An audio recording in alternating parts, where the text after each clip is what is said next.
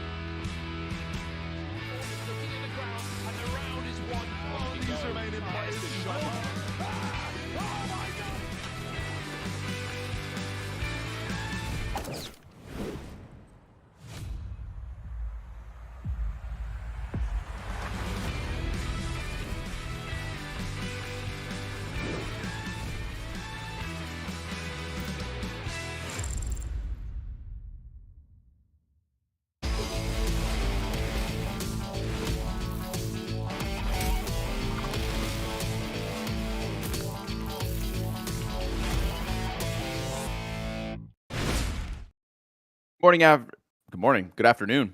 Good morning, everybody. That's what I'm shooting for. Somewhere in the middle, depending on where you're tuning in from. We got another day of the WePlay Academy League primed and ready for y'all, and we've got some treats in store. But first, I have to ask, Launders, how you doing this morning? Fantastic. I had a glass of milk. I had a walk and A walk. woke up at 6 a.m. again. I've been waking up really early, Whoa. so yeah, I'm Yeah, halfway through my day. I'm ready to go. I skipped the gym this morning. It's raining outside, and I would have had to walk. And I looked Oh, it's kind of outdoors, raining here too. and I thought, you know what? Not today, man. All right. So we'll Yeah. get back on that train tomorrow. But I'm still fresh faced. We got another day of WePlay ready for y'all. And that's exciting stuff. Yesterday, I feel like yesterday delivered because we had that OG versus Fnatic game. That was the one that I was really hoping would deliver. And I feel like each and every day we're gonna get one of those gems. The talk of the town on any given moment. But we took a look at the standings after now 3 days of competition, and of course, Fnatic Rising having won that game over OG as mentioned. Now 3-0 at the top of the group. So far, I feel like the three, better teams that we've seen all very clearly standing out in this group. Young Gods, they are that question mark still. We saw a good thing from Ancient. That's their one win. So everything seems to be going how it should be in Group A. Yeah, we have lots. Like, look at the plus round difference for the top three teams. I think that definitely adds up based on what we've seen. And OG Academy, their only loss is to the number one team in Fnatic Rising. So over in Group B, we have a much tighter state of affairs where it's very unclear exactly who will top this group at the end of the day. I mean, BIG.OMEN Academy are at the top right now with 2 wins, but they by no means seem like the best team across both groups. Astralis Talent only have 1 win, and I think could very easily be the best team of the group based on the match that we saw. Yeah. And their win was over Big, their only loss. We have more to see from Fury Academy, and today we have a lot of very, very kind of close games where I think this could tip the scales for who people believe is better and who is worse. So, yeah. Uh, Apeks were pretty cool because they got a win versus Fury in the 16-13. The Fury went on to destroy Navi, but then we saw they had no nades on T side overpass, and there are questions as to how prepared they are for an entire map pool and if they'll get exposed again on overpass if they're not going to put it in their bans. First game here is Astralis Talent versus Young Ninjas, which is fantastic because Young Ninjas Yes. look pretty damn good. But Astralis Talent, I mean, they really impressed on their Mirage game versus Big. With the Young Ninjas win yesterday over Apeks, I feel like, you just mentioned that lack of tactical depth coming through from Apeks was pretty apparent. Let Young Ninjas get away with a relatively easy second half. I don't think Astralis Talent will be as underprepared. And so that's why this start of the day is going to be a really good one. BIG.OMEN Academy, Apeks Rebels, I think that's comparable to Young Ninjas in a way, except obviously Keto's in the server. And we'll have to see if maybe on a different map, Rebels have more to offer us because that question mark is now very much there. Second half of the day, MOUZ NXT and Fnatic Rising. Banger. That's the banger, man. That's the hot one. That's the bangers and the mash for day 4. Obviously, MOUZ NXT still proving after yesterday they are untouchable at the current moment. Fnatic Rising showed promise by dispatching of the challenge of OG Academy. Definitely still the challenger versus MOUZ, and everybody will be. But if anyone could get double digits, if anybody will be talked about as the next in place after MOUZ, then it could be this matchup, and we're going to get a taste of that later. Yeah, 0-0 prospects, OG to close the day. I think OG just going to continue their winning ways on that one. Okay, I'm not sure. I think that's 0-0 prospect. I think that's a close game for me. I think that Fnatic Rising could beat MOUZ NXT in a best of 1. I mean, I don't know, but I don't think there's any other teams where I'd even afford them that kind of level of praise. So that match will be very telling, and it could very well just come down to veto if Fnatic Rising get a map they're comfortable on. But yeah, OG Academy, big surprise of the season so far. Of course, the last to announce their roster and to look so strong this early is pretty great. So it's already been some good stuff falling into place, and we have to see if I still can't believe how poor the start has been for Navi Junior. I think that's one that's standing out, but we won't get a match from them today, so we'll have to see. They'll have a little bit of a break time to recollect themselves, and we'll see if they can come back stronger. With Astralis talent jumping into the server first tonight, Fessor is under my microscope. He is the highest rated player so far this season after the entirety of MOUZ NXT. But of course, only one map pool, right? Or one map sample size. That's the thing with Astralis talent. They're only one game into the season, and it was very promising. It definitely built on the marked improvement coming through season 3. At the end of that season, we look back at Astralis talent. We thought, damn, they are now throwing themselves up towards the top as contenders.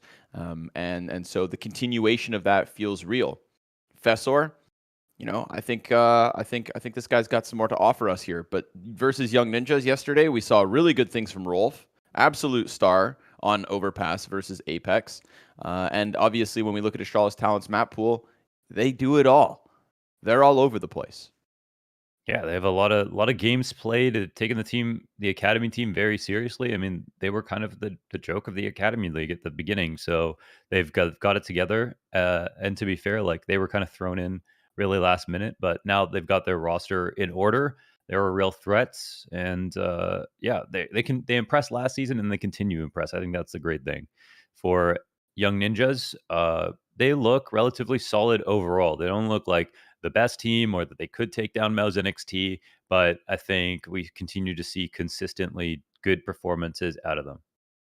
I think there's a likelihood that this game could go to Overpass, to be honest. And if we do get there, I think we could get a really cool further understanding as to what Young Ninjas are going to be able to offer us this season, just because I do believe Astralis talent take it another level in contrast to what Apeks Rebels offered yesterday. So Vito starts to come through. I'm thinking Overpass or Ancient.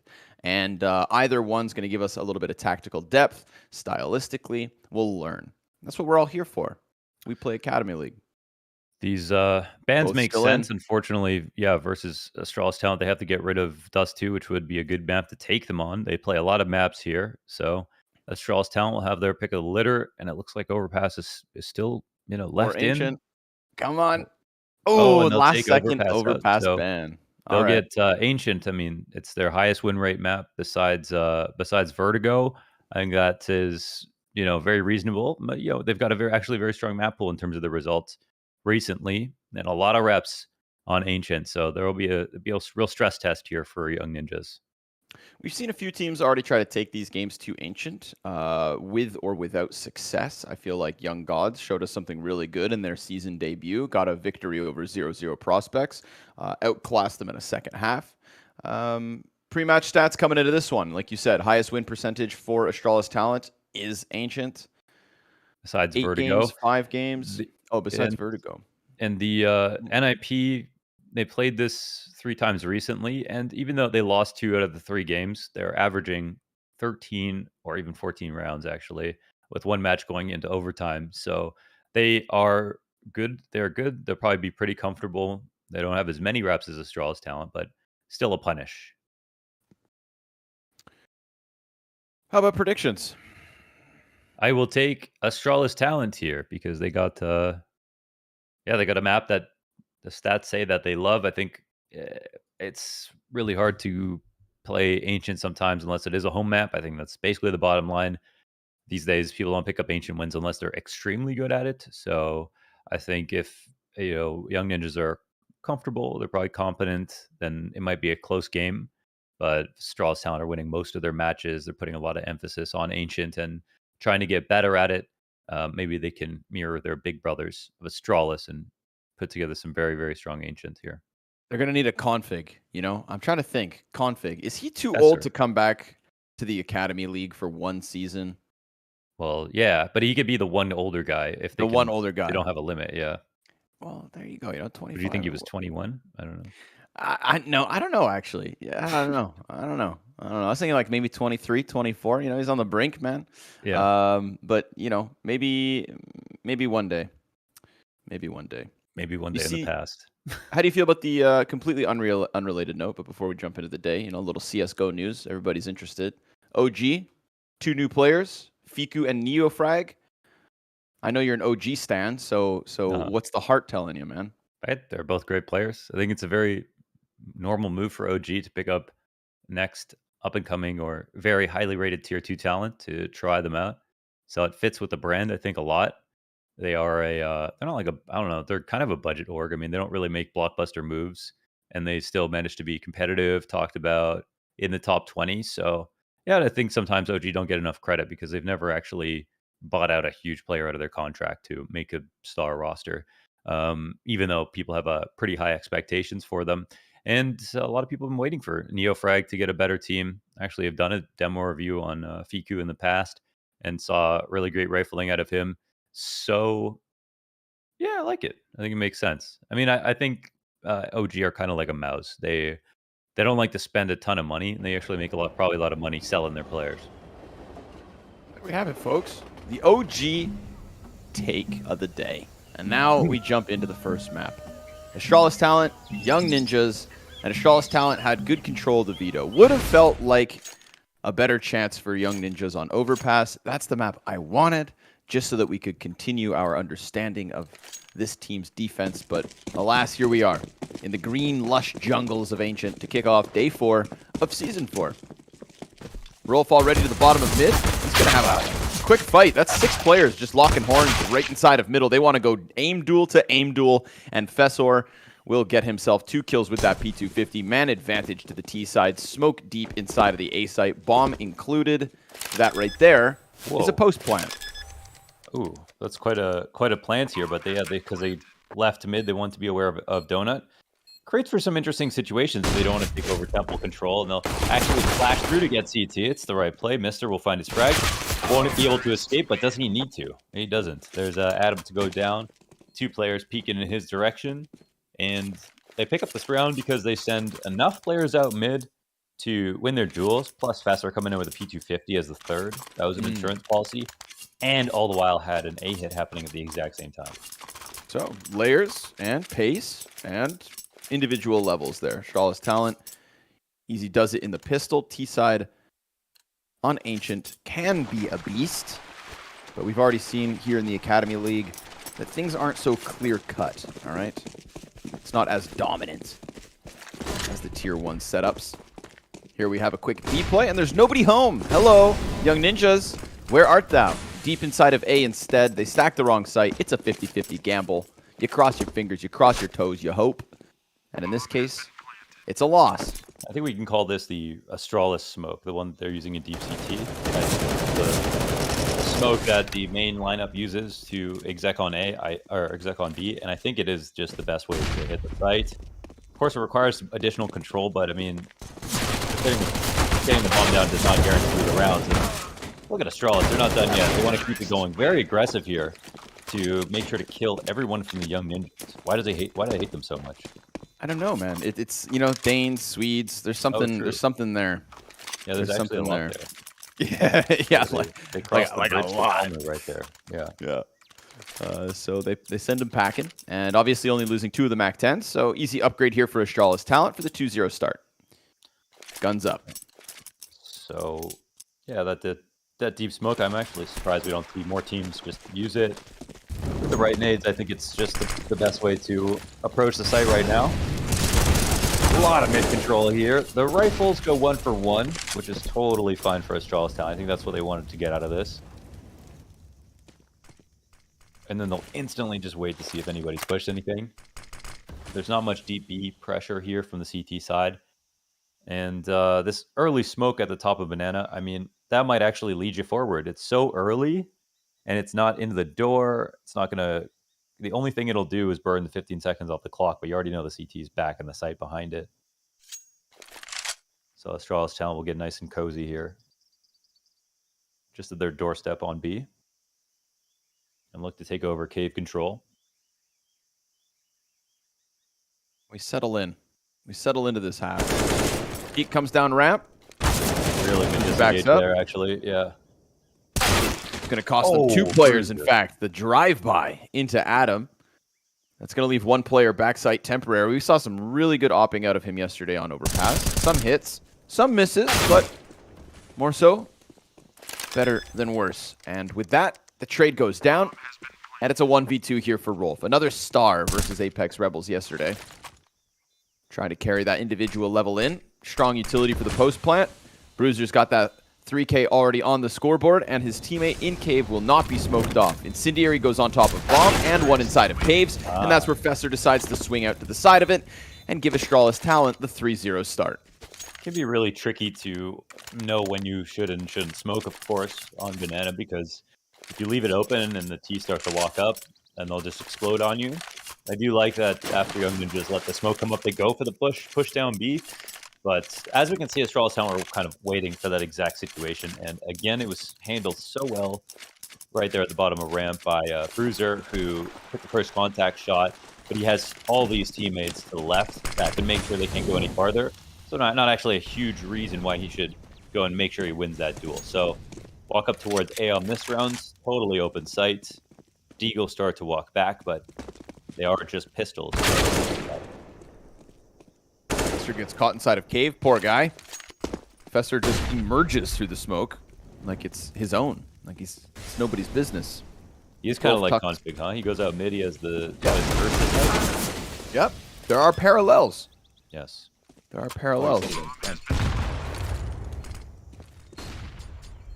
Altex. Right goes beyond the USB.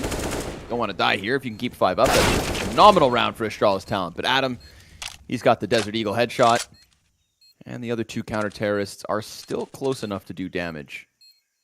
They want that AK, and they get their hands on it. That's a nice little gift, Adam. Earned, of course. He had to find that frag himself, and so he'll take his prized possession and exit towards B.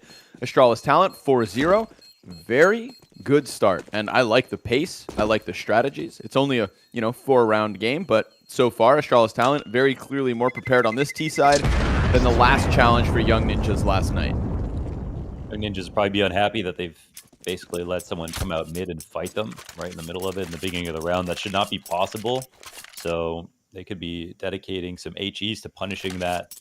But the thing is, now that Astralis Talent have got away with that, I don't even know if they try to do that for a few more rounds. So in response, the Ninjas will have to either not go for mid and push something else, or drop a lot more utility than they'd like, just to make sure. And in the meantime, Astralis Talents can really, I think, chill a little bit more. But it looks like Bruiser, he is going to take the fight to them. Wow, with the off up front, man, the aggression doesn't stop, huh? And he gets the kill, and he doesn't even have to stress getting out because there's no one else who's pushed up mid. Good on him. High pressure situation with that op up close. No support behind him. Of course, his enemy also unsupported. That's why he gets away for free, but that was just as dangerous both directions. And now with it, B site crumbles like a house of cards. Just falls flat to the single kill and the bomb plant that comes right with it. 5 terrorist rounds right out of the gate. Young Ninjas got to wake up a little. They do. They do. I'm actually shocked that they did try a fast mid play. I'm not surprised that Young Ninjas weren't exactly ready for it. And I think, how can you be prepared for the op? It was a fine angle to hold from the donut side, but I mean, yeah, I probably would have established to make sure that push can't happen.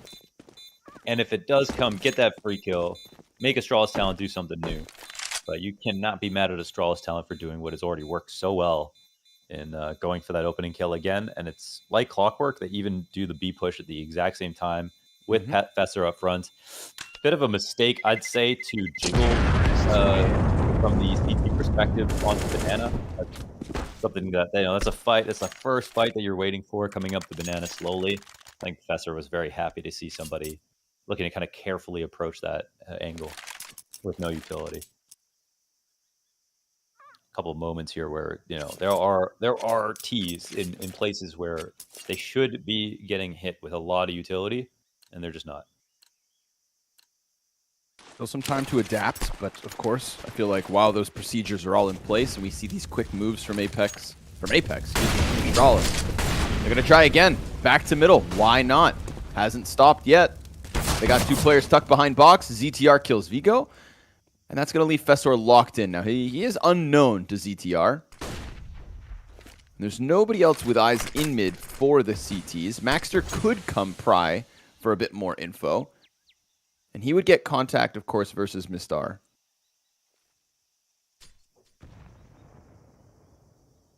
They're going to leave Fessor here. Hope that he can maybe jackknife something here. Assuming maybe Young Ninjas come back and fiddle around with mid, but It's not the case. They're leaning comfortably in this 5 versus 4, and we'll see if the 4v5 conversion from Astralis talent can shine through. I think this would be a good timing to do a lap if you're young ninjas, clear out mid fully, take it, rotate in through snipers, kill anybody that might be here, find out that no one is, and then take over a DP with the cave presence. But they've been playing kind of vanilla, and they're happy to now get at least the first frag. Astralis talent will chill outside of cave, but we're at the time where they need to start taking control. There's no one in here. There's no op here behind Maxter. Let's see how good this angle is. 3 players to deal with. Can't get one. Fessor, headshot. Adam and Temporary on the deep V's. Fire at his feet, and Temporary's dead. There's a trade here from Adam at the very least, but the bomb won't be stopped. It was so close to the side of it. Frag grenade comes through for 60 damage. Bomb planter can't escape. Rolf burns him to a crisp, so that man advantage has been held onto. But at least Astralis talent get themselves into the post plant. Smoke grenade for Bruiser. That'll be tough to deal with. CT's creep inwards. Adam's just holding cave. Tap confirms both positions from Astralis talent. And that op still holding the cave actually drops his chance. Bomb being stuck. Swap out the guns. The wall bang's there, but the stoppage is not. The defuse comes through in the middle of all that carnage. It worked really well at the smoke. I mean, they used good utility to make sure the bomb planter got killed. They put pressure, even though some odd shots were missed in that position. It could have been an easier round. There was still some good stuff behind it to make sure the round was won for sure. So they'll take it. They got the opening kill on mid finally, which is something they've been hunting for. They haven't really put more emphasis on it in terms of who's getting help there in mid. They've just been sending one in mid with their default grenades and taking this fight from Donut in the exact same angle. But the round really does start there. Now, a little bit of a tempo change. Off up front. Oh, misses. Ooh. And the rifle does not do anything. The ops have not been very good here, both sides. That was the fight he was looking for.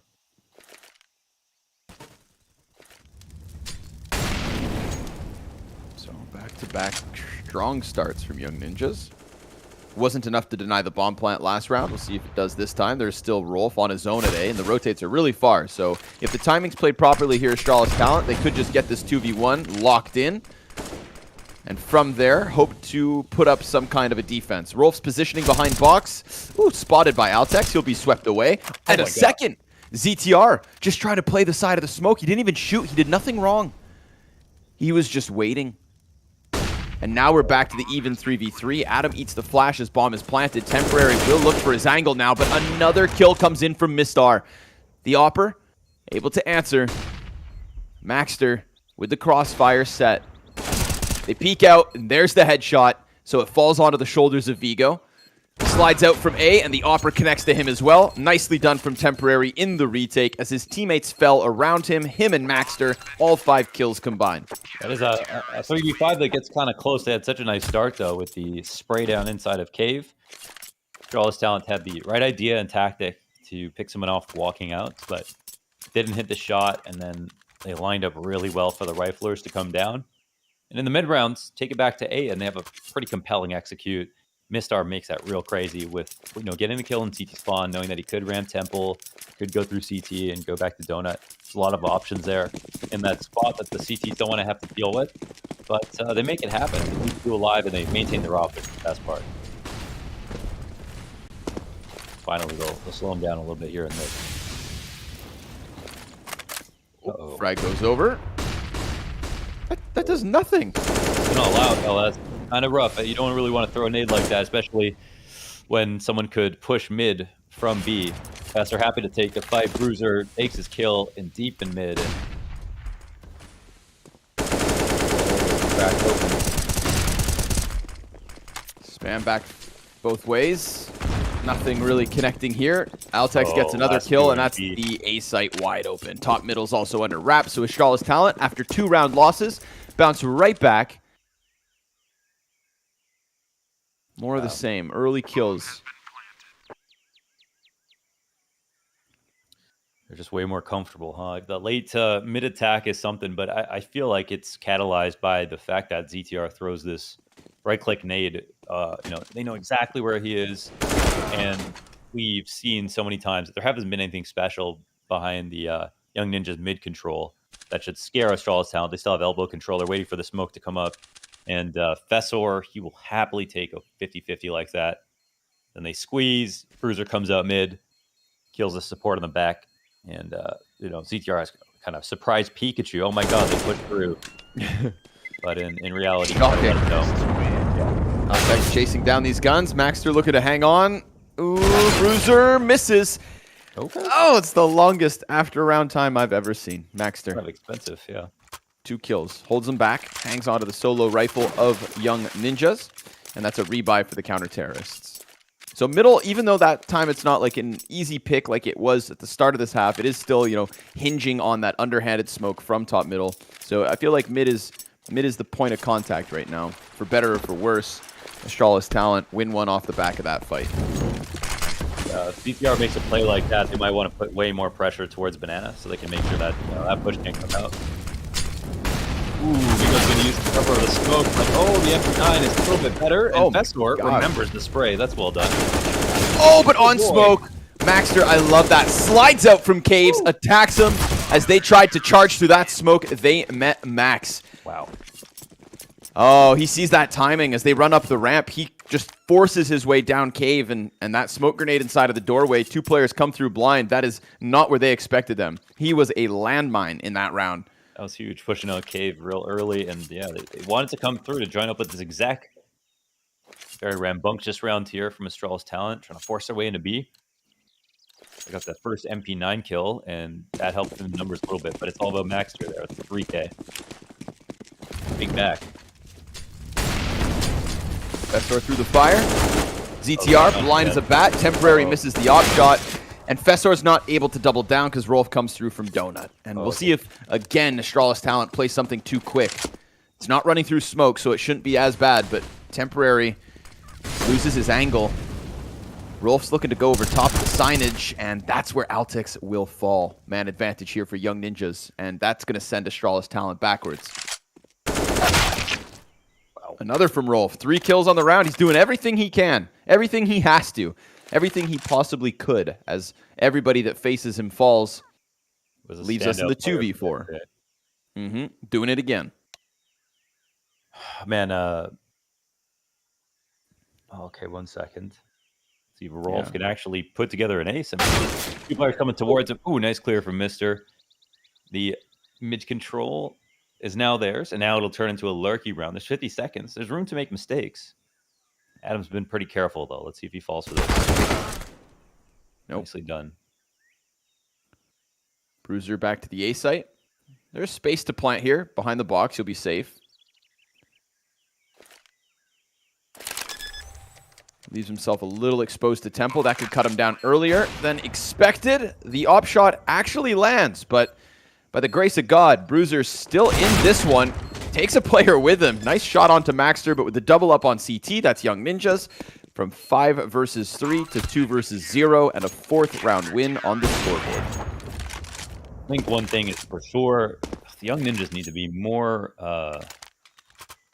they need to be more loose, especially looking at this game plan from Astralis talent. I mean, the number of times that if Young Ninjas had double naded mid with the 2 players that were there, ZTR and their opper, the number of times they would have got that kill without having to see anybody is enormous. And also, there's usually players behind Fessor who's coming out on this mid spawn countless times. And right now, Astralis talent are sending almost anybody out. So this is just it's not supposed to be a viable play, not something you can do like 6 times in one half. And it's not to say that it's a bad one, because Young Ninjas, they're not doing anything to kind of scare Astralis talent back. Like, you can't counter HE grenades. Those grenades will do the damage on players running out on a timing. And then you can get to whatever spot you want. Slow them, might even kill them, 100 damage off 2. But the mollies that they're throwing, I mean, those are easily smoked out. We've seen Astralis talent smoke them out every single time.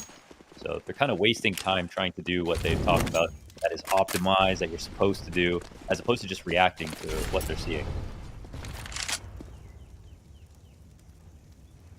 Got time to still rack up CT rounds. If solutions can be found, for now, it's just the Deagles. Big old pack of Deagle swingers down on the bottom of B.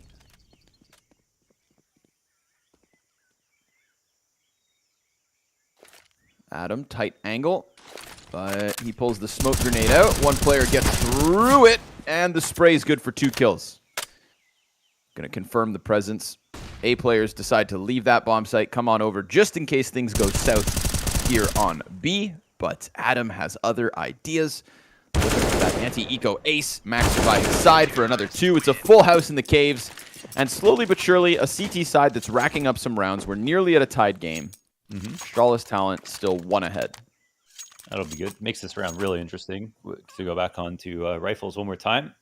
I like Astralis Talent not buying an op. Just they've been extremely mobile in almost every situation. So let's see what the response will be from Young Ninjas. They can be a bit more malleable in this round based on what they've seen, or if they'll try some of the same, and Astralis Talent will too. At a certain point, I think Astralis Talent are going to assume they'll make some kind of, adjustment, not just burst out mid every time. Here they take it a little slower. Establishing on B first.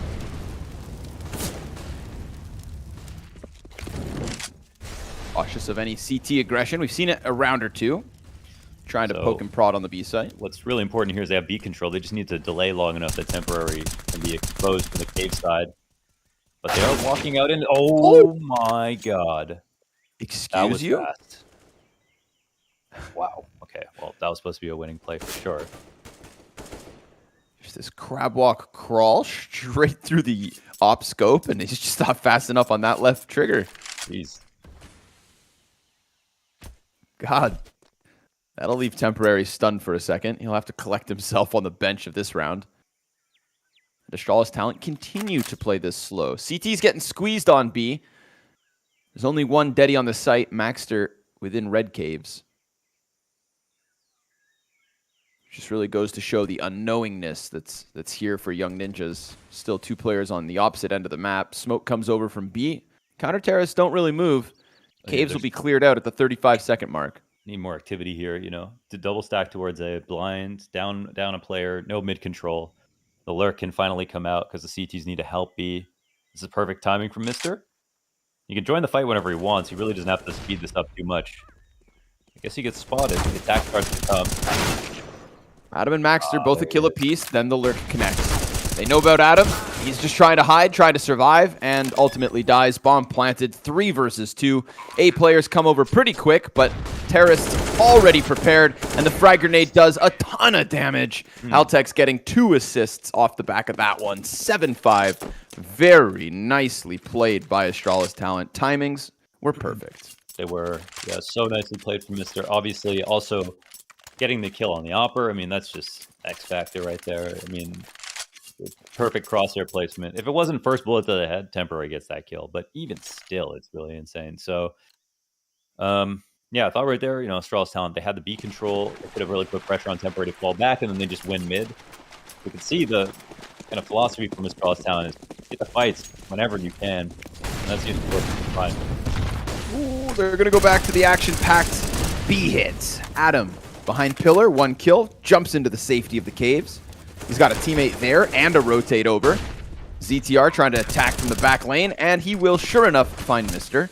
So 5v3. Despite the plant going down, Astralis Talent not in the most comfortable of positions. Bruiser's going to offer us a frag here to the Danish end. Apeks decides to slide out, turns his attention back towards cave. Bruiser with the double, and only 1 kill away from it. Looking for the 4th frag of the round. Temporary moving in and goes down to the headshot of Bruiser, who locks in that post plant. Superb. Damn. Well done from Bruiser. We've seen so many highlight plays coming out of this man. Love that clutch. The way he plays it is perfect. What can you say about that? That's a huge moment. In a situation where Young Ninjas are just picking them apart as they're getting the bomb down. Seen some of their B-side attacks straight up with no default first look like this, where Young Ninjas are doing pretty well with their, max in the site. But this time around, it's all about Bruiser. Man, a clutch that maybe gets him 2 here. 2 SPs on the board for the Ninjas. The ripple effect is real, and that's 9-5. More than likely. Potential for a 10th on this T side. So only the 2nd map that we've seen out of Astralis Talent so far, Season 4. Good stuff. Good stuff indeed.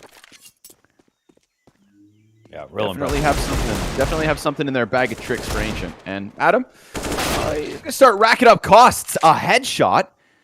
Holy hell! He holds for a moment. There is still time to defuse this. Now they don't have a kit, so they're gonna have to get in pretty quick. But it is Bruiser back into the clutch. Smoke! Oh, it lands off the floor. That's so unfortunate. What is that? It's one of those tiny little edges. Pistols out. Man goes down. Time could be an issue. Yeah. It's going to be close. Yeah. Well, down to the wire. But he gets it. It's nicely done. Glad to see those deagle kills didn't go to waste. I'm actually shocked they put that together. That was mostly USPs. They had one or two deagles.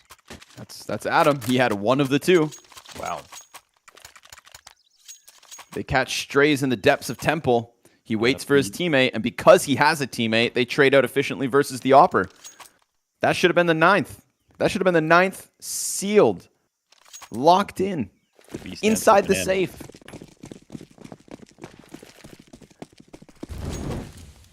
The new King of Banana from Sweden.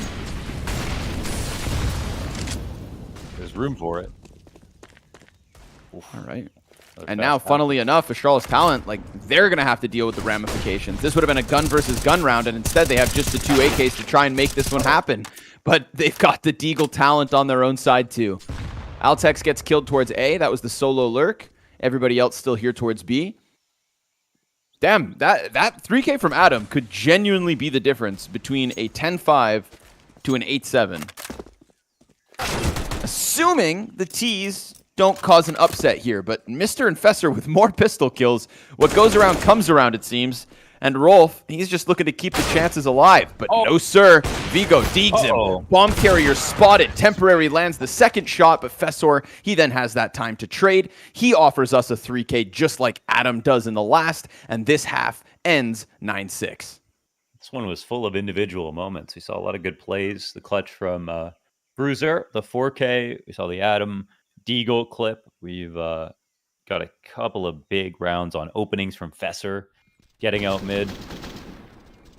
This was a cool half. I mean, we know that MOUZ NXT love this map as well, and I think they've got some staunch competition here in Astralis Talent. I'd love to see these two styles go up against each other. Young Ninjas didn't really have enough depth, I think, to keep up with the amount that Astralis could bring to them, and there were some answers, but full credit to Astralis Talent for understanding that they could keep getting away with certain things that Young Ninjas clearly were just not willing to try to adapt to, and instead stuck to their set opening plays and the set nades that they wanted to use. All of that instantly countered by the Talent. So I'm glad that they got 9 rounds. I think that makes sense because of, I feel like, how good they looked on that T side. And now that the Ninjas will switch over to the T side, they've definitely got their work cut out for them.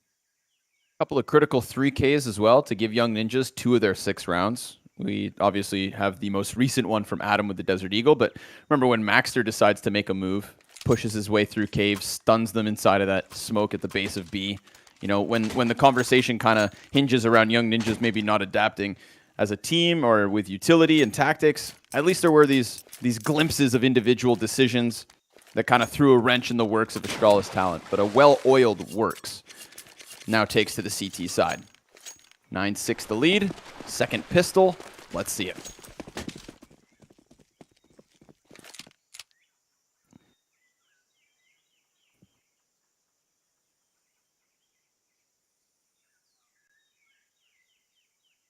Slow crawl towards A site. Nobody peeking into main.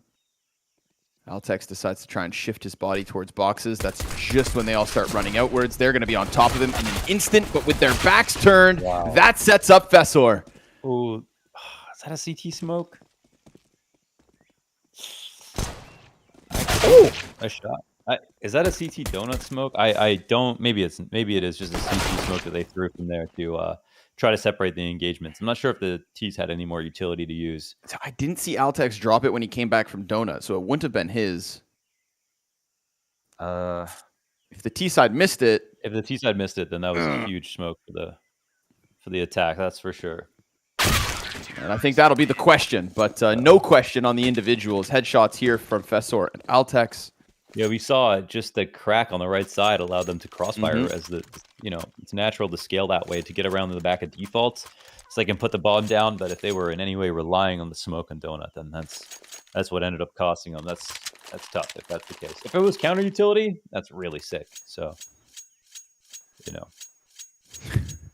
So either it's gonna if only we had answers, because it's criticism or praise. And we're just going to leave it floating in the middle. Fast push into mid. Mr. spraying for his life as Bruiser comes in, tapping away with that famous controlled bursts. Just the way you like to see it go down. Bomb plant from ZTR, that's all he hopes for, but a quick move here from Apeks will get ahead of it. And with his unarmored Glock, he's got nothing to really offer. Bruiser coming in for man of the match early. Some great plays over on T side, complemented by the CT pushes that he's got going on. ZTR tucking in the corner, just a Glock. Apeks is still respecting him. Ooh, there it is. A little more money made by the MP9, and a 5-round lead established by the Danes. 4 up as well, bodes well for them.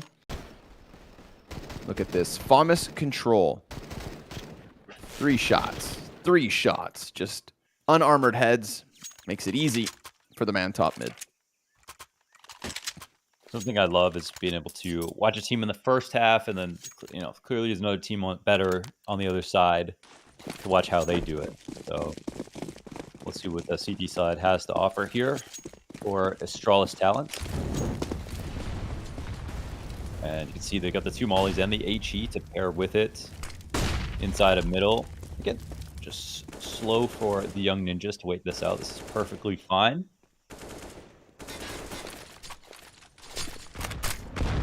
A really good round to use a lot of utility, considering you've got to get to close positions. Anything fast be perfect for these MP9s. They'll slowly become less and less powerful as the round goes on. And the re-smoke to expose the plans of the young ninjas who clearly want to come here. Now, this is not a uncommon move. But dangerous game. Yeah. And Mr. Thomas, the exact right spot to get some damage off, but temporary, more importantly, wins it. Not a bad use for the MP9. Seeing of all the options for an MP9 player inside of mid Ancient, I feel like he almost set himself up to succeed. Yeah. Making do with what he's got to offer. And a quick sprint here from Young Ninjas into the A site. But there's still a problem here. Apeks, he's just outside of the temple. He's doing a great job of blocking off A main, but eventually he gets forced out of his position, and that puts him on a pedestal to be swept away by Young Ninjas as they establish post plant. The 2 M4s of the round now looking to get into the mix. Tidbits of damage versus ZTR, but I feel like, you could just transition this into the save. Cut your losses with the FAMAS and the MP9s going down. Let that 7th slip to the board for Young Ninjas, and try your hand in the next one as the rebuy comes through easy. Map. Oh, okay, actually. They might get hunted down. Well, that would be a problem. Yeah. One upgrade to an AK, but yeah. Young Ninjas do a good job of avoiding the best guns of the rounds here, and all they did was wait it out. I mean, there was a chance for that MP9 with, the phased smoke to win that duel, but not surprised with the heightened awareness when the map is perfectly silent for the rifle to just win that out eventually, headshot for headshot. That would have been nice to pair with a little flash instead of just sitting there. But if Young Ninjas were set up for like a full A attack or a full beat, then of course that MP9 could have wreaked havoc by flanking. That is the give and take of a bonus round. Yes, you have just won the round. You could afford to lose it. But in your next buy, you're sacrificing a few nades.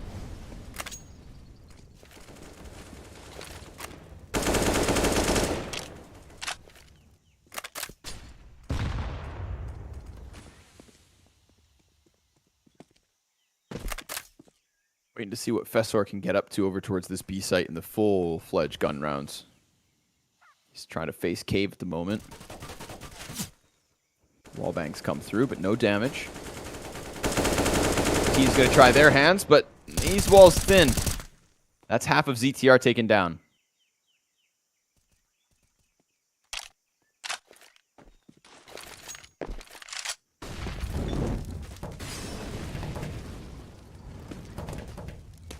Procedures moving. Young Ninjas now have the front side of caves. Counter terrorists are getting aggressive, pushing down the ramp. They find the bomb. Wow. And Vigo's got so much support that he can stick around here. He can run the risk as he attempts to get a second, but Adam's going to cool him off, and they do have to come back to grab this.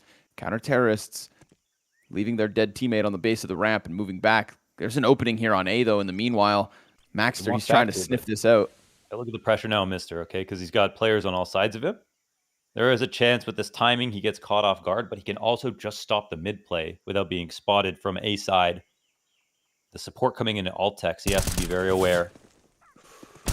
Mister decides to swing. Wow. Double kill from that. Another man right in front of him. There's a couple frags back the other way, so Young Ninjas still have this round alive, but Fesser, he gets past the Molotov. ZTR is going to be planting bomb. Maxter's not watching, and with that denial, this one's over. Maxter, because of the smoke, has no chance to trade versus Fessor, who even goes one better and shuts down a second kill. 12-7. Props to Mister. He had a world of pressure on top of him. And he stands tall. Whenever you can, is isolate opponent like this, and Mister doesn't know it, but A site's being attacked. Cave is been left, and they're starting to work towards Donut. There are 3 people around him. Yeah, he doesn't realize it at the time, but he has to win those duels, or the plant is entirely possible. And if someone has Donut with a plant and the A site player dies, they've got the perfect post plant situation. So, really huge play by him.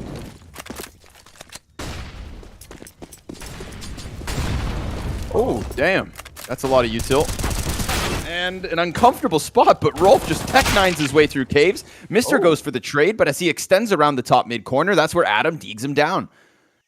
They chased that one trade, trying to just stop the cave control, and instead it cost them 2 bodies.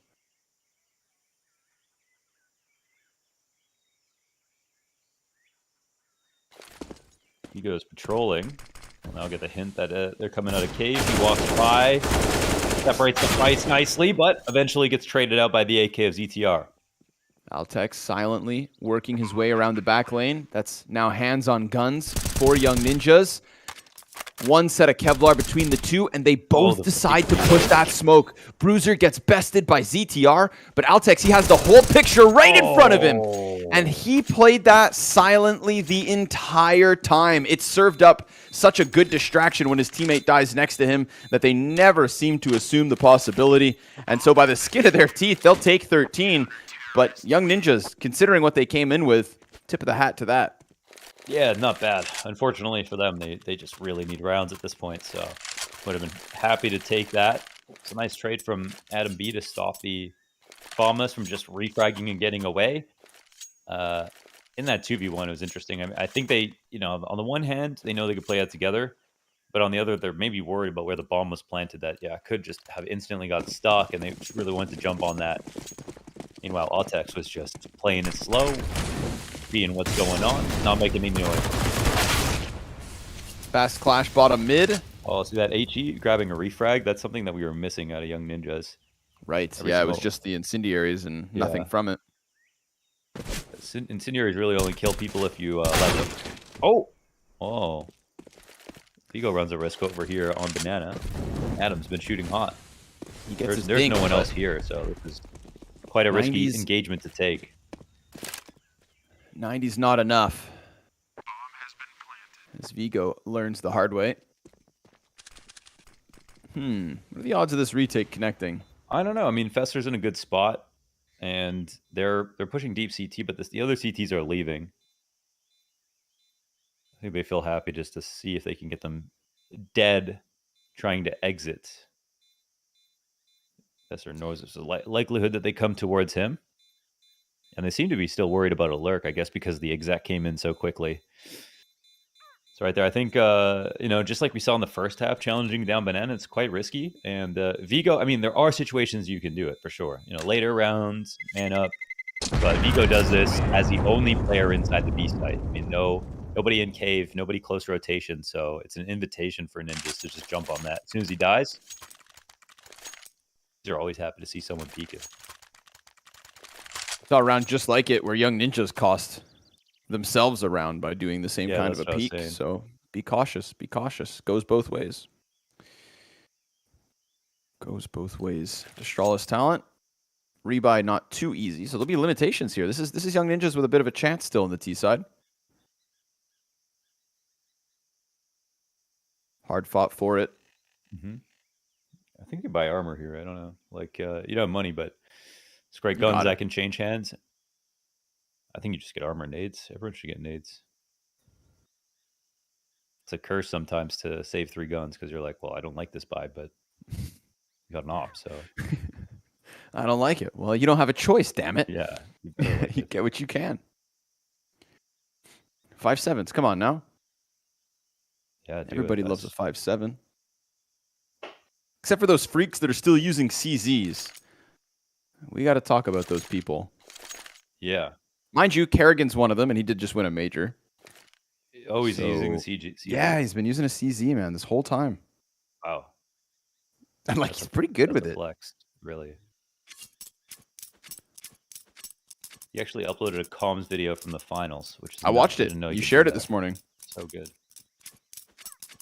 He said, "Guys, I'm the best IGL in the world." I don't know where he went. I don't know where he went. And Rops tucks in Boiler. Yeah. I love how they're so self-aware of how good the grand finals was, right? Kerrigan literally saying as it went into overtime, like, damn, this is a good finals. This guy's just, he's already thinking about it from our perspective, from all angles. Yeah. What a gem. All right. Timeout comes to an end. The buy is double deagles, plus all the grenades that you could ask for on the 2 players of Astralis talent who won't be swinging rifles. And they try to get aggressive right to the bottom of mid. No challenge back out of the T side. They're just trying to congregate 4 players through A main. The ants march forward. Ooh, this isn't... The timing here could really work out nicely for Young Ninjas. There's nobody else from Astralis talent barring Altex here. Yeah, let's see about this angle, Altex. One goes by. Not able to finish the kill. Adam survives 12 HP. Counter-terrorists try to run over as quick as possible, but they're already smoked out by the time they get there. Now, again, utility was name of the game with this rebuy. Forces some of the terrorists out of position. Rolf's going to try to chase top mid, but that puts him right into the op of Bruiser. And there's donut control. Oh, they're boosted up. They're getting spotted, but there's 2 here. Yeah, but they answer. They answer, and with that, it should be a clamp down on round number 9 for Young Ninjas. So sure enough, you know, there could have been more procedures in place for Astralis talent, but they were just, you know, 5 feet, 10 feet behind. They were kind of hoping it wasn't A, and a lot of it does come down to Altex. He has a good gun in that spot, and he's also looking to punish the exact pathing, but he second guesses it a little bit, right? He's aiming to the right. He sees the flash come out. He doesn't see anyone for a second. And then when he adjusts back, he does damage, but no frag. So it's not too bad. I mean, they invested a little bit there, which is fine. They got the armors up, but they saved 2 of the guns as well. So now I don't think you overinvest. You just play behind the op and the AK, and you just try to get some damage off. Still within touching distance of the game, and, you know, comfy here on CT side. But Young Ninjas, we've seen a couple of good rounds now.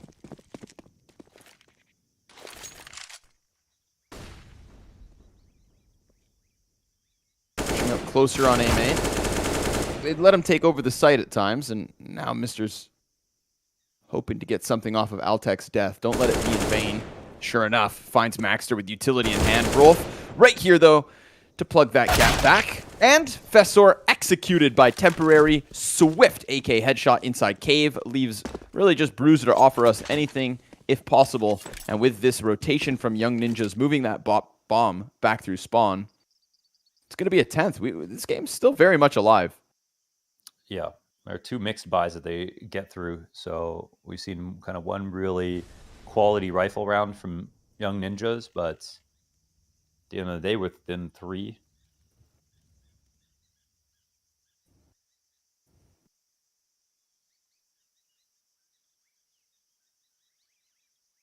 And it's good that they're showing comfort in attacking A, which is definitely the harder side of the map.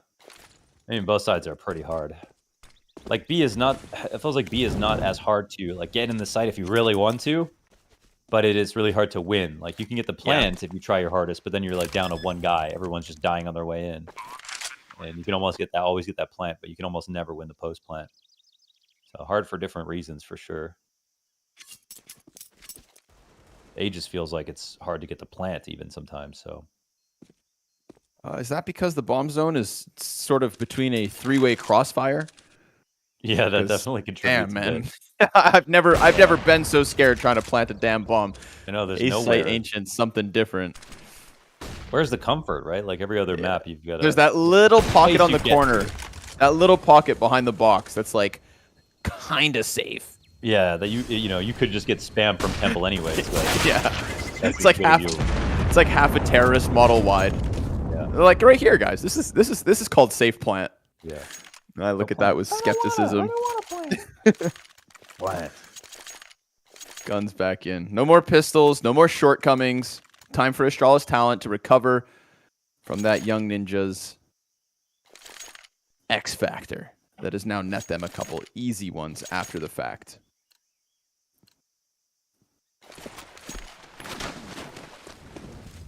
No op here on CT, so that's one thing.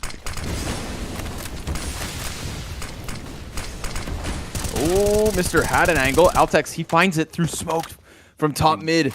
Yeah. ZTR goes down.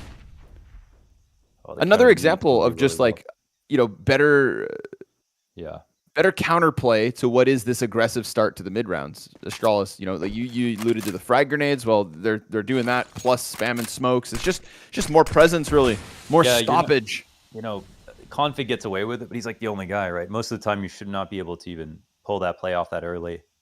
Still worth a shot sometimes. Nice move from Maxter. Yeah, he's been working out. Oh, and he won't get. And he gets away. Trying to escape.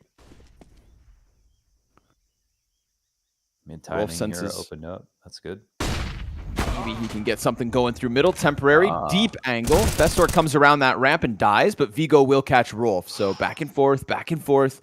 Indeed. 3v3 we go. Definitely a pretty good round from both perspectives. But I like Astralis Town. They don't congeal too much. Like, look, we've got already Mr. just coming to see. Oh, is there anything A? Come back to mid. They're starting to figure out that it's probably going to be the B site. Putting some time pressure on the ninjas. Bomb can come down, but now the retake's entirely possible. Bruiser, he's been nuts. Will he fight? Player up close. Wow, that's amazing. Bomb plant is down at the very least, and temporary gives good cover. Mr. Oh my God! Why? Why? Why? Why? Knife out costs him. Vigo has to pick up these pieces, but they are left scrambled after that. I mean, he could. No one there in temple. Goes back towards ramp and dies out to temporary. Critical error taking the knife out in caves. It would have had to be temporary 1 versus 2 from the ramp, but instead it is an 11th for Young Ninjas. That one's going to haunt him tonight. That's how G2 lost the major. Don't look up to those guys.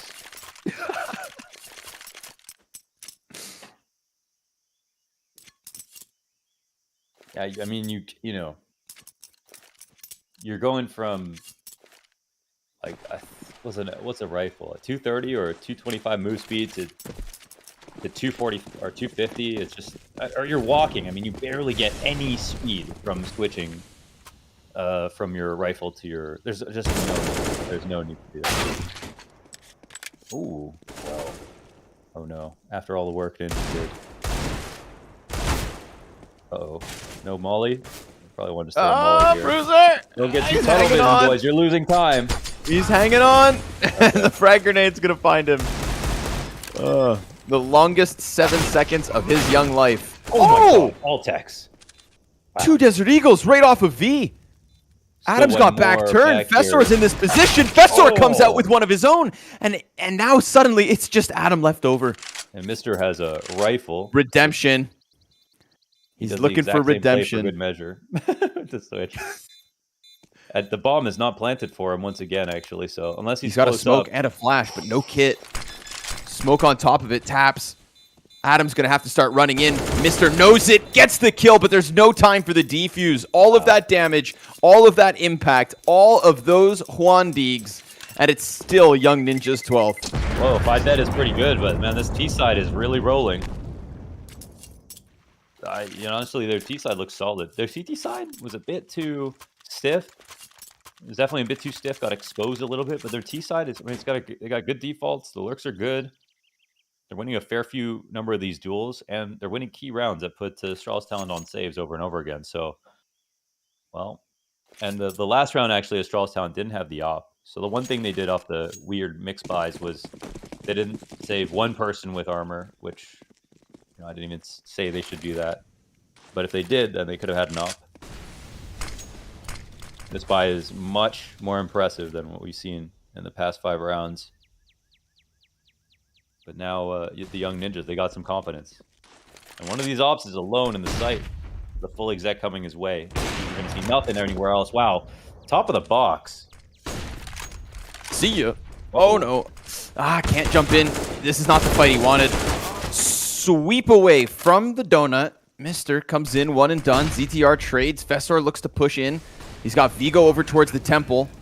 Vigo can't stop that bomb plant, but he will catch ZTR the moment he comes off of it. Temporary plays behind box and waits. And we've seen Temporary in a few post plants, but normally he's good for at least one. In this case, it falls to Rolf. A 1v3 that's needed. Vigo toying with him as he just jumps back and forth and then lands the op shot to give Astralis Talent 14. Wow. That got a little scary. Man, the spot for Multex is interesting. Top of the box. I haven't seen anyone play there before. And he gets his first kill. He falls back. The cool part of it being up there is you can now take the next fight just on the other side of the box. Like, you don't even have to move all the way back. But he eats a flash, can get into the temple. Can't go for the second. And Mister, you know, I think it's actually really good that he swings from Donut. Even though his teammate just died, that was not a bad spot to try to get back into the round. It's a solid angle to peek towards players coming out of long. And there's always a chance for a lineup kill, so we know he's good at finding those. This game gets even a little bit more crazy. Yes, Astralis Talent are 2 rounds up, but Young Ninjas have absolutely proven that they can win. But it seems like this double op adjustment has been the perfect antidote to the ailment that the Ninjas have put upon the Astralis Talent.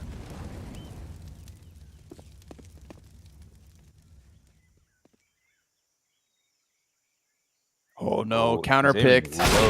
Oh my. Oh! Wait, what? Wait, He died, what? he died. Who died? The CT that was boosted. The person we were watching just got headshot. Oh, I see. It's yeah, that was freaky. I'm like so confused. Okay. Yeah, that was freaky. Oh, the op was below. Yeah. What? Was it? What's going on? Oh. Wow, Mister with the timings.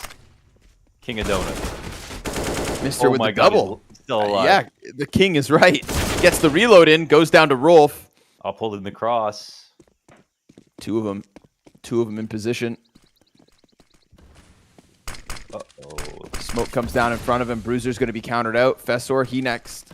He's got the angle. Oh, he kills Temporary, pushes into the bomb plant. Rolf comes off, AK now in hand, and right before he goes down, Altex lands a no-scope of all things, and Rolf has to get that reload. Another! Bruiser. The double ops. You'd think that the weakness of the double ops comes in the way of the retake, but instead they go, nope, no scopes. Back to back. 15 on the board for Astralis. Temporary has to hit those, man. Okay, that looked crazy. Okay, so he hit the bottom of the pole. Okay, so it wasn't even the guy. Okay, so then I was even more confused. Okay, yeah, so the guy on the bottom, he just fell. Man, that was so so crazy looking. Dude, Temporary's got to hit those, man. He's had some of these shots sometimes. He's kind of too parabolic with his impact.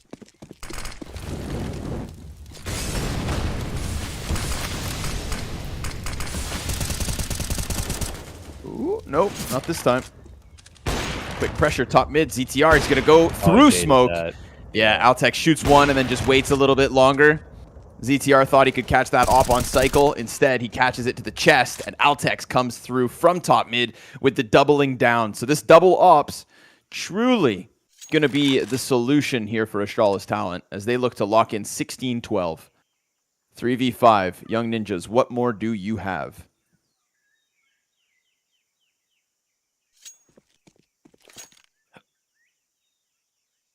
Oh. Well, patience allows him a way through mid, at least. But Bruiser, the second op on the server, comes over to the right site. Just one. There's the double. Vigo's got it locked in, and Astralis Talent will be picking up a victory here tonight. Adaptability with the double ops coming through on that CT side. The Danes pick up a second win, only having played 2 games this season. Flawless record so far. Yeah, that's solid. They had to fight for it. They showed a very good Ancient, I think. They, you know, better team in the first half for sure, even though it could have been a bit closer. And in the second, I guess, you know, you could say the same. There were some good rounds for Young Ninjas, probably slightly worse overall, and it was...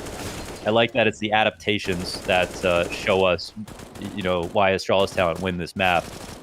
And you could see in a lot of these rounds in the second half even, the HE, like the one thing that was missing from the mid control from the Young Ninjas was just granting so many bits of damage, sometimes even entire kills when it came to fast mid control, which stopped an entire portion of the game plan, which is something they both wanted to do, the early mids. So, what a great map, actually. So many good individual plays. Some shots missed. We're definitely feeling the missing top oppers, you know, that have been left, that have left the Academy League and ascended, but still room for them to grow, for sure. Yeah, they're getting there. You know, we're piecing things together. We look at Maxter at the top of the board for Young Ninjas with Adam by his side. Both those players as well, pulling in those critical 3Ks to keep this game close.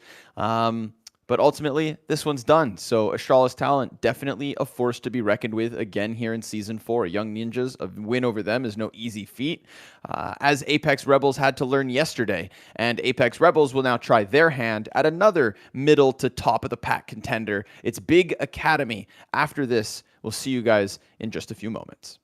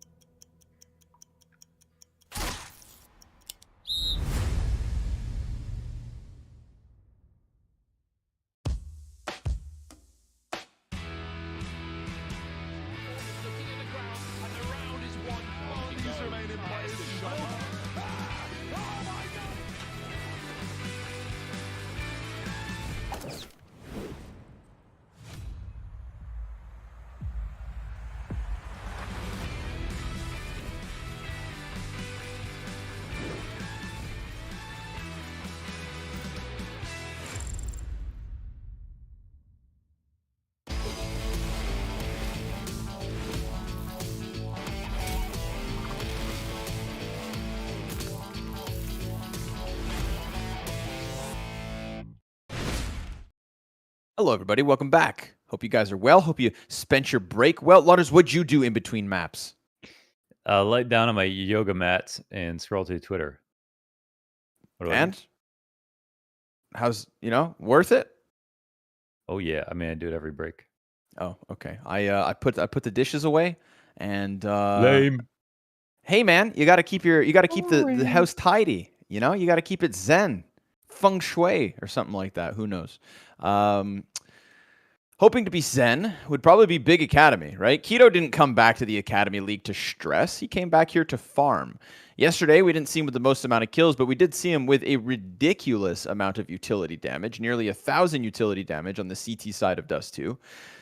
Seems to be where everybody's throwing nades, man. And now they'll have to deal with Apeks Rebels, a team that couldn't throw nades when it came to their T-side versus Young Ninjas yesterday night.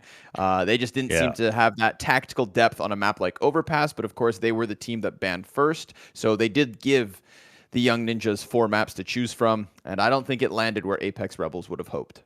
Yes. What we've learned is they can't play 4 maps, and that can always be kind of exposed as long as teams want to play Overpass versus them, but you run a risk. I mean, they look good on CT side. They didn't actually know any nades on T side, which was kind of interesting. So, listen, for Big, they're 2-1 so far in the league. They played 3 super solid teams, or supposedly. I mean, Navi Junior.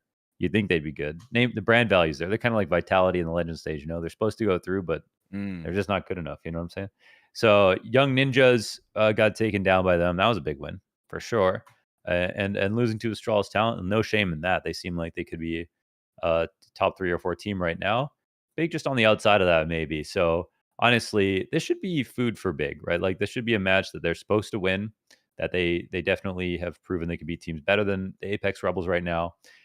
And the Apeks Rebels clearly have not got a lot of practice with this new lineup because they looked like a little stiff on Vertigo and definitely didn't have a good game plan on Overpass. So we'll see where they'll take Apeks. I'm really curious if they'll take them to a map they haven't played yet, and then we'll get to learn more about Apeks Rebels.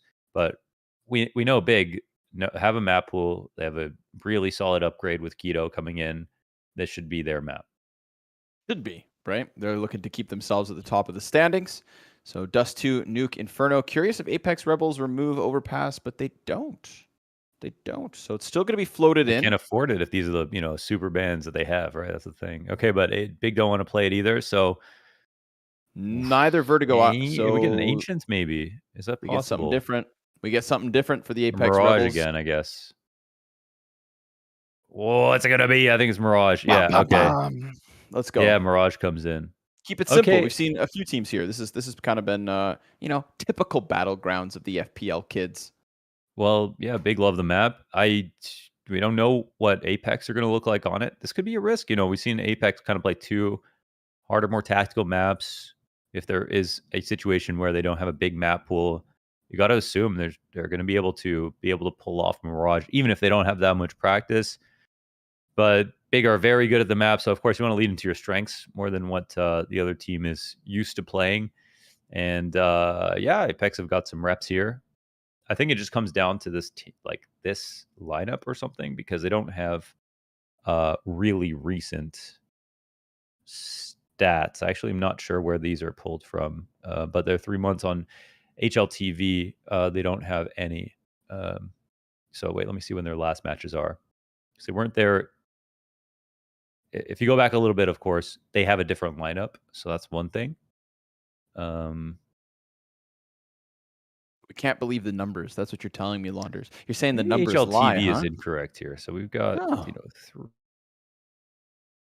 we'll call up Prof. Let him know. Yeah, maybe just outside of 3 months. No, they had a different lineup. Yeah, so I'm not sure their map stats will be really applicable here. And that would make sense based on what we've seen in the last 2. So I will pick Big to win Mirage. I'm Team Keto. I'm there with you, dude. I feel like Keto in the rotator position. We saw it on Dust 2, floating it out in the CT spawn. We've seen it as well here on Mirage when they played previously. But, the only team, but they lost to Astralis Talent on Mirage, if I'm not mistaken. Yes. Yes, 16-10. So Astralis talent, I think this will be an interesting note, right? Because we can compare and contrast. How do Big look versus Apeks Rebels? How good are Astralis talent truly? The answers we're gonna find out. But yeah, let's do it, shall we? A little bit of Mirage. I'm going to take Big. Like I said, I think Keto really opens up Mirage for them. He's everywhere at all times, just running around, trying to react. He's really like the foreman on the floor of this production line, really. And he's this guy too, making money here on Mirage. He'll be playing kind of a lurk role on the T side. The CT side, he's really middle of the map. So can come down to some of the entries. But I think another player who has been really impressive is Aqua. On the rifle. The Yoppers I'm not totally sold on here. Okay, we've seen some good rounds out of Hyped and Sin, but sometimes so they kind of mirror each other on CT side, right? We were saying how much. It was a window and CAD, etc. I'm very curious to see if that changes day to day from the Astralis loss to the potential Apeks win. Let's find out, folks. We got BIG.OMEN Academy on the offense. And Sense opens up. 2 kills. Aqua jumping around like a rabbit inside of the window. Kicks Sense in the head. Process plants away from CT spawn. And Aqua just picked up a kill versus Brave as well. So we are back into the 3 versus 3 because of Aqua. With window. A veteran within the Academy League. He's always been a part of Big. Smoke goes forward. Doesn't quite cover bomb.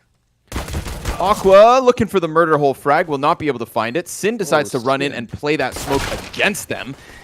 Now suddenly he's between him and his teammate. They've got fights on all sides, and it is Sin 1, 2, 3. That's crazy. I feel like he runs out because he assumes the smoke is better, but obviously they could see it from all their positions. But it ends up being even more crazy because like maybe he doesn't need to be here. Of course, if Tape Work gets that frag, then this is a pretty easy retake for the CTs, getting to push into Tetris. But look at the play. I mean, he came in with full confidence, an absolute bulldozer. Sinful in the 2v2, as both CTs never saw it coming, man. You got to look a man in the eyes before you shoot him in the head. That's the rules. That's the honor system. Big aren't playing with honor. They're playing with swiftness. Already starting to take over top middle and then doubling back. We get the push into the apartments, of course, here from Sense, one of the 2 MP9s on the play. But that also starts to pull back as he sees nothing in the kitchen just yet.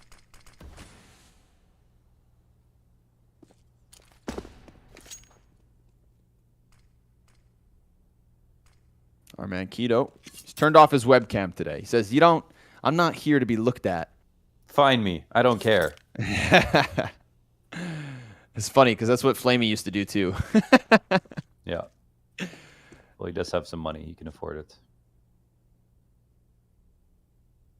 Keto looking for the kill in window, but Brave doing a good job of just staying tucked. Like Sense.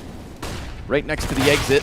Process falls downwards and pops his noggin in an instant. Keto then towards middle. 1 kill. Sin connects another. And they're able to get away from the threat of the Deagles on A. So BIG.OMEN Academy. Nice clean conversion. Nothing really to talk about or praise for Apeks Rebels. Yeah, I mean, there's a dry run. They get into the B site with a split. It's looking kind of really well spaced, and there's not very many guns here for the Apeks. We've seen them stack before, but in this round they basically just played it standard as they picked all the regular positions, cat, by the jump up, and let the bomb go down. So 5 up for Big is huge, especially considering we're coming in with no SMGs. It does mean this exact amount of guns are going to come into the next round, but that's also one where Apeks, I don't think they don't reinvest here. So this could be as good of a start as you could ask for if you're German. It's been a Schwip Schwab. Schwip Schwab. It's a German cola. I had it in the airport. Oh, okay. How was it? What's the official review? It was very average. It was, but very efficient. Yeah, it was just like a, dark syrupy fizzy cola. A Schwip Schwab, yeah. Schwip Schwab, yes. I mean, I bought it because of the name. The marketing worked. Right. Yeah. It was all right. Must have had a good logo. I don't know. You can Google it. I just thought Eagle. the name was funny. Okay. Brave's got fire on his feet. He's got to give that up, but that's gonna put Berserk in a curious spot. Oh, they're not gonna clear him. He let his teammate die for this.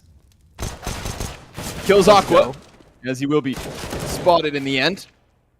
And all is good for Big Omen Academy. Now, if that's a gun round, for example, things get a little sketchy. But to not check that corner versus a pistol, not the end of the world. Costs them Aqua. He'll begrudgingly accept his fate. Tapeware, he's not able to get into this one just yet. Height comes to clear it, and he gets there. The assist is his as Keto takes the headshot. Cleaner on the aim. 3-0 start. Big Omen Academy. Das good. That's good, yeah. Yeah. My favorite part was letting his teammate die just to get 1 kill.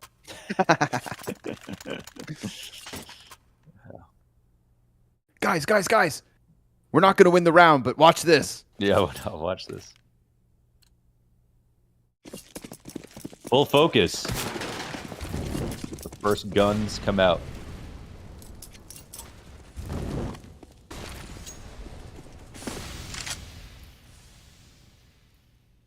A window smoke here and a fast approach and underpass, which I think might catch him off guard. Okay, they've got the later window smoke. This is nice from Big. CTs are totally lost right now. Berserk is rotating around through CT spawn. It is moving in pretty fast. Con smoke, they take it over window. Wow, look at Big Go, man. This is insane. Everywhere. They have totally sold them snake oil. I mean, as long as they don't just straight up get ops here, Process is just going to simply win this round. That is amazing. I mean. Oh, okay. Oh my god. Oh my god, he was so exposed to the right player. Why is this is not over yet? I think he'll... He still hasn't seen him.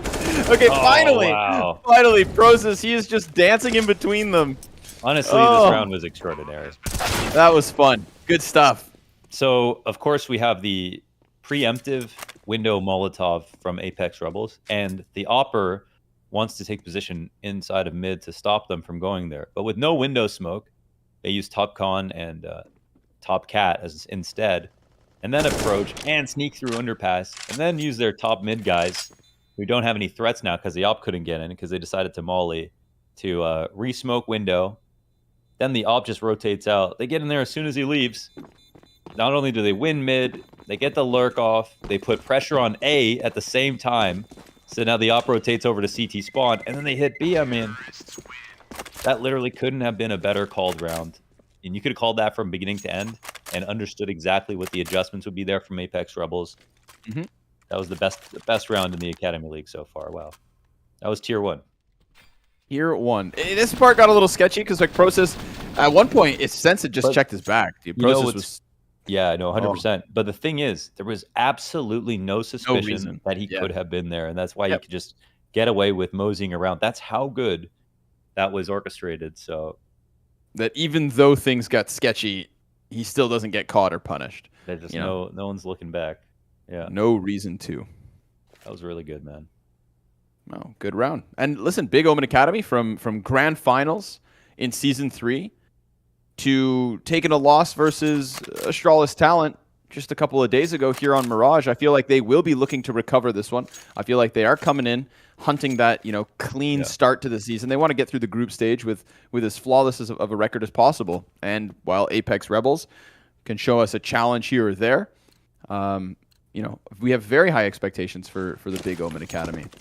That was kind of they kind of got dark horse status, right? Like big, good, but they'd have to play their best kind of thing.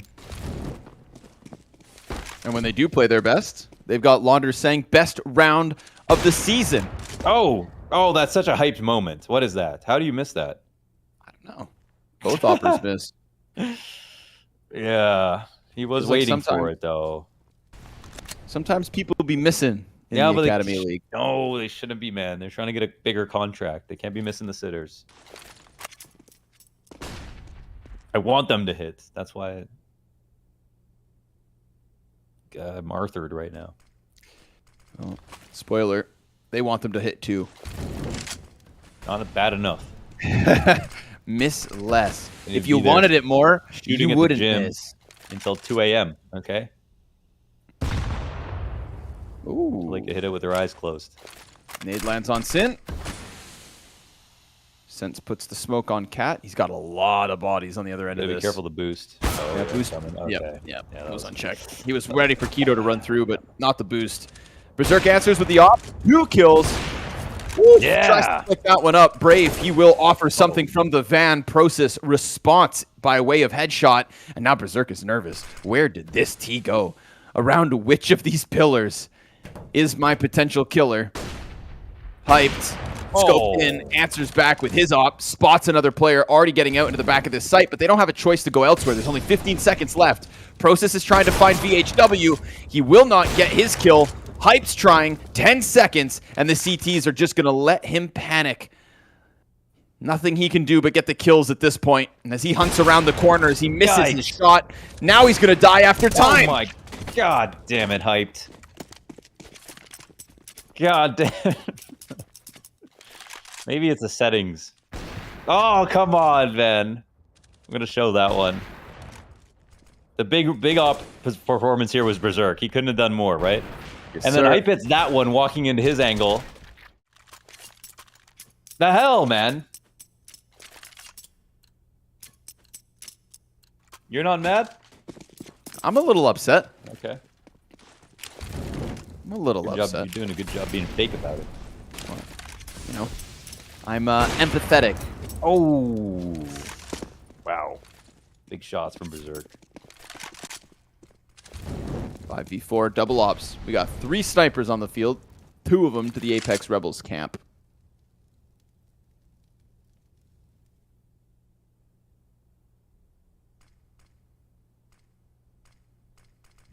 This one goes quiet. Tapeware looking for the contact, but there's nothing there for him.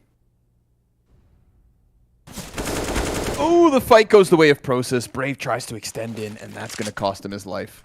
Yeah, there's another rifler also up, and he doesn't have to make noise to make this push, so he might disrespect the smoke.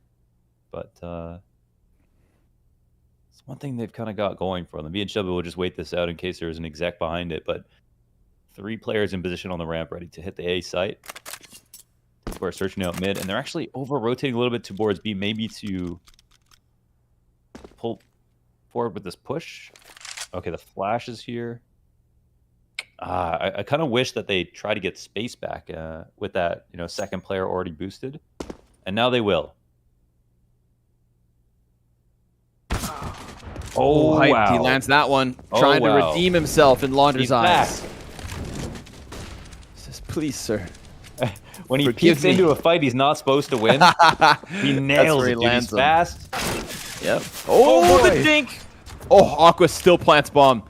Wow. He's not able to get away from it, but at least his job is done. Now that's a team flash versus Sense. Won't make his job any easier. And another smoke goes down on top of Connector, which counters that of Palace.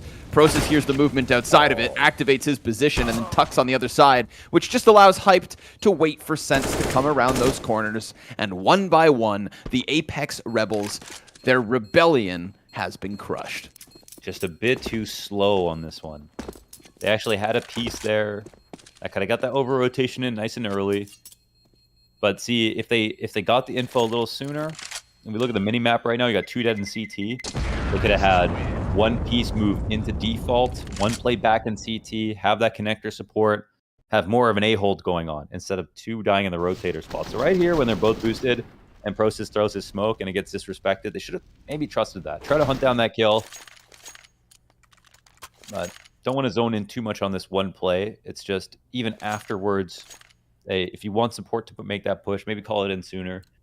But Big basically moved at a really nice pace there, and Process did a good job getting his kill, scaring them more with that smoke, coming back to the A side. Very fine movements from Big. Looking to smash the cache of Apeks Rebels, start collecting freebies, and really unleash this T side.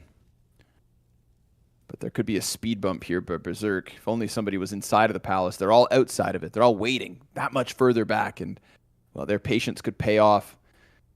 Tapeware's in smoke with DHW. They get the contact they were looking for, but they can't quite land the Deeg. BHW finds the rest of Sin. He was very close to death, just like Process now is, as he finds a kill of his own. There's Keto in through middle. Yeah, blindsides Berserk. He never sees it. And with that, it falls onto Sense. The MP9 pushing past the ticket booth. Process right here. An easy pickup because of the little health. Hyped with the AK, though, able to answer back with a headshot, and that should make the difference.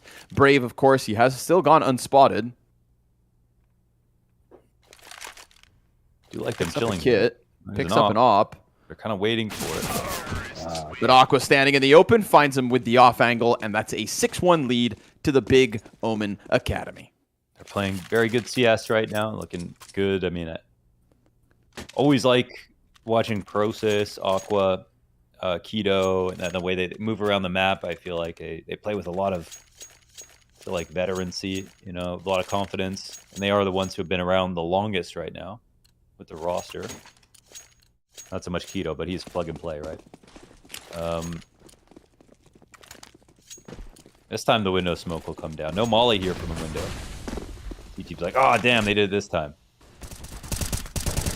Oh, nice boost. Ooh, okay. Get an early one in the bag. Keto, again, he's going to blindside the offer. Setup. But Tapeware did get a kill right before he died, so the numbers are still working out. Here comes Sin, sprays wildly for the second, but look at this, Keto. Oh, he's going to strike them down from the... Oh, no! Berserk looks up! Berserk looks up!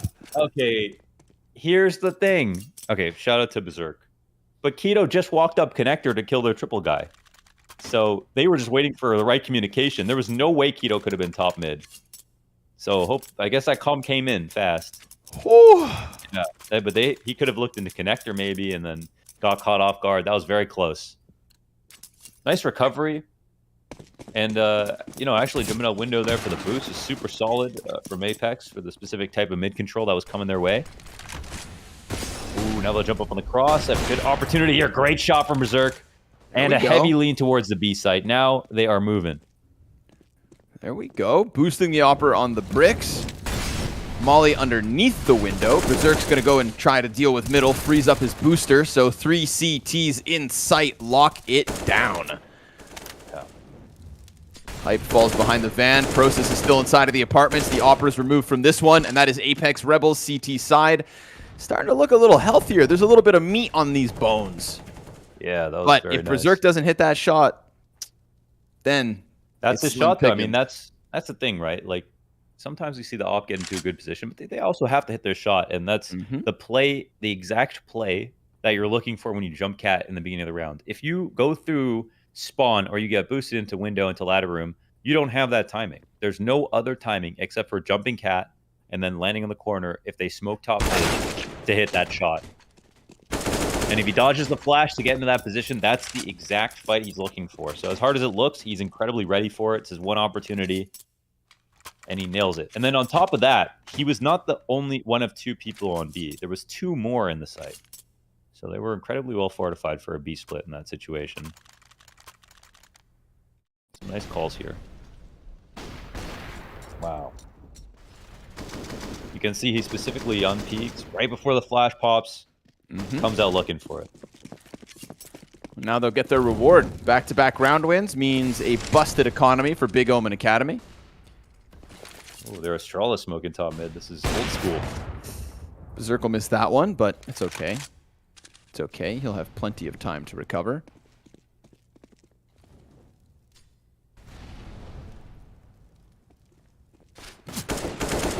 Players get past the connector, so CT is very well aware of what's going on.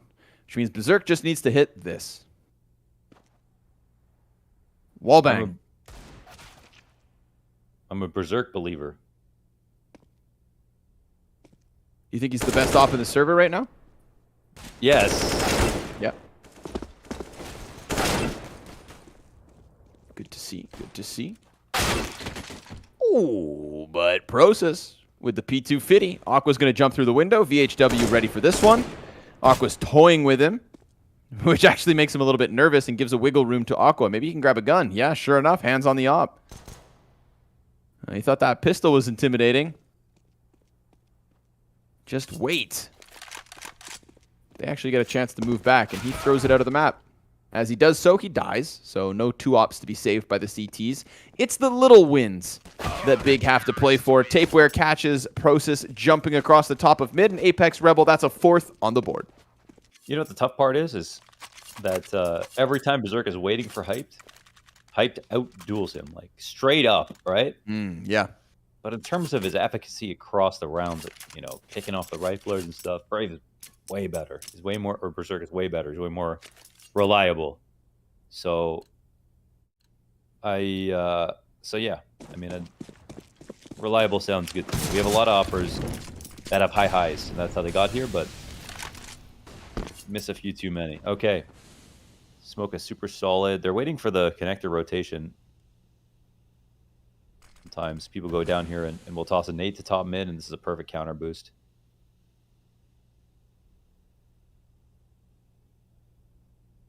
Heavy A stack. Yeah. Yeah, really heavy. I appreciate the gamble, actually. They're committing quite heavily to this.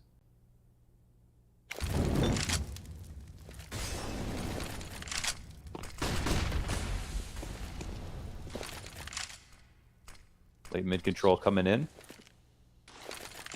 This is a spot where they might want to take over Palace control. Nice, okay, yeah, looks like they are, actually. But there's a player coming here. Duel here.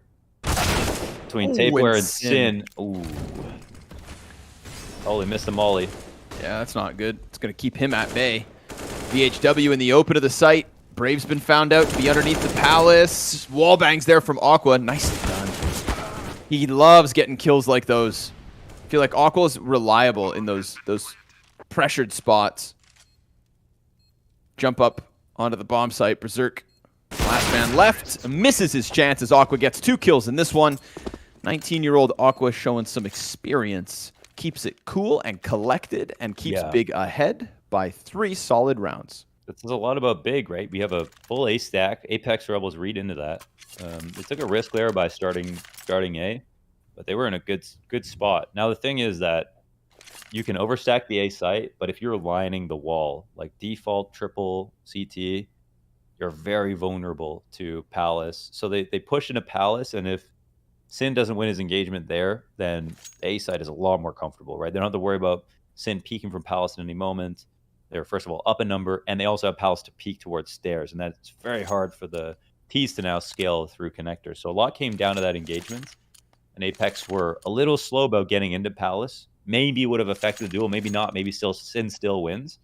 But Big ran into a stack, they won the important engagement, and they had a lot of good utility to help them scale across the site without dying before getting to fight the player on triple, the one in CT. So another solid round from Big. I mean,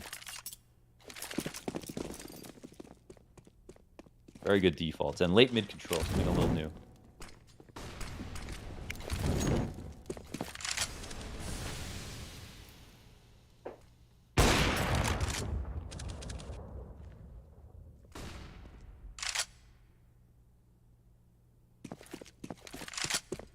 Mid control left pretty open. Going to get the util out of BIG.OMEN Academy as we just go through the procedures here at the start of round 12. Yeah, they're kind of punishing him here. They're punishing him here for not wanting to deal with mid head on. Keto tucked into the connector. Everybody's starting to shift further over towards A, and there are still numbers in the middle of all of this with Apeks Rebels playing this forward A setup, but is this too many players up close? Yeah, see, this is the exact problem of last time. They have enough people here, but not the control of the maps. They're walking into Palace late again. Didn't win this duel last time. Oh, now they don't even have... He doesn't need to engage there. He just needs to scare them out, and now they're just turtled up. Obviously, they realize Sandwich is not a good spot versus Connector, but look at this, right? You're creating timings by having to worry about Palace. And Big just want to feed into that fear as much as possible. Just go slowly. One molly is going to ruin them in under balcony. Ooh, tape where he doesn't throw his. He didn't throw it, and then when he goes back, it's already processed with the insta headshot ×2. Now the only thing Sense has going for him is the element of surprise, and I don't know if that's enough to lean on. Aqua tries to clear it. He'll be going down. Process, long-range wallbang. 3 kills for Process. He single-handedly dismantles that forward ace setup. And this entire time, Keto the Gargoyle has just sat inside a connector waiting, perched and posed properly. Sin hits the headshot. Berserk will get the 1, but with the bomb planted and the retake needed, it's looking like a Big's 8th on the board. Forward presence on the A site, yes. But that missed Molotov timing, when he goes back for the repeak, it's an instant kill for Process, and the moment he has 1, he gets 3. Yeah, and Sin does a really good job fighting, but not committing. That like it's the exact same situation as last time, except here we show why coming in late to Palace is not even is equivalently bad to losing the duel entirely. Because even though he lives, there's still so many problems. Sitting on default, he's looking into connector, looking to Palace, mulling a ramp. They're overstressing the main anchor and the player who needs to be comfortable in dueling connector. But he thinks as soon as he shoots his bullets, he's going to get peeked from Palace. And then they double up under Balk. This is a very flawed setup, of course. And it gets exposed because Big are playing well. It could still work if a team wasn't playing well because they had enough people. But Big aren't one of those teams, so they won't fall for it. So we need to see more prophylaxis here from Apeks, taking Palace early if they're going to have a setup like that. Well, they tried. Right now they're picking the right site, which is good. But putting the wrong pieces into it. Getting hit, and BIG.OMEN Academy just looking cut from a different cloth. Process with another kill inside of the A site, and this T side doing as it pleases at this point. Pistols will not be enough to stop it, so a 9th one secured. And individually, nice to see Process kind of put a map up. Another player, I alluded to this experience from Aqua as he has multiple seasons with the Omen Academy under his belt. Well, Process is there as well. And we've seen a little bit of rebuilding with BIG.OMEN Academy, and both these players have been very much locked into their positions. So, I think Process's awareness is top shelf. I think we've seen amazing rounds out of Aqua, just not the consistency across the seasons. But as long as the latest season is the one where he's doing well, that's a good sign, and he's been very good. Oh, Brave gets Keto. And to be fair to Aqua, I think part of the reason we saw him play maybe worse was because he was also calling, which didn't seem like his very most comfortable. Yeah. Very fair indeed.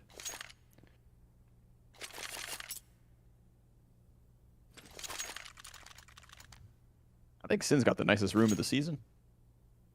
Yeah. Oh, shoot. There was one other player who had a really nice room, but I was trying to think back. Who had the 2 fridges?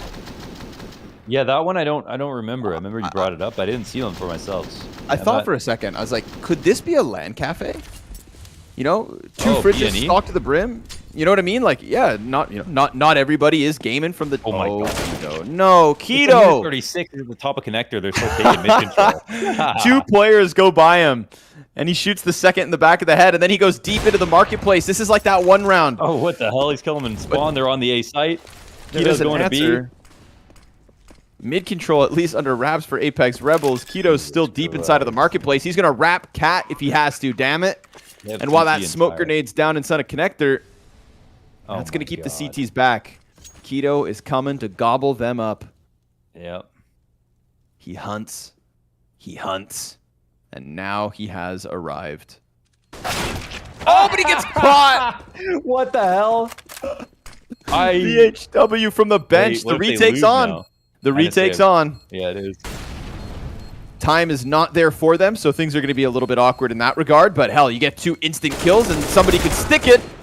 Sin, he only gets to 1, but 1's enough. Brave on the exit saves the M4. He will be chased by Aqua to the final step. The bomb pops. Aqua committed to the cause. Yeah. And that is 10 to the T side of the German Academy team.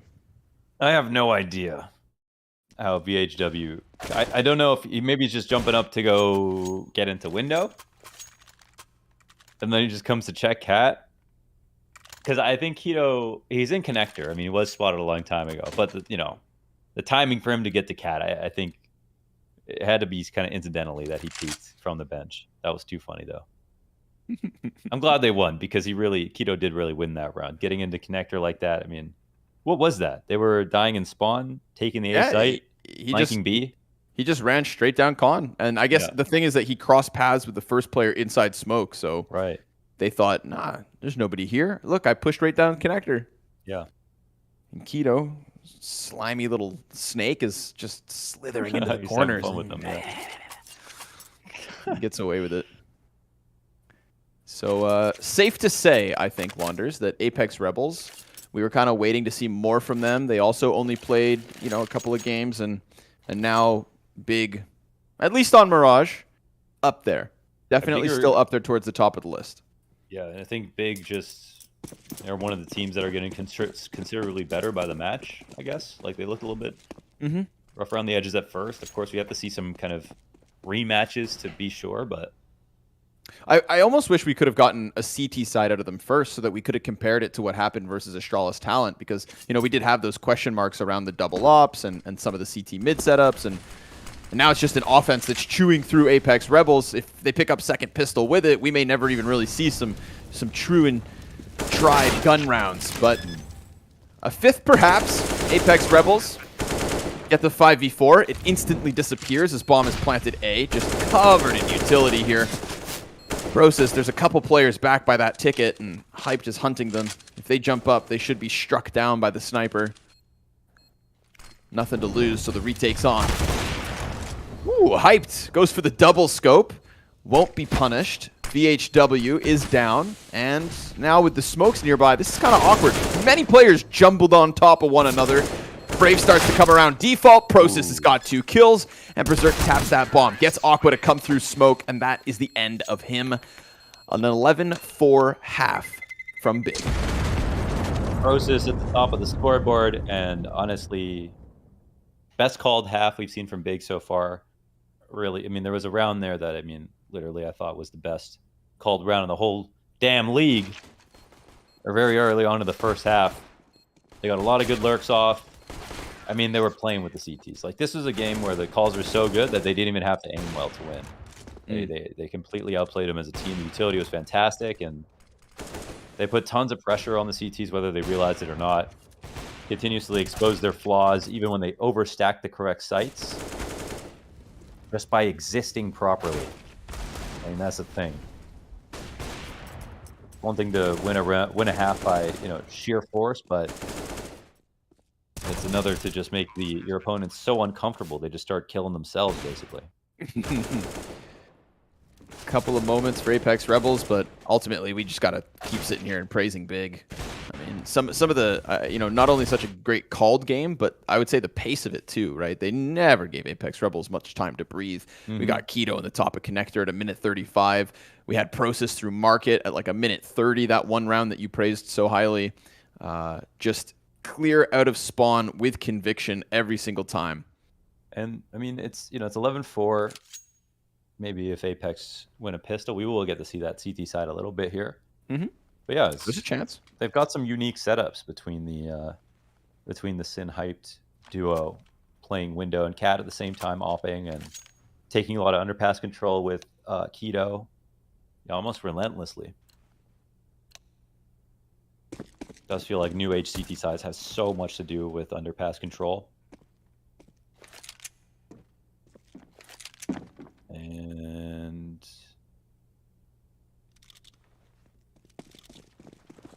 I guess they were waiting for that palace push to see if they should rotate. So they get the information, but there's still 2 players here looking to fake maybe. Bomb hasn't been picked up. No decisions have been made. Oh, the walkout from DHW. This should work for Apeks Rebels because this is a false sense of security that Hyped has given to Big, whether they know it or not. Not seeing anybody on A, and Sense, this could be the play right here. Oh my god, how unlucky is that? No! That was such like a, galaxy brain move to make in that position, and to get the flank watched. Wow. The internal timing. Yeah. Hyped was sat there on the other side of that pillar, not even moving, and it's only once Sense comes in. Right. Still alive, of course, but they'll know that Palace could be problematic as well. Tapeware tagged down to 1 HP. Aqua with a couple kills. Starts to body bag him. Hype comes out from Palace. Sees the player down beneath, and that's brave out of this one. 1v4 is needed from Berserk, and he doesn't have the big green. They don't know where he's at. Now it's confirmed.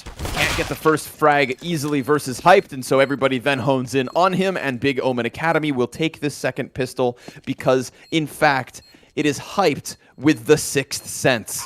Yes, and I mean, he turned around. He felt the timing. He turned around. He checked it.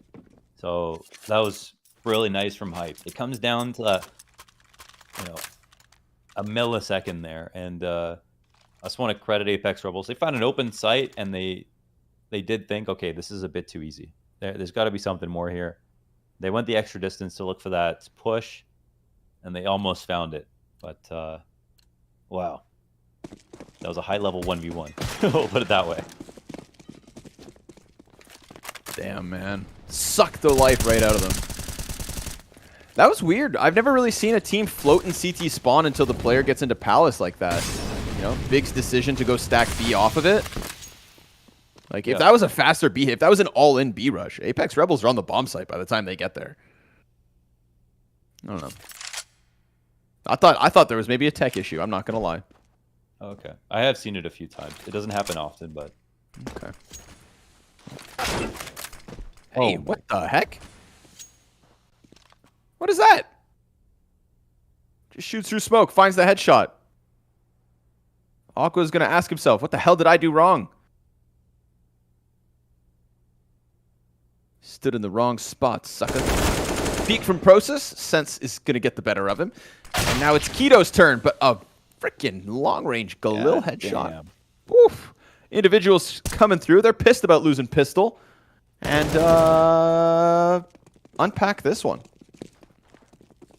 Well, I mean, they put those guns to work. There's 3 rifles, but none of them are useful right now, so...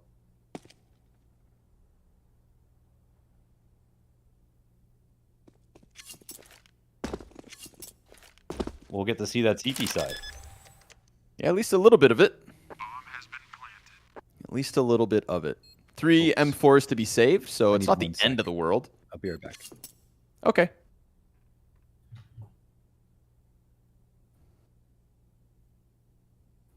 Hey, guys.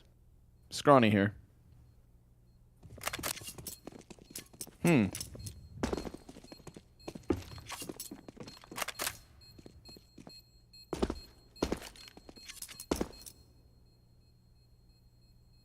suddenly feel so alone.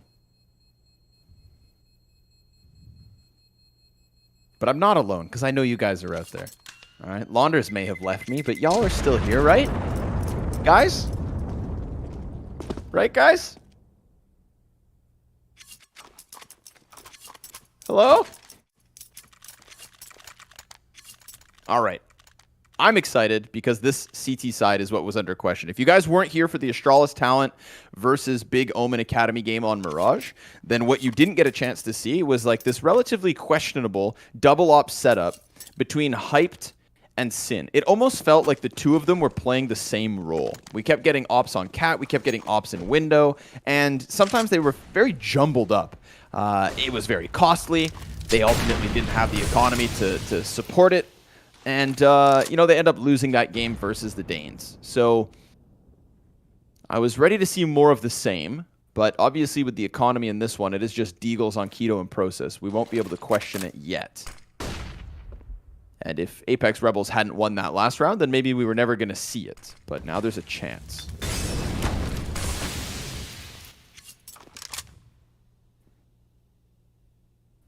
It's been a good while since I've solo cast a game of Counter-Strike, and honestly, that's where all the casting truly starts.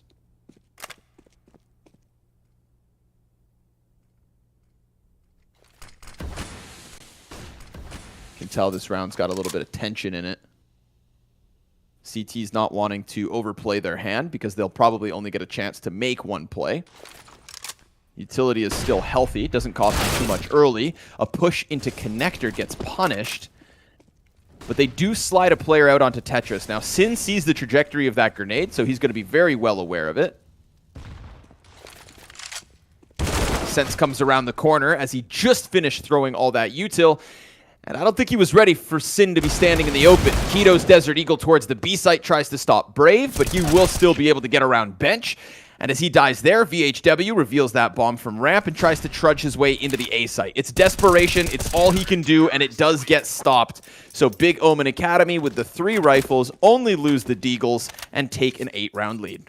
Okay, so they're back to it. This is what we expected. Sorry, my dog ate the mailman. So Your dog ate the mailman. If you need someone to help you bury the body, I'll be there in 7 hours. In 1 round, I did it because it's not the first time, actually. Oh, what'd you do? Throw him down the laundry chute? But they don't know. Well, I can't really say that on... I used the balcony. Okay. Yeah. Yeah. Threw him like a chair. Yeah. So that's how you get famous in Toronto. Throw things off the balcony. Okay, Keto.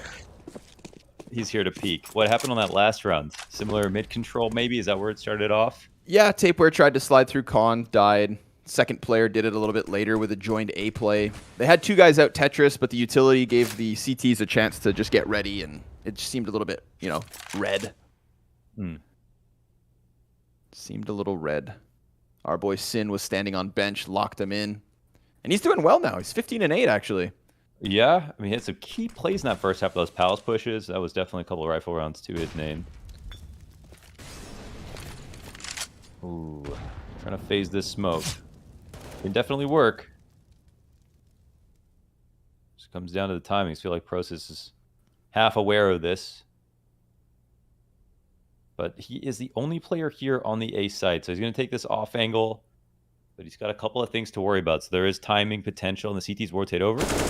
First shot off of crosshair placement. Second one traded back by Sense. Another CT, though, here. Yeah, again, these angles from Sin. He just keeps him... Huge. Keeps him guessing, catches him while standing in the open. He's not afraid to throw himself in the middle of the mix these last couple of rounds, and that's why he has been impactful in both. 25 seconds left over. Bomb on the back of Brave. Needs to be bold. Make this jump. And he does. First part of the puzzle put together, but Aqua, in weight of the push, will secure 14 for the big camp. All of 6 players dying there inside of Connector. A little bit of, a little bit one-dimensional here from Apeks. There's not much to that default. They have 1 lurking underpass. They're trying to get connector control. Big are kind of aware of it, and they leave the A site. But if it is just connector control, they don't have to be there fast. And they get into window right behind Process as soon as he gets the hint that okay, maybe they are coming this way. So, in big sense that this is going to be more on the simpler side. Keto ready to take his 1v1. Deagle coming his way, but he will win. Oh, it looked close. I saw the bullet hole in the corner of the screen. This shot hyped. Ah! 2 miss. Come on, hyped. Sin comes in from window, says, I gotcha. Keto top mid finds the bomb carrier, so this one really lifeless. Frag grenade dunk. Keto's util again going to be climbing. Skyrocketing. I have an ancient Counter-Strike proverb, and that is, if every shot must be insane, then some shots will miss. Damn. So. You come up. Why do I feel like you got that from Devil Walk? I channeled my inner potato. So, yeah, there's a moment where you don't have to flick. Could flick, could hit it, could be crazy, but could make the casters go, oh my god. But if you miss, come on. Yeah. Then we sit here wanting more. Yeah. Tech9 and Deagle rush into the B bomb site is looking like all that Apeks Rebels have left to offer us. BIG.OMEN Academy from a loss versus Astralis talent on Mirage to a likely 16-5 win. Right here, right now. Aqua lines him up, sends into the mix, and with 1 player left standing, the hopes of Apeks Rebels run dry. You can see that win means something to them. Only 1 loss so far this season, and that is the way they want to keep it. BIG.OMEN Academy, a marked improvement. We didn't have to see too much of the CT side. We didn't get the answers to our questions that will still remain until next time. But obviously, BIG.OMEN Academy, they've got the individuals to keep themselves separated from the rest of the pack. Absolutely. I mean, some hard teams they played. This is maybe one of the easier teams, but it's good to see them kind of really handle them with no trouble. And this sets up Big nicely to, you know, for us to have some kind of belief in them going up against some of their harder competitions. They seem to be the team that is ramping up really well right now. I mean, getting better and better as the matches go on. Still got some questions here about Apeks Rebels. Another T side that looks very one-dimensional, very flat. And I think I was half sold on Vertigo, but now I'm starting to lose a little bit of faith here. That Overpass T side, the Mirage T side. You know, what maps can they play is my question at this point. What's the map that they look best on? And will they get it, you know, in a best of one if their map pool isn't big enough where they're just going to get banned out? We know they have good individuals, some good CT sides, but that's just about it for now. And ultimately, once we get to the end of the game, you know, we look at the numbers numerically. Berserk not there stats wise, but also we saw the glimpses, right? We saw the possibility of something good coming from them. We'll see what happens once Apeks Rebels starts fighting maybe the bottom of the pack. I do feel like their matches have have been them as the underdogs again here tonight versus Big Academy. So we'll see. There is still time for them to improve, but nobody could keep up to Sin this evening. 21-9. That is why he will be seen here as the top player. 2.33 KDR, 120 ADR. We round up by 0.1 around these parts. Nice and clean from Sin to put himself on the radar this evening and, of course, put them ahead of Apeks Rebels, a victory. Making sure there's only one loss on record, and that, of course, is still versus Astralis talent when it comes to big stats. But the day goes on, folks. We look forward to our next matchup, which will, of course, be the Young Gods 1-1 versus Spirit Academy 0-2. But a very close game versus Prospects, a blowout on Nuke versus Fnatic Rising. I think there is more to come from Spirit Academy. We'll see what they can do in the face of the Brazilians. See you guys in a few minutes.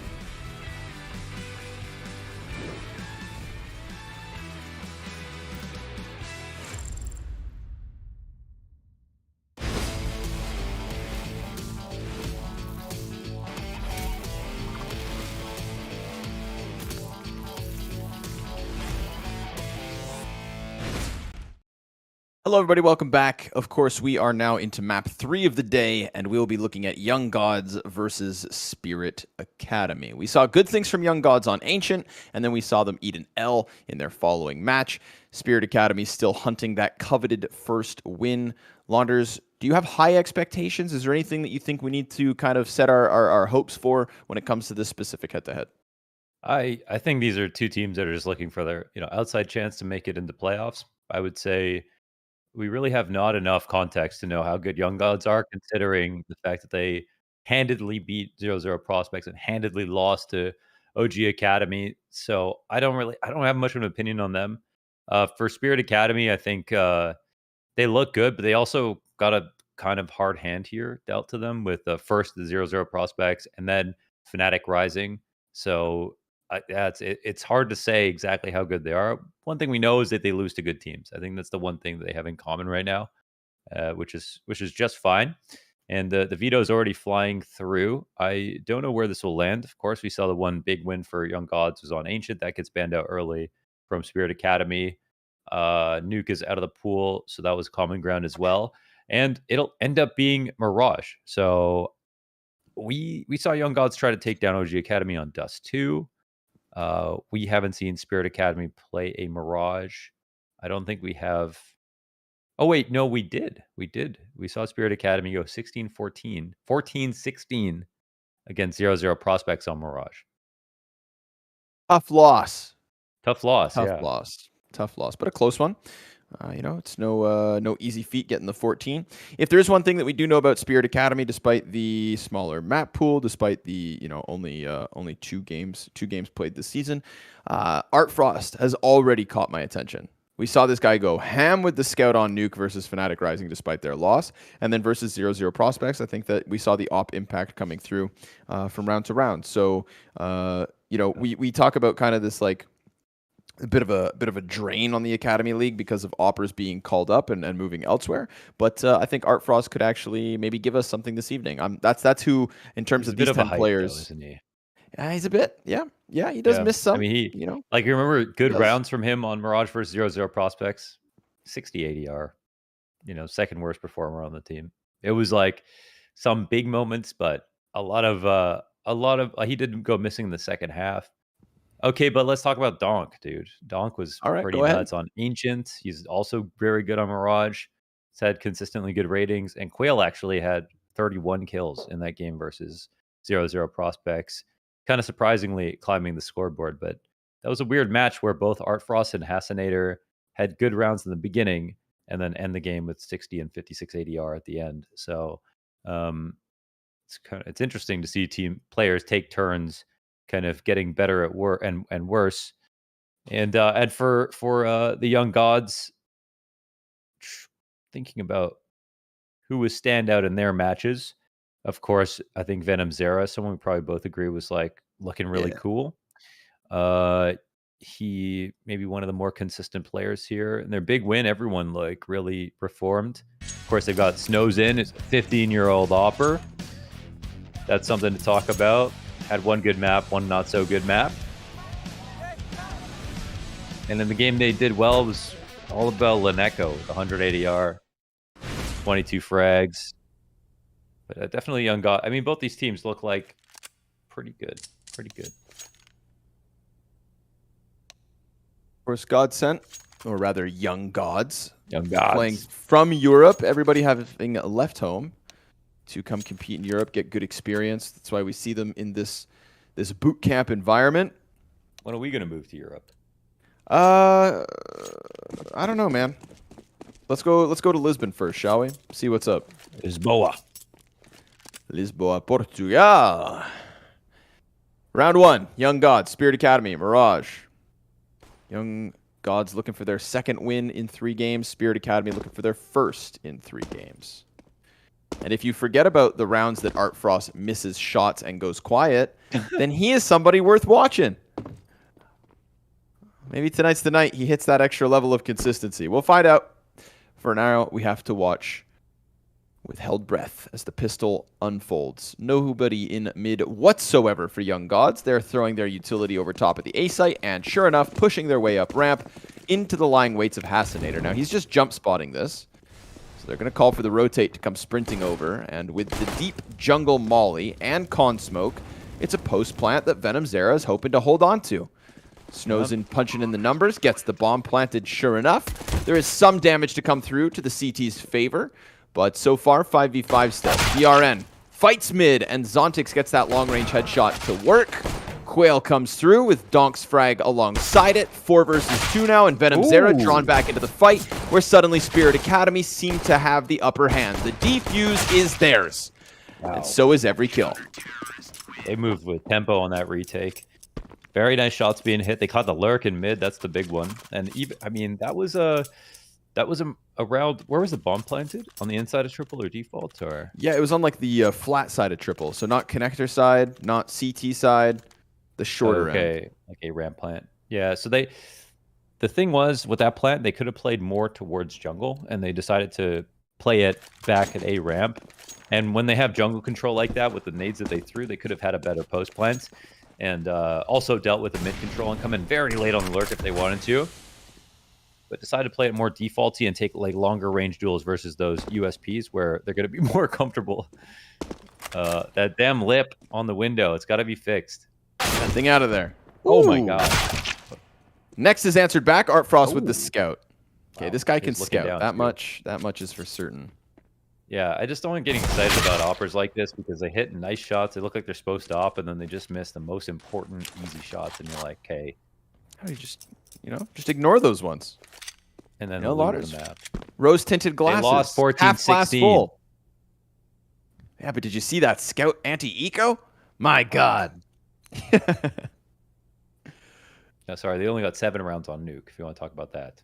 Oh, maybe not. Hmm. Snowzen's walking out into the A site. BRN gets caught towards middle, so now it is just this last kill that needs to be found. But I know what you mean, though. There were like, there was one round I remember he goes, comes up connector. What's up, comes up connector, like gets the guy through the firebox. We getting more kills. Oh, headshot is good. And the plant is the most important part. That's a nice sneak, little QB sneak by Snowzen. Yeah, he just flies underneath the radar. Oh, Hasinator's only 16 as well. Yeah, turns out there's a lot of young players in the Academy League. Yeah. Feels like a little bit younger than other seasons, even, huh? Mm-hmm. But Yeah. especially Navi, they're pushing it. But I'm down with that because again, like we said with the Navi conversation, it's like the younger they are, the more seasons that they can play. That's something you brought up, and I was like, oh, that's true. Like, they could be too young to play pro league and majors and stuff, so they're kind of forced to be in the Academy League, and that's more time to play. That's more seasons, matches, and structure. Yeah, I like that. And even if you're not winning, you don't have to right away because you are only 15. So yeah, and all 15-year-olds are losers anyway.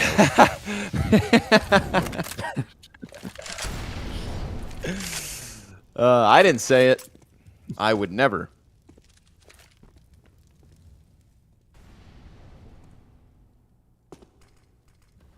Nothing worse than being 15. Mom yelling at you to come for dinner.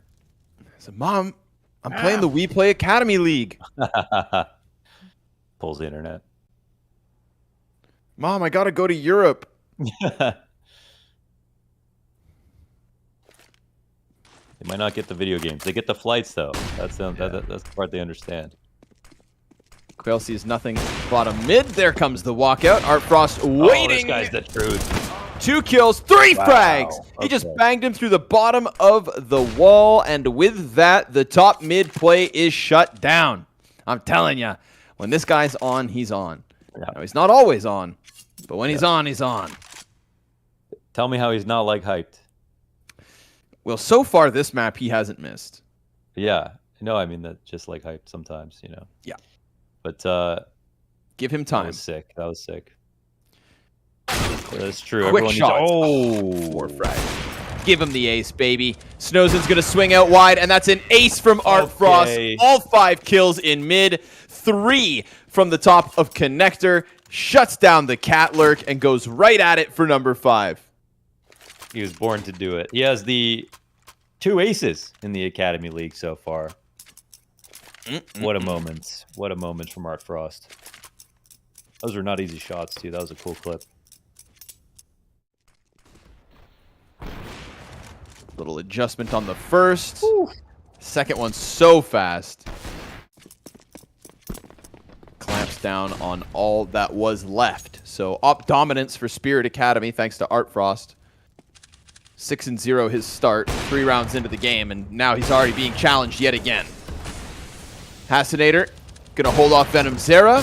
Okay. Art Frost feeling it, and Quail's gonna end it. So this one comes to a very quick close, bottoming out what little they bought.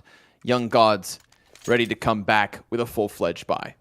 I'm about to pull a Maui snake, you know, call him the worst opper in the legend stage, and then yeah, as the life game. This is some good stuff. Obviously, looks good too.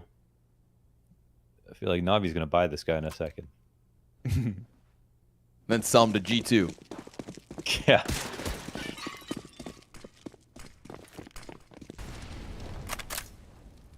Now, is he done farming, or is he going for a little bit more?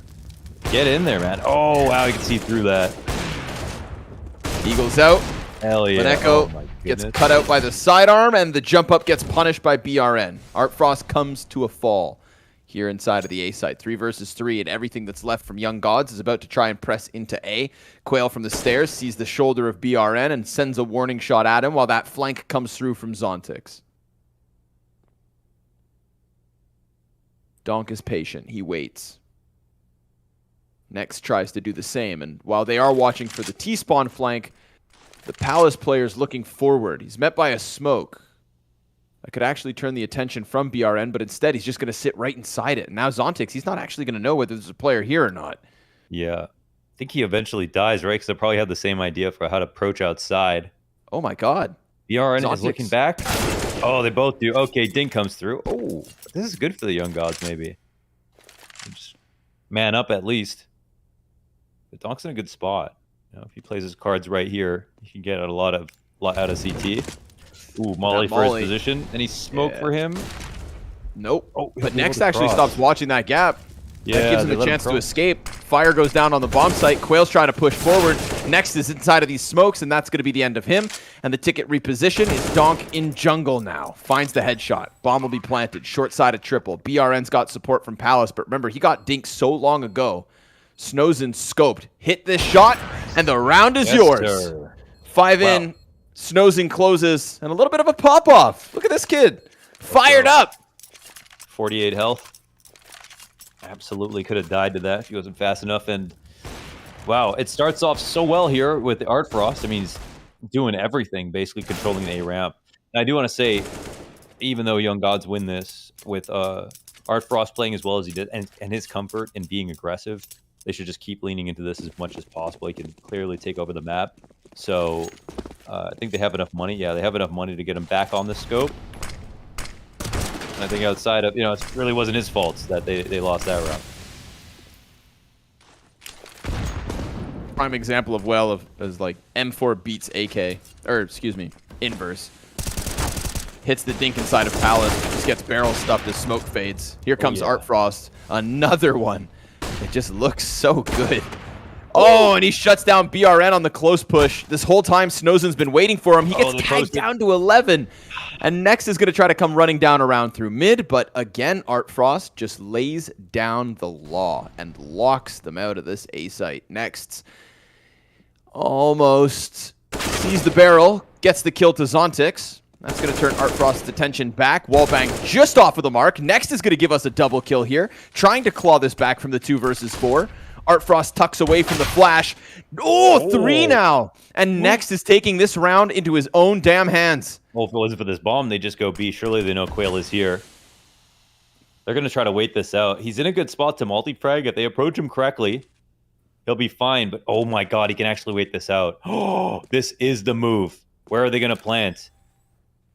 Oh, they don't. He gets off it. Gets oh the my first. god, Quail, he can hide. 25 seconds. Nade could help. Flies deep. Down to 12. And Quail clutches 1v2 to stop the 2v4. What a goddamn move. Again, the top performer the last time around a Mirage. The fact that he waits that out is beautiful. Seals it up. Another round that almost falls out despite an incredible round from Artfrost. With, I think, almost 3 kills there. Countered by Next, who made an amazing move inside a connector. It looked like he was basically pulling off a 1v5. No support for him. Baiting attention from all the pushes. That was a sick clutch, man. Love the trigger discipline, too. And for a second, it looked like he was going to shoot when the player started to move out, but nah, he really stayed calm with it. Frag grenade. Imagine that ends it. Little style point on top. But honestly, tip of the hat to Next. Nearly pulling that 2 versus 4 entirely on his own through middle. That kill into window, sharp as hell. The fact that he dodges Artfrost's op shot, which we know has been impactful as well, but just not enough. That last player left, the fourth in the 2v4, denies him.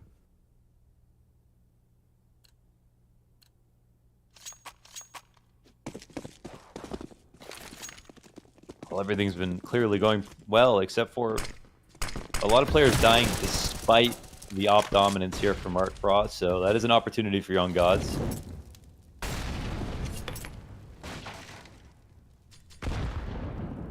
BIG.OMEN going to come in fast, and rotations are only getting farther away from the B site. They're taking over top mid control, which is big. Artfrost finds the second. So, yeah. Ooh, but Donk gets wrecked by the MAC-10. That's a FAMAS upgrade. Artfrost takes the boost. One more player to cross over, and sure enough, he hits it. But Zontix just walks into the market, moseys in. God, what is happening? And Young Gods are somehow weaving this one together. Yeah, Donk kind of screws the pooch there with the utility. Could have put himself in a safer spot with the nades to fall back. And Landed. Artfrost hits another blind. How does that not kill him? Yeah, I actually have no idea. I mean, even if he shot his toenail off, that would have been enough damage to kill him, right?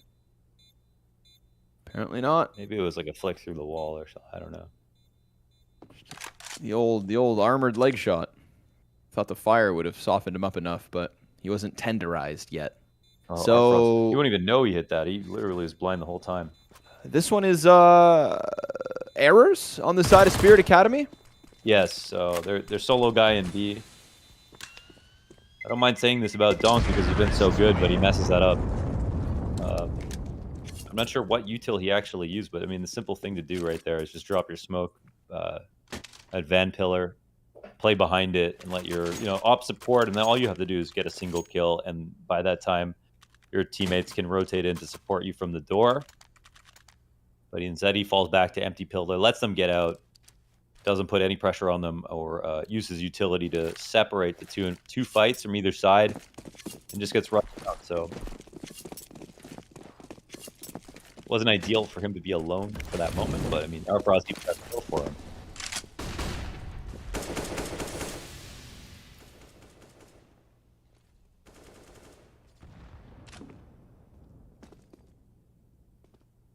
Side with a bit of life on it. Scout added to the tally here. The 2 saved guns. Can this buy be enough? Quill waits. This is the scout, of course. Hasinator opens up. Venom Zera's dead. Leneko, nice shot. Swiftly takes down the scope, and next, back through connector yet again. We've seen him do impact from here.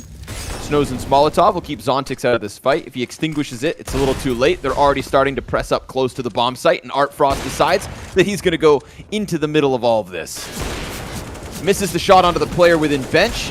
Donk's going to find a deagle kill from over top of Ticket, and this pressure from Ticket Booth has actually kept the T side at bay, but that's fine. They can just change direction, head up Catwalk, and hit that B bomb site to hope to hold on to their 3rd round win. Yeah, no chance we're going to go for this. I think that op is too valuable. 2 scopes left as well, and the retake, Young Gods avoid that fight. It looked like it definitely could have gone worse. that bomb didn't escape. So a nice try here from Spirit Academy with what they had left. But it was actually quite a tragic round to lose in that last one because they had, even though they were winning all these rounds in a row, they were losing so many players, right? It came down to the 1v1, the 1v2, and then Young Gods win the eco rush towards B. That was the round that Spirit Academy needed just to get their economy back on their feet, even while they were winning. So, an opportunity here for Young Gods, and a game that, of course, we're seeing mistakes from both sides. These two teams are they're teams that are going to be improving right before our eyes, of course, and making improvements and everything like that. But it's an opportunity for both of them, right? By next week, they could look completely different. We see it happen. Yeah, we do. For some of these squads, that's exactly what they hope for. Yeah, it's like a live boot camp. Yeah. Or 100 grand. That's money. OB is open. Looking like the right call here from Young Gods. They're going to go through with the utility just to make sure that the procedures are followed. Minimize the chances of fumbling this one, and they're not going to. Venom Zera, he's already deep inside of the site. Art Frost misses his chance at the window kill, and that means 0 resistance from Spirit Academy. Next could be caught, seeing as there are 4 players coming at him, and sure enough, he will die towards top mid, so that's an extra weapon picked up. Do they fancy their chances? Here's a position where you just don't want to see them lose too many guns. They need to make sure they... No, Art Frost maybe just looking for the exit. That's a risk worth running. And even that seems a bit too much. So the Op will move back. 2 AK-47s move forward. And Young God's going to cut that lead to a measly 1-round difference. Mm-hmm. One thing that's been good for Spirit Academy is they've at least been saving the Op. Very true. Yeah, keeping Art Frost on it. Yeah, I mean, the guy is 14-2. He's trying his best to be in a new place and be everywhere. But at the same time, Young God's done a good job of avoiding him in these last couple. Full buy will come in once again.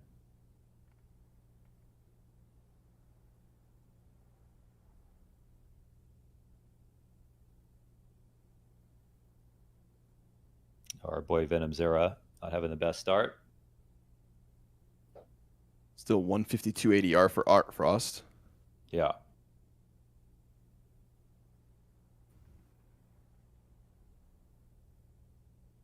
Seven KD, I think that's good. I think it's pretty damn good. Pretty damn good indeed. What is he, 14-2? Yeah. Let's go. Cassinator. You know that guy on the internet that you can, it's a genie, and you can, the Akinator. Have you used this? No, I have no clue. You think of somebody, anybody, and then it'll ask you questions. And and then it figures out what it is. Yes. Yeah, it's. I got myself once. What? No way. Yeah. It can get anybody, dude. No way. Maybe it can't get you, but. Okay. I'll try. I'll try. I'll be shocked. Quill chucks his nade out. Next. He's going to eat that one. So, listen, if you can get Next down to 56 health before he has a chance to take a duel, that's a good start to the round because he has found impact. Now he's stuck top mid on 37 HP in the 3 versus 5. Spirit Academy come into this round and just win a fight. Both sides of the map going their way. They still have Next locked into this, and a 2v5 would seem impossible, but Snozen's going to help. Art Frost misses his shot. Next's going to punish it. Oh! I said Jesus. It's not supposed to, but the 2v5 to the 2v2. Next, he was stuck behind these boxes. They were throwing frags. They were throwing Molotovs, and now they're throwing bodies at him, and with 2 cracking headshots, Next and Snozen are a couple of frags away from tying this game and embarrassing Spirit Academy in round number 10. And are they walking underpass? Yeah, so they throw this B-nade, and wow, Spirit will just bite this. Could this be the mid-round that they win? They got it down to Quail last time, and then Quail 1v2'd. Next seems to get stronger the more his teammates are dead. It's a nice superpower to have. Wow, open sight, nice mid-round here. What a play. And the proper bomb plant. Yeah. There's been a brain gamer next. He's looking very strong. And they'll be able to escape. I think they'll be leaning on Snows in here because next is quite low. I mean, how much more can he do? They have set themselves up nicely. The only thing is that they have a smoke. So if this comes a ramp and they aren't working on a palace rotate or even a mid rotate in this position, then it's going to be quite scary. He's going to give his nade to Snowzen. Snowzen starting to work around the other side of ramp. Hasinator puts the smoke on top. Next comes through with a 3rd kill on the round. And they fumbled the DQs. They won this. They legitimately just won a 2 versus 5. I mean, Donkey had to stick it. There was no other option. The bomb was covered in smoke as well. It would have been desperate, but it's all they had. It was the only option. And next, with 3 kills, Snowzen gives cover top mid, and then next peeks both sides of box, smacks the guy off cat, smashes the dude inside of window, and then they make that appropriate call to just walk up connector to A. Absolutely earned. Yeah, he hit some very clutch shots with this rifle and literally did this exact same thing in a round previous at the bottom of connector. Spirit have got to clean up when it comes to just losing so many. I mean, they could have won that position, but they're losing so many players while they're up a number of times, stressing the economy to another degree. And Young Gods, they're very good at staying composed when they're down numbers. I mean, what can you say? Give them more respect. Ooh. Well, still next early, and maybe you can finish off the round.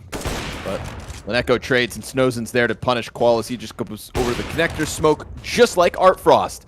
Snowzen doubles down, splatters them inside Con. Man advantage taken by Young Gods. Donk's not going to see this one coming, but still he reacts. How? How? You've been donked.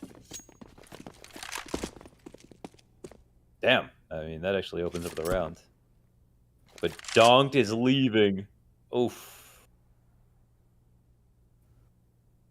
Huge amount of utility left here. And another 2vx.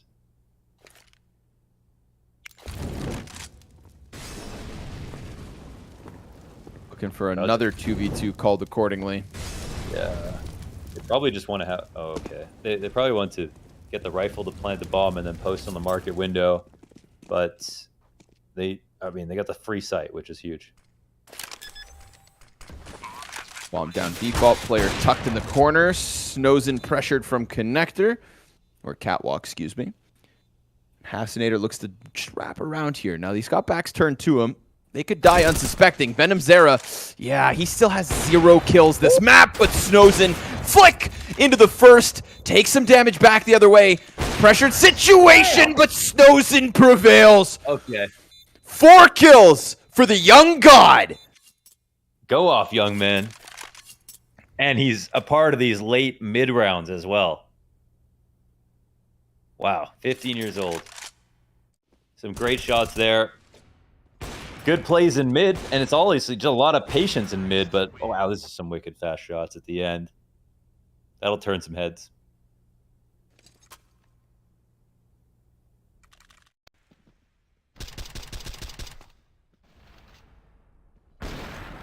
The first 2 are kind of, I don't want to say easy, but same angle, you know, middle of the round. They're just looking for the challenge. Those last 2, dude, that last shot, oh my God, crazy. Let's go. Between Next and Snowzen, it's like the later this round goes on, the more likely Godsend are going to win.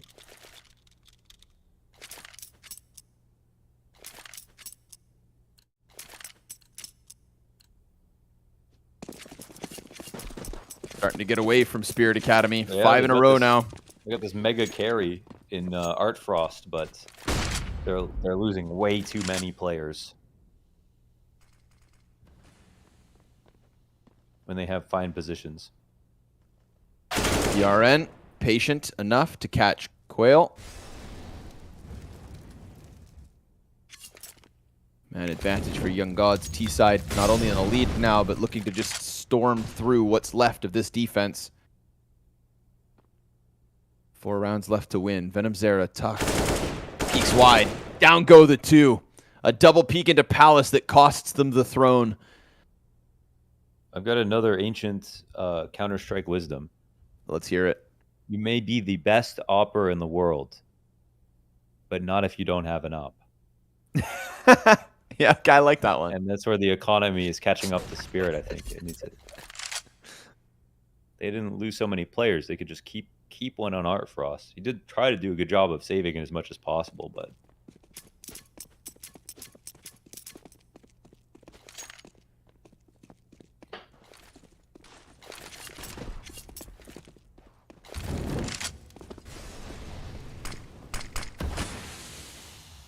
See what Donk's got to offer. One of 2 Deegs, and the other one's MIA. Comes over stairs. That's where Venom Zera will push him to the grave. Now, Venom Zera, quiet game. He's got 3 frags this round, but those are his only kills this half. So they've been leaning on Snowzen. They've been leaning on Nexts. Now Venom Zera's into the mix versus the Pistols this round. The young Brazilians starting to take a commandeering lead on this T side. this round was for the confidence for Venom. Headshots. 3 of them.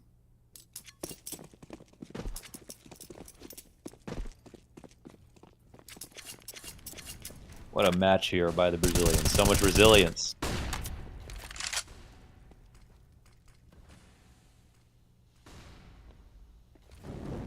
Scariest player to ever graze mid here and next. Looking to do it again. Snowzen ready for the ticket peek. Fire on his feet. He has to go out. They throw Util back the other way, but the counter terrorist has already snuck back into the spawn, so he'll be fine. Well, they're next, scaling. He thrives under this pressure. Jump over top of box. That one catches him off guard, though. Quail finds an answer to the problem that is next. Leneko, he's looking to push forward past the stairs as Venom Zera gets the entry. That's going to be 2 bodies over towards Ticket. Art Frost looking to work his way through Murder Hole, but that one's being held. Leneko gets man advantage for the T side, and they have options because they have time. Zontix on default gets caught, and now it's why not A. Even if Hasinator's back on Ticket, he's outnumbered, he's outgunned. Odds so heavily stacked against him. He takes to the top of it, looking for some impact before the commitment, and sure enough, Venom Zera pushed to the wayside. So what's the call here? They could just move that bomb all the way to B, and Leneko can just watch Murder Hole. Should be a shoo-in. Yeah, should be. He can time it. He can wait. Hasinator knows that he's probably going to come by here. Leneko can also join up with it. Ooh, that might be pushing it a little bit too fast. This gives Hasinator a chance to get by. I don't know if you heard this, but it seems like no. So that's fine. But yeah, the flank is gone now, so it's very honest 1v2. We'll hop out of the window. Hasinator might have to let this bomb go down. No HE, no molly. But there's still a chance for him here. Oh my god, there sure was. Both players take the same fight. Had the spray connected to the head, then maybe. But instead, Hasinator's going to fall to the second player. 1v1 clutch. Young Gods 8-5. Oh, man, I love it. They don't rush the situation. They've been winning all the low numbers spots. Spirit Academy have been so good at the beginning of the rounds. And then they really do a good job at just dying in the middle of the rounds. And Young Gods are just preying on that. And they've actually just leveraged that to the nth degree. 8 rounds in this first half is not something I thought I'd see after the start we saw from Spirit. And here was really cool. I mean, Snowzen gets molly day ramp. He goes forward instead of back. They just immediately start scrimming up after seeing that mid control is being taken over. They get the Opera off CT.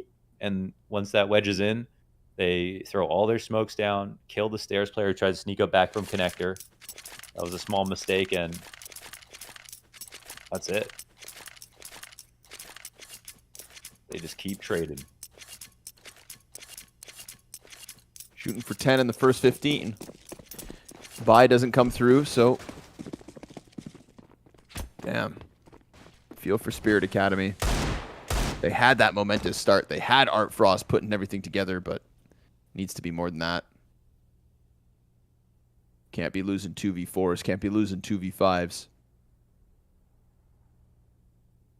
Recovery mode for what's left of the defense. And I would be so horrified to try and play mid if I was Spirit Academy, because Next has been a monster. But he's not there this round. He's actually just chilling, holding back on the underpass push. So honestly, this is just a round here where Young Gods are actually welcoming a fight in middle through either underground or through top mid, both angles being held passively, but no activity from Spirit Academy. Trying to hunt down the easy fights. CT still staying with his lean towards B.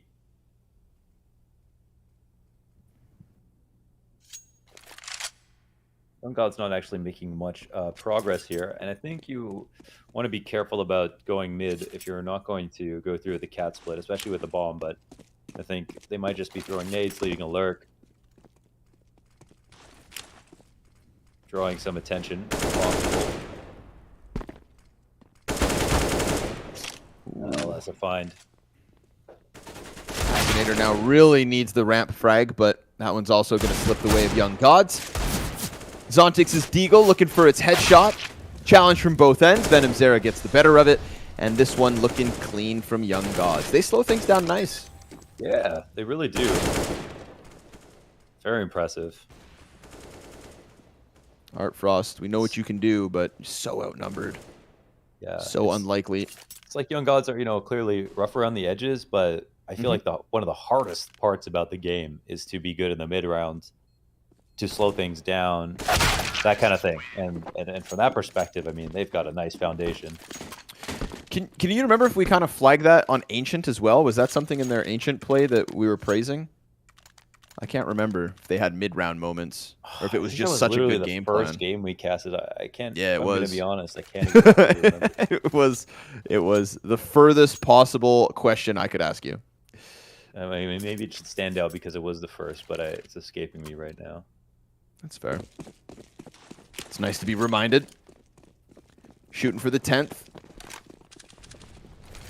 No reason not to believe that Young Gods can't do this. Full control from the young Brazilians. And again, they are trying to fight for that title of top Brazilian Academy team. We've already seen Furia Academy pick up a win early this season, something they struggled to do last. Nice to see two contenders. As Spirit Academy will continue to struggle to get this win unless their T-side looks phenomenal. But one final attempt here to rack up a 6th. Venomzera catches Quail inside of Palace. Hasinator's not too far off, so maybe there's a trade to be had here, but Venomzera's gone.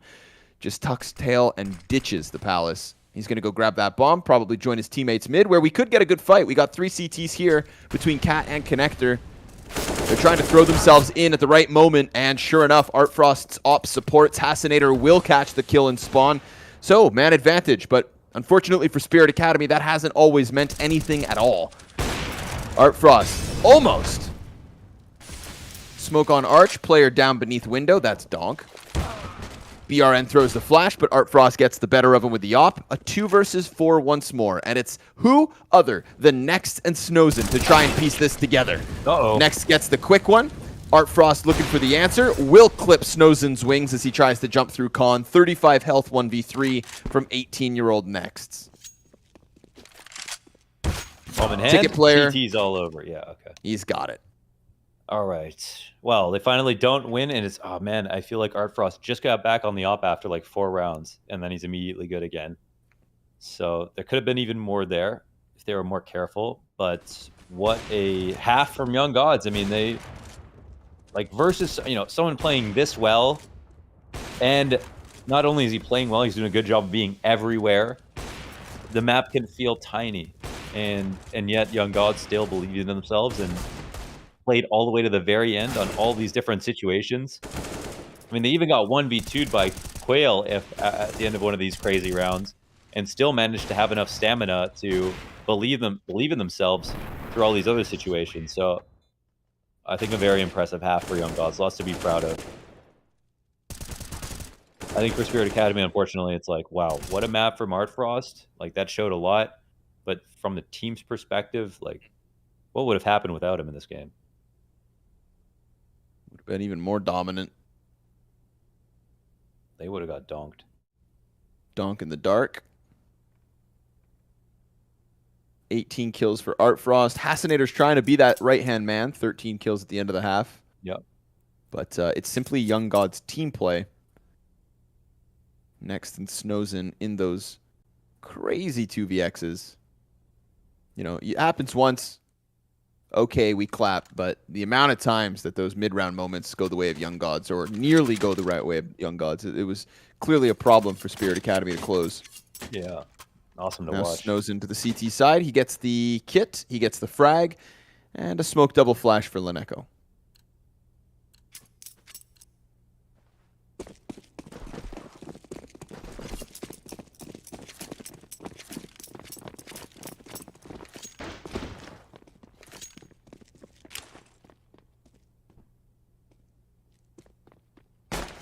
All right.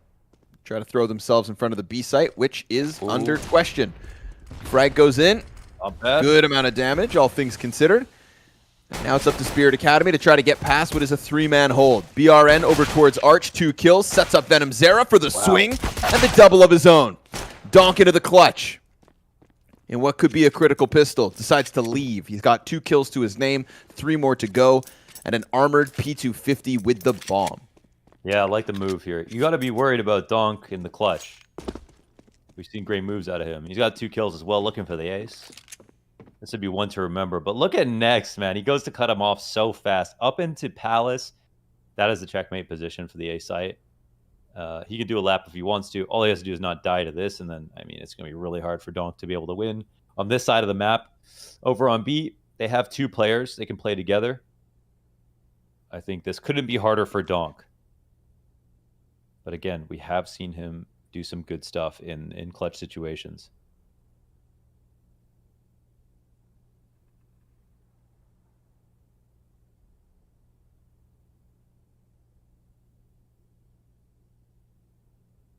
Oh,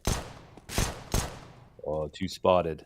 He could turn this around and go A if he wants to, but an opportunity, but not the shots. No, sir.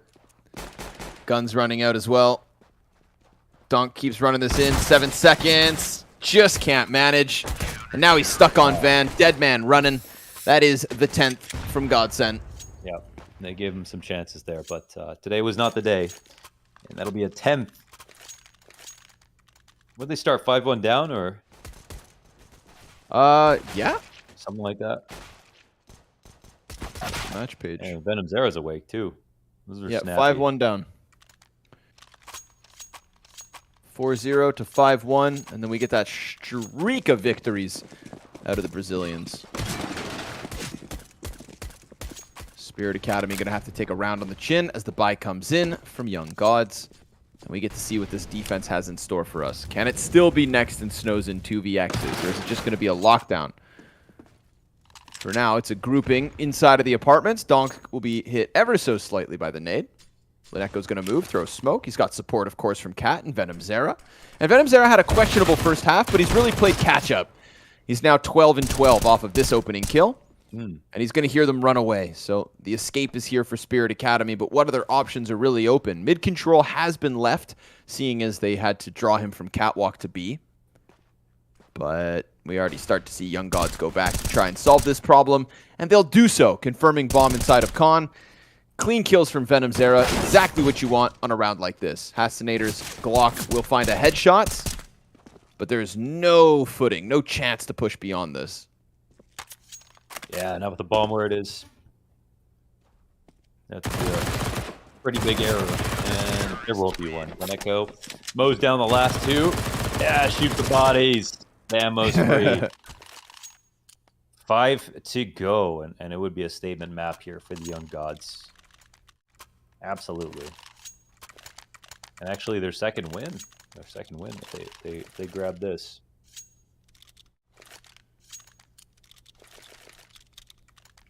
Now they're in my mind looking like a team that could upset, you know, on a versus anybody that comes in a little unprepared, not feeling right. Young Gods, they're the outsiders of the Academy League.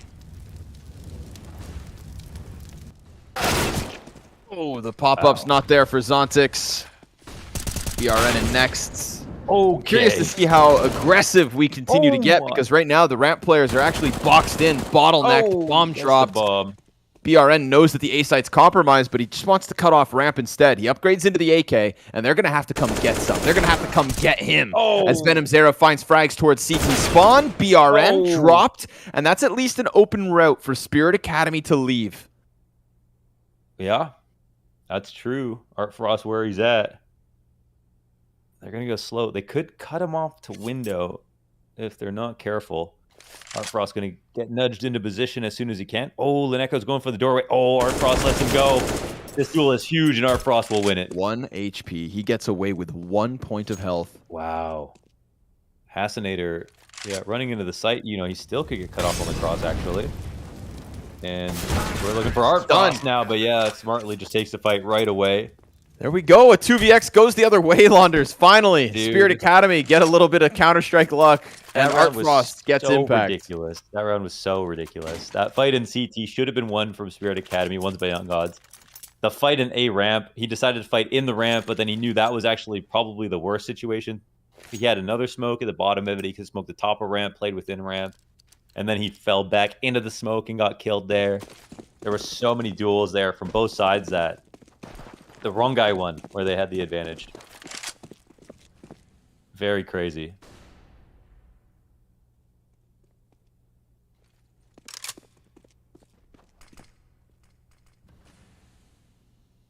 Now a big old stack from Young Gods on the B site. That's not going to work. Nobody coming. All Another that X factor. 10 alive rounds? Maybe.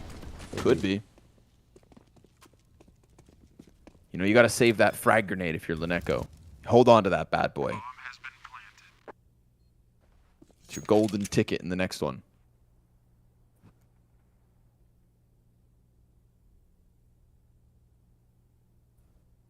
Would you go to Willy Wonka's chocolate factory? Hell yeah, I would.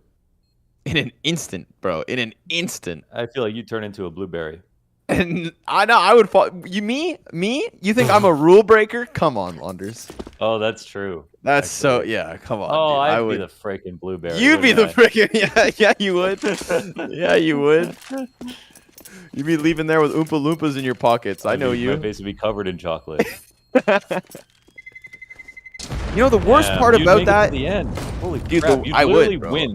I would Willy win. Wonka. I would win it, 100%. That's Because the worst part is you could even eat anything you wanted in that big room. You just couldn't You just the one thing was don't touch the chocolate river. Ooh, touch the chocolate river. Freaking all I need to Augustus hear. Gloop, man. He just couldn't help himself. I need to know. I get Augustus. He's my spirit animal. Oh, I love this creamy chocolate. It tastes better because I can't have it. That big old greedy nincompoop. I got some sploop. Ops and M4s. MP9 and a FAMAS. Young Gods. You had that Counter-Strike magic in the first half. You won the hardest rounds of the half. And now suddenly Spirit Academy are hoping to rebound early. Wow.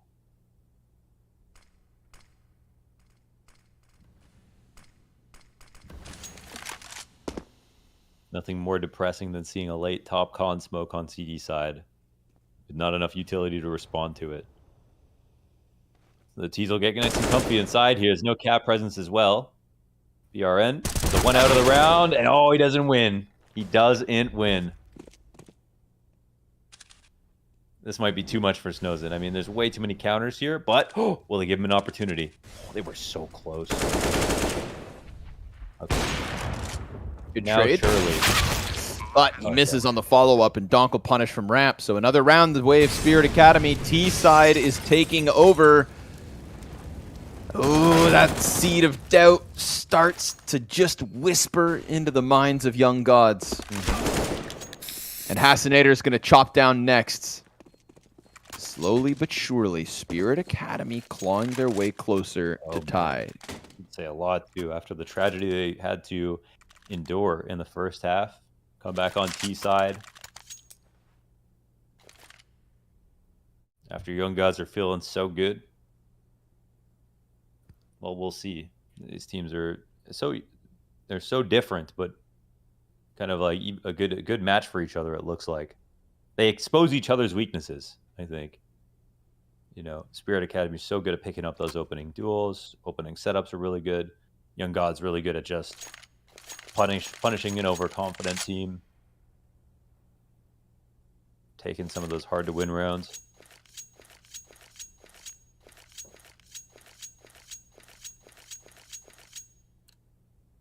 After this, they should practice against each other. 30 more rounds on Mirage. Yes. Young Gods say, damn it, can't we play Ancient? True. For now, they'll have to hold off. Let's see if the Deagles and the 5-7 have a little bit of magic on them.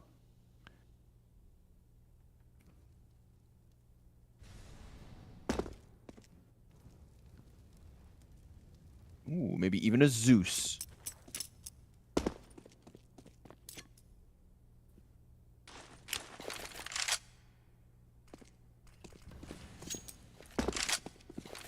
Will they accidentally go A? Looks like they may. Okay, no smokes here, right? So the thing is, if this exec goes right, they molly the balconies. They clear close ramp, they molly sandwich, they molly triple. They should be totally... Oh, they're going to contact. Uh-oh. Uh-oh. Pistols for 2, 3, 4! And the last man's knocking on the A site door. Quail, he is all alone in an instant. Venom Zera the 2. Next in with 1. Ladder player goes up. Quail, you are surrounded, brother. And it's not about to get any easier. Snowzen, he'll be burned into the open, but he actually dodges back into the CT spawn, so he won't be exposed to the AK. Venom Zera climbs back down. And they're giving space to Quail. He tries to turn it around, but the pistols pay off. There's the magic. There's the upset. And there is Godsent finally getting in with a round on the CT side. Yeah. Listen, they're very lucky the round came back to A. But Spirit Academy, they could have still won this if they did their exec. All right, so contact plays are fine, right? But they're actually going to work better in rounds where you don't think there's an op in CT on a full buy, that kind of thing.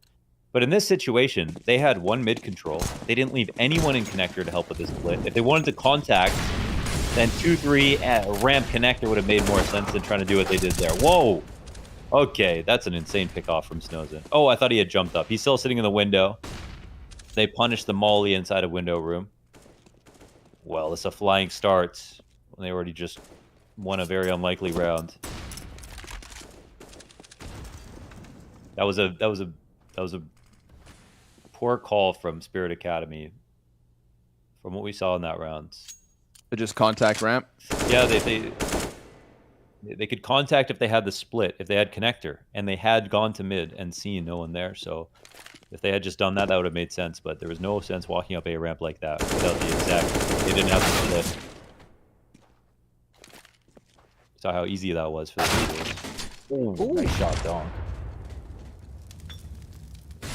Venom Zera, though, just going to try to play this silently. Hope to go unchecked. And sure enough, he will. Ooh, perfect from Venom Zera. 3 kills on the round. Locks this one in from playing back on bench. Just chills, waits, and easy does it for the final 2. That's a nice spray. 90 plus ADR from Venom Zera, who started out 0-8 at the beginning of this game. Man, he was 0-10. 0-10? Even worse. That's crazy. Yeah. Yeah, hell of a recovery. That's pretty good. Oh, he's ahead of most of his teammates now. My God. Wait, he has the most ADR on the team. Well, how is that? Oh, he's just turned this around impeccably. Wait, he's top fragging. What the hell? I don't even know. Yeah. I mean, okay, there was a few ecos in there. We saw them. But still, top fragging? Top ADR? What? They called them gods for a reason. True. Venom Zera, the Undying. Oh, he was dying a lot. Yeah, actually, yeah, true. Not undying at all. Next, that wallbang comes in through top mid. Art Frost, the X Factor, comes through from Palace. That's the bomb actually on his back. He's inside of CT spawn with an M4 now. Snowzen's over towards jungle, so Artfrost, just grab what you can, really. Plant that bomb and hope that the T's rotating over can maybe even catch counter-terrorists mid-rotate. There's a chance here, but that chance quickly comes to an end. Next connects to Zontic's head, the wall bang through from Venom Zera, and it's got to be Donk v4.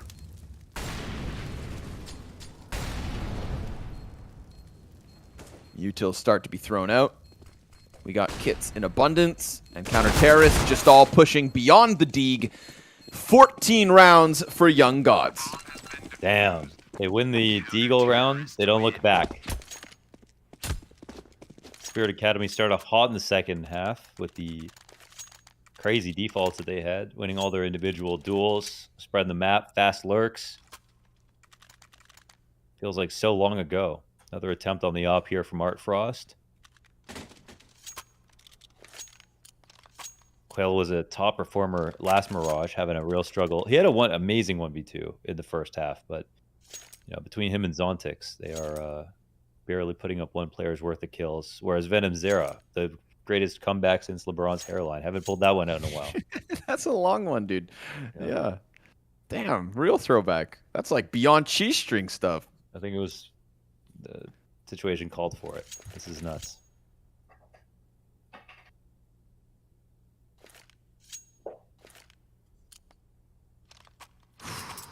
Two to go, Young Gods. Feels like they earned this with some of those rounds in the first half. It's a hype game, man. This game, win this map, I might have an apple juice. Whoa, no. I actually love seeing Snowzen get that amped, get that hyped. Yeah, for sure. When he put the impact in, us as Counter-Strike watchers. Hold on. I'll get philosophical in a second because BRN's going to get active. Oh, he catches him playing around with bombs. Zontix, no gun out. Donk a little bit further back. Snap of the fingers, 5v3. Oh, what a duel. How often do you see that? And they kind of just leave it, which is fine. But they have exposed the timing. They have a weird setup. Okay, Venom's watching this.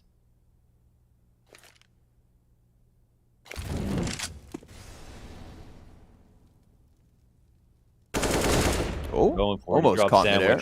Yeah, there it is. Though.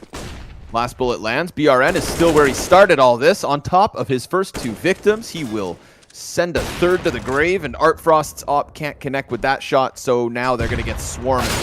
Artfrost dead to rights. 15 secured off of BRN's 4K. Just decides to take this round into his own damn hands, pushes down ramp, and murders everybody in sight.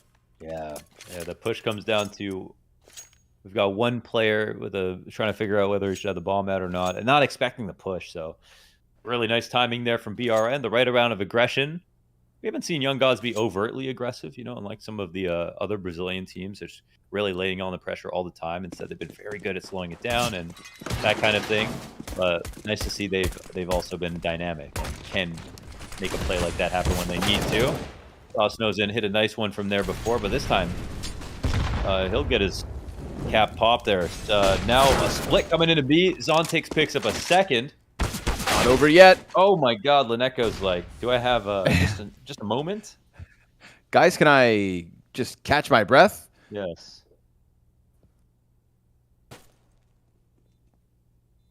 No, sir. No, sir. Spirit Academy, just a rapid one. Throw it. Throw it at the wall and see what sticks. And they get that cat play under wraps. B-site crumbles because of it. They took the support system down from beneath them. Next, looking to hang on. Of course, the economy is still so strong from Young Gods that this one round for Spirit Academy, it's not going to be a freebie after the fact. However, it is a 10th. So 6 match points. 1 of them survived. 5 more to go as Zontix comes through with a late game 3K, but that's going from 6 kills to 9 in this match. He's got more to offer us. We got to see what else is in the tank. Yeah, seriously. Well, that was pretty compelling. But there's kind of a canyon between the Young Gods and the Spirit Academy right now.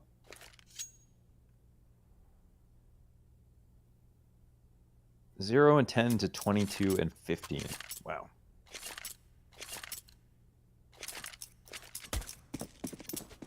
I mean, usually when the comeback happens, the players died so much that, you know, even when they get their kills back, they're barely positive. That's something else. Oh, they've really interrupted the smoke, but they layer it up on Cat. Coming through, maybe.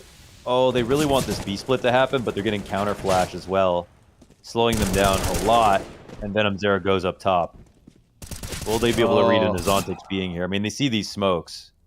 Is it the one and done? They're getting, yeah, they're getting so called out here. They tried to rinse and repeat. Zontix for the entry, gets dinked in the process, goes down for nothing because Venomzera has had the recovery of the season. Yeah. What a ridiculous turn of events. If we were 10 rounds into this game and this guy had 0 kills, you could not have pointed at him and said he would finish this map top of the scoreboard. But sure enough, that is what looks likely. 2v4 attempt. Young Gods did it to them. Spirit Academy have to hope that they can turn this one upside down. And they're being given a little bit of space on this A site. Fascinator looking for the bomb plant. Seems like it will be offered over. Ramp Lurk could come back from next. And if he strikes down Art Frost while he's not looking, then it's real problematic for Spirit. And that's looking... Whoa, Jesus. Okay, he looked. He looked. Want to line up both. Way too much. Fascinator comes back with the response. That's 1 kill, 3 to go. 99 HP. Venomzera locks it in. There Patience it is. pays off. Wow. The fact that he gets that last kill, and you can see what it means. Young Gods, well earned. A second win this season. What a map. What a performance from Young Gods. That was just inspirited play from beginning to end. They dealt with this start from Art Frost. I mean, even, like, you know, ends the game, 20 up kills, like, not very many deaths. They survive all that into these mid-round situations between Next and Snows In. A great clutch from Snows In. Lots of great 1v2s this game. And yeah, what can you say? Venomzera's come. I mean, this was a movie basically for the Young Gods, all inside of one map. They've got a lot to be excited about. I think things really came together. And if they only won one map in this season, I don't know if anybody would have batted an eye. For the new teams, there are some teams now that have played for so long that you would have tempered expectations. But no, I mean, I don't even know how far they could go now. They look very good. So watching back these replays, I have confirmed Venomzera 0 and 10. His first kill comes through in round 13. Wow. Round 13, he only starts getting kills. In round 13, only 25 rounds. And he ends this 25 and 15. That is just, I mean, I don't know if I've ever seen that. I haven't. I genuinely don't know. Especially not with that few deaths, you know. Like, he ends with the least deaths on his team. Wait, no. He ends with Venomzera, 15 deaths. Oh, sorry, I was looking at Art Frost. Okay. Which is still just freaking crazy, man. So from 0 and 10 to 25 and 15, he essentially goes 25 and 5. Wow. From round 13 to round 26. Take an absolute bow, Venomzera. Yeah, that is wild. And honestly, let that be a warning to any other team that has a hot start versus Young Gods. If you think that a hot start means you have a win in the bag, then you've got to pay the piper that is Venomzera and hope he doesn't have a recovery. Ends 1.67 KD, 93.6 ADR after being 0 and 10. Yeah. Yeah. Has a better KD than Art Frost. Art Frost started 14 and 4. It just doesn't make sense. He started 14 and 2. He had a 7 KD at one point, and Venomzera was 0 and 10. Nonsense. I don't even know. That's actually so sick, man. And he did it with a rifle. That's crazy. Yeah. Nothing but a congratulations to the Young Gods and absolute respect to Venomzera. That's mental fortitude, man, to turn this one around. Yeah. So they'll pick up their second win of the season. And now, folks, we get into the thickest, the juiciest, the meatiest match of the day. It is the champions of MOUZ NXT versus the challengers of Fnatic Rising. And we'll see you guys in a few minutes for that spicy matchup.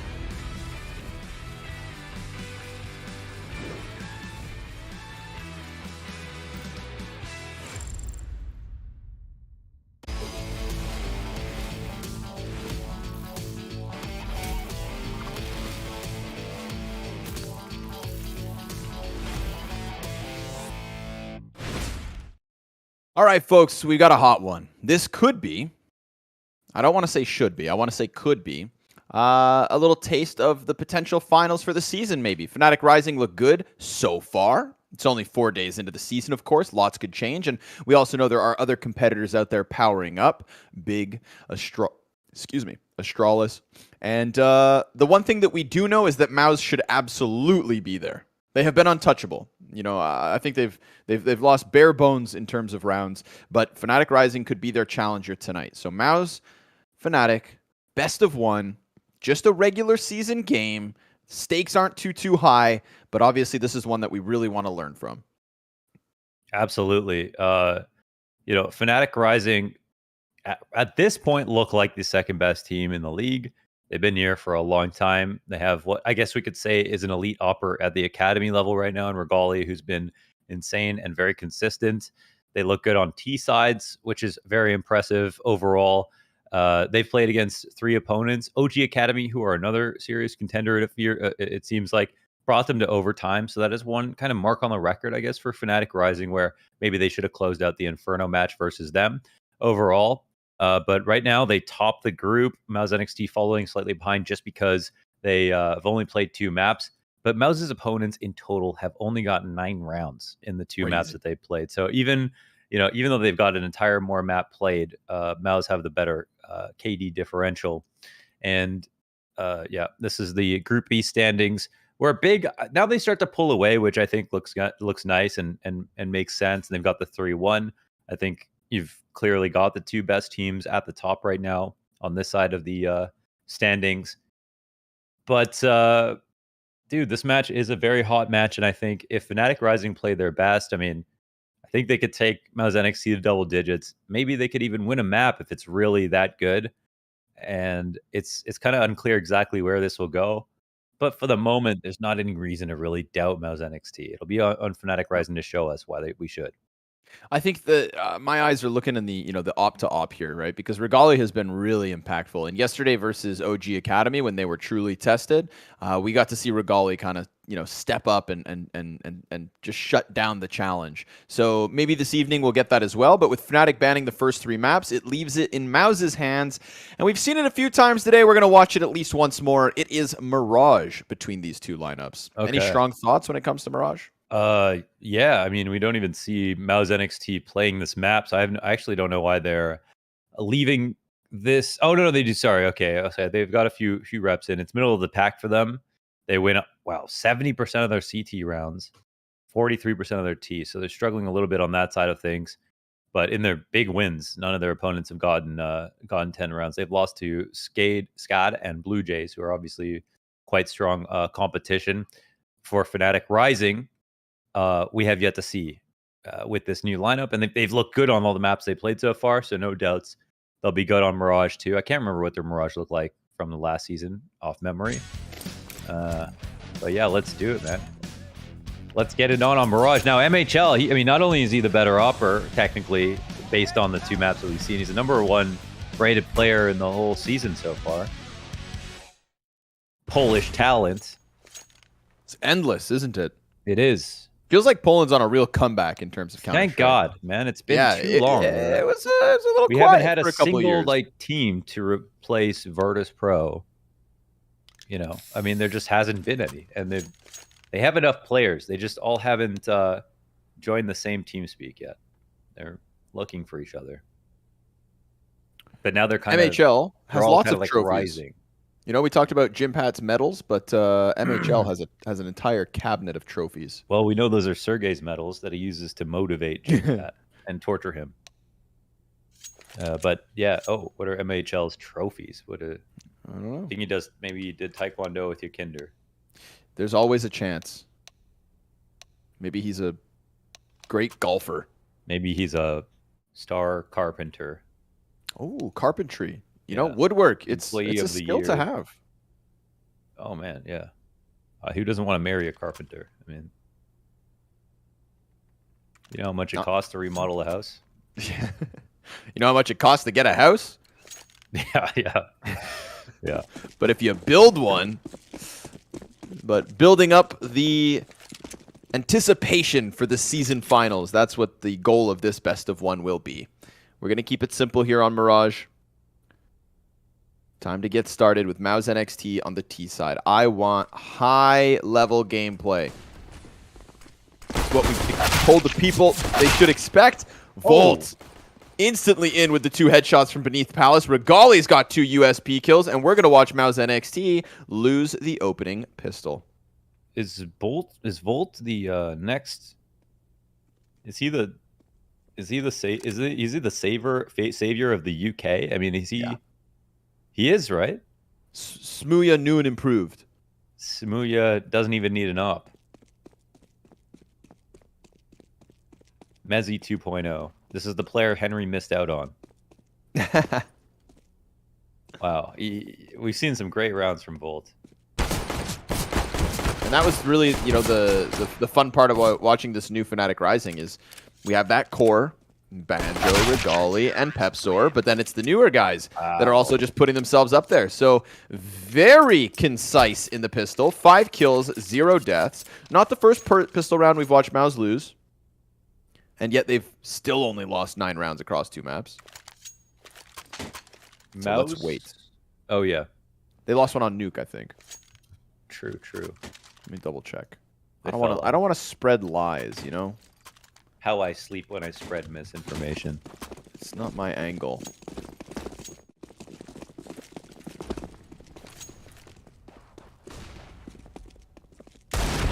No, I did lie. They didn't lose anything versus Eternal Fire. Okay. There's a Deagle kill. Exertion going to kick this off. May not get kills in the pistol, but with the bigger pistols, he prevails.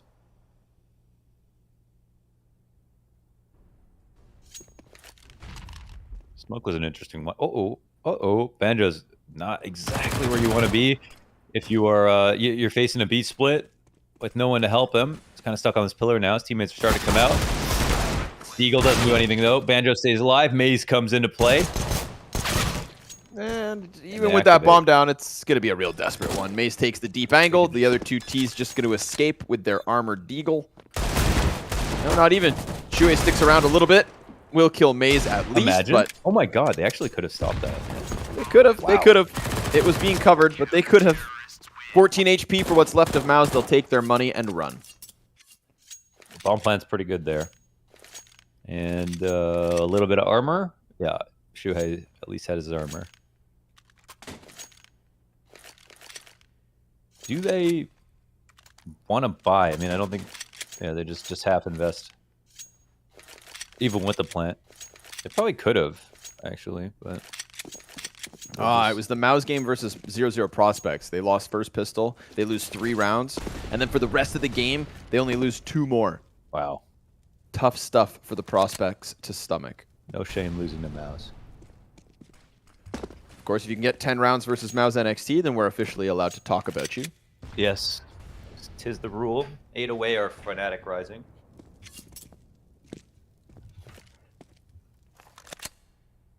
Galil for Shuhei.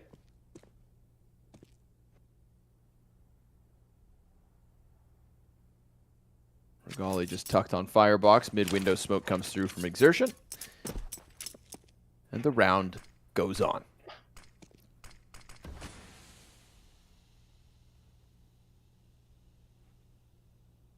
So just a jump spot. Gets the contact he's looking for. Confirms they're out there. And Volt's going to do the exact same thing. It's all about dodging this Galil from Shuhei. And he is the 3rd player within mid. Shane was hoping that somebody would put their head in jungle, but now he's smoked off. You'll have to wait. 45 seconds remain. Oh, playing for info and doing it so well.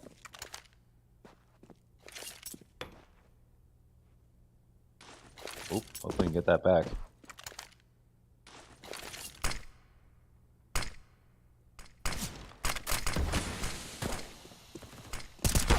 Waits.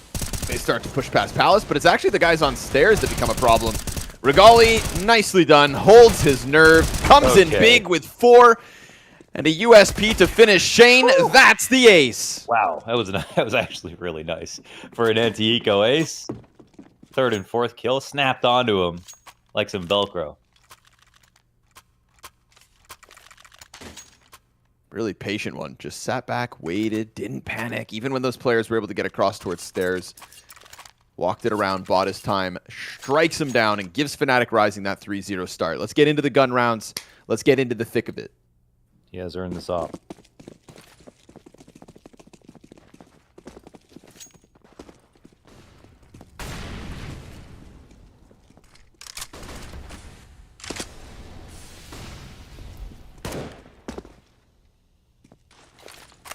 Classic look here from both squads. Ooh, should we had a moment actually. Could have sourced one. Finds him. Oh, Regali and Pepsor both get one here. Wow. Jesus. That's half the A split done.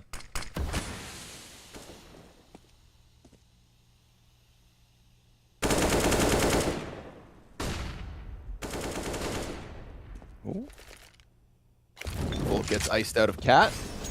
Something back the way of MOUZ, but still so little to work with. Still such little HP on 2. Jimpad's going to be boosted. Are we sure that he's Sergey's brother and not Dustmaret's son? Dustmaret's not good at CS, so I don't know how that. Oh, you're right. Although I did see that the No Majors Club put on a show match the other day. Have you seen this? Have you heard about this? No, I didn't watch. Well, take a time out of your day. Jimpat, not going to find anything here. We're just waiting for the contact. And obviously with the deep palace position from Fnatic Rising, there's no real rush. Still enough util to maybe cover things. Shane sussing out Tetris. Safe enough to go for the bomb plant now, as long as the spam doesn't come through. But sure enough, from Catwalk, there it is. Right on cue. Banjo fires deep. Still enough time for the plant, of course. Oh. But Banjo finds Jimpat instead, not the bomb planter. So they can't deny Shuhei his chance to go for the clutch. He kills the Palace player. Knows one's coming off of Cat. Leans back a little bit. And of course, there's so much util still here to just cover up that bomb that Shuhei's job is going to be made very difficult. MOUZ takes first contact and wins out the kill. 3 alive as Fnatic Rising find a 4th. I think the better team is winning, Connor. That is what's supposed to happen. But we did know, statistically you noted, of course, that it's a weaker T side for MOUZ, correct? Yes, much actually. So okay. Crazy part is 70% of their rounds over like 6 maps come on the CT side. It's actually, what a discrepancy. I don't even think I've seen that on any other team go that high. That's crazy. So yeah, they have to work on their T sides, but at the same time, they don't really need them. Oh, the jump gets caught, punished. Shuhei around that corner as fast as he could be. Shane's waiting for this exact ramp push. He sees the legs of Pepsor, but he fires off before he can confirm the kill. So Pepsor leans back. MOUZ tucks in closer than that. And with that smoke grenade, Shane's going to come chasing in right into the crosshair of MOUZ. Gives the man advantage straight back. And Exertion with fire on his feet has to change sides inside connector. Pepsor looks to line up the wall bang. It's not quite there. But the players will push past Cat. Shuhei finds his contact. MHL gets the trade as MOUZ goes down. 1 and done. Pepsor's patience pays off because Exertion goes for his peak. And we're back into the 2 versus 2. Yeah, look at these trades. Insane positions. And Volt, I mean, he knows now he should be able to get one. They're going to run around. Probably not going to assume he's there. Really well done on that opening. MHL versus Volt in the site. And Volt is going to make this as confusing as possible. Which side did he get off to? And does he even have to go B is the question. Volt, does he want to peek wide? He actually gets over to Van. Oh my god, there is an opening here. MHL sneaks out. I think at this point you just run. Yeah, the rotations are there. You don't see anyone off Cat. I think he's going to commit, and they want to play this together, but this might be enough space for MHL. Just run the risk and go. I think I'd rather be MHL in this spot, even though he's just by himself. He's planning open to push to wherever he wants, actually. Wide on triple. Let's get a test of this rifle work from the opper of the squad. Ooh, okay. Smoke here on Volt. Puts it down on top of the bomb. That's going to bring MHL back into the action. Jump over from Volts, and that is where this one ends. A fifth for Fnatic Rising. Back-to-back rounds where there's a little bit of life in these mid-round moments, but Fnatic Rising keep racking them up. 5 straight to start. Could have been a touch more stylish, I feel like, in the 1v2, but it's a situation where basically 1 kill is the round right there. I was thinking maybe takes it to jungle, pushes into CT, but he doesn't. I guess he doesn't know exactly where Pepzor is coming from as well. And the smoke helps out a ton. So Fnatic Rising, yeah, they're on a streak, and they'll try to keep that streak going with the double op setup. MOUZ, where's he at? Underpass right now. But it looks like it's a kind of a misstep. I mean, it's fine. We've seen this before, but it looks like they didn't plan on this happening. And right now they're putting a lot of pressure on upper B, which could actually lead someone into underpass. MOUZ comes back up. He misses his first shot, and he just dies. That's where protocols need to come into play. Like, how do we transition into helping him, even if he was supposed to be on cat?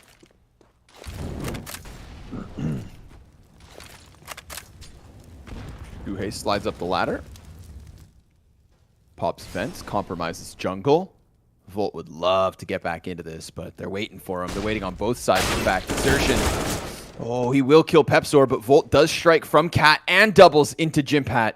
Damn. Clears him off of the bench, and now Exertion. I mean, they know exactly where he is. He's locked into this spot.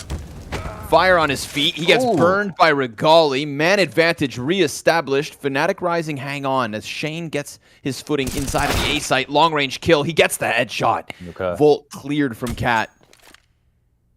But where's the plant going to go down? That's the question. One Molly, they could try it on CT if they'd like. Oh, they could plant opposite jungle. Default as well, yeah.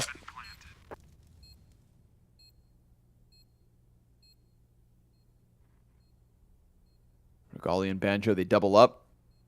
They've got a smoke again for bomb, a flash as well for Regali. Flash goes out to just try to get them in. Shane playing this more forward spot within Sandwich. That could catch him off guard. Regali worried about it all. They start to peek. There, sure enough, as Shane swings out. Banjo gets back into the cover, and he's not able to answer back to survive for MOUZ. Good spot from Shane, and you could see the Opper worried about it, but nothing he could do to stop it. Yeah, close call, and he has a teammate trying to get in front of him a little bit, so he's watching it, but he's looking at other things too.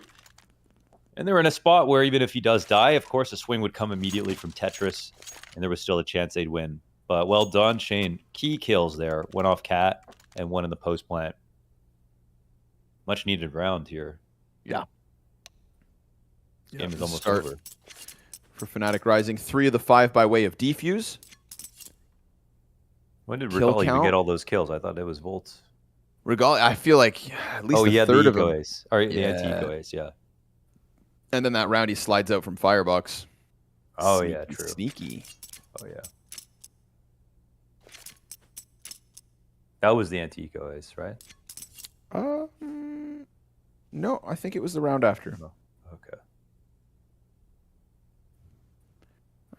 I do believe. We look to MOUZ NXT. And we see Shuhei up there now. Shuhei on Nuke versus Eternal Fire was the god. The god. Completely destroyed them. So, always fun to see an IGL go hard. I know. Something about that. When Kerrigan frags, I literally tear up. And what about when he wins a major? I just wanted to see him cry. Give me the satisfaction. He didn't really cry until later. Yeah. I'm sure. Afterwards, I took a picture with him coming out of the elevator, and Simple walked by and bumped into me and said, "Fuck you." But he was smiling. He was fine. He's already won his major. He's good. That's funny. Counter-Strike. It's a good lot. Yeah. MOUZ NXT. Good guns. Simple was out there, and actually, at like 3 a.m. when we were leaving, he was signing autographs. All the way. Yeah, all the way to the end. Yep. Damn. It's a good player good best player of all time, I think. You know what I mean? It's okay. Nobby, Sometimes you can get unlucky, you know? Yeah. In the wrong game, you got the wrong guy at the top, but I think we got the get right a weirdo. one. Yeah, you get a weirdo. Not in Counter-Strike. Nope. Simple and Zywoo, you know? Zyborg. It's actually simple and brokey, so. Okay. One of them's weird. We got a tech issue here by the looks of things, so bear with us, folks. It was nice in Antwerp when we were in the Face It booth watching the grand finals that I saw Zywoo and his entire family hanging out in the box. All his half family, right? Yeah. A bunch of the half family. Yeah. So not full Zywoo DNA, but he was we there. Still don't know actually if he's actually related to anybody. Or if it's a paid, it's a bunch of paid actors because he was actually developed in a test tube. Yes, we don't know. There's a chance. Yep. There's a chance. We just haven't seen any evidence to the contrary. That's all I'm saying. I think Zywoo is another good example of like, if he was world's #1, that's worth. Wholesome guy. Oh yeah. Except for he is a really good liar because he could speak English this entire time. Yeah, can't trust him, man. Pepsor bouncing between the walls here. He literally drinks milk.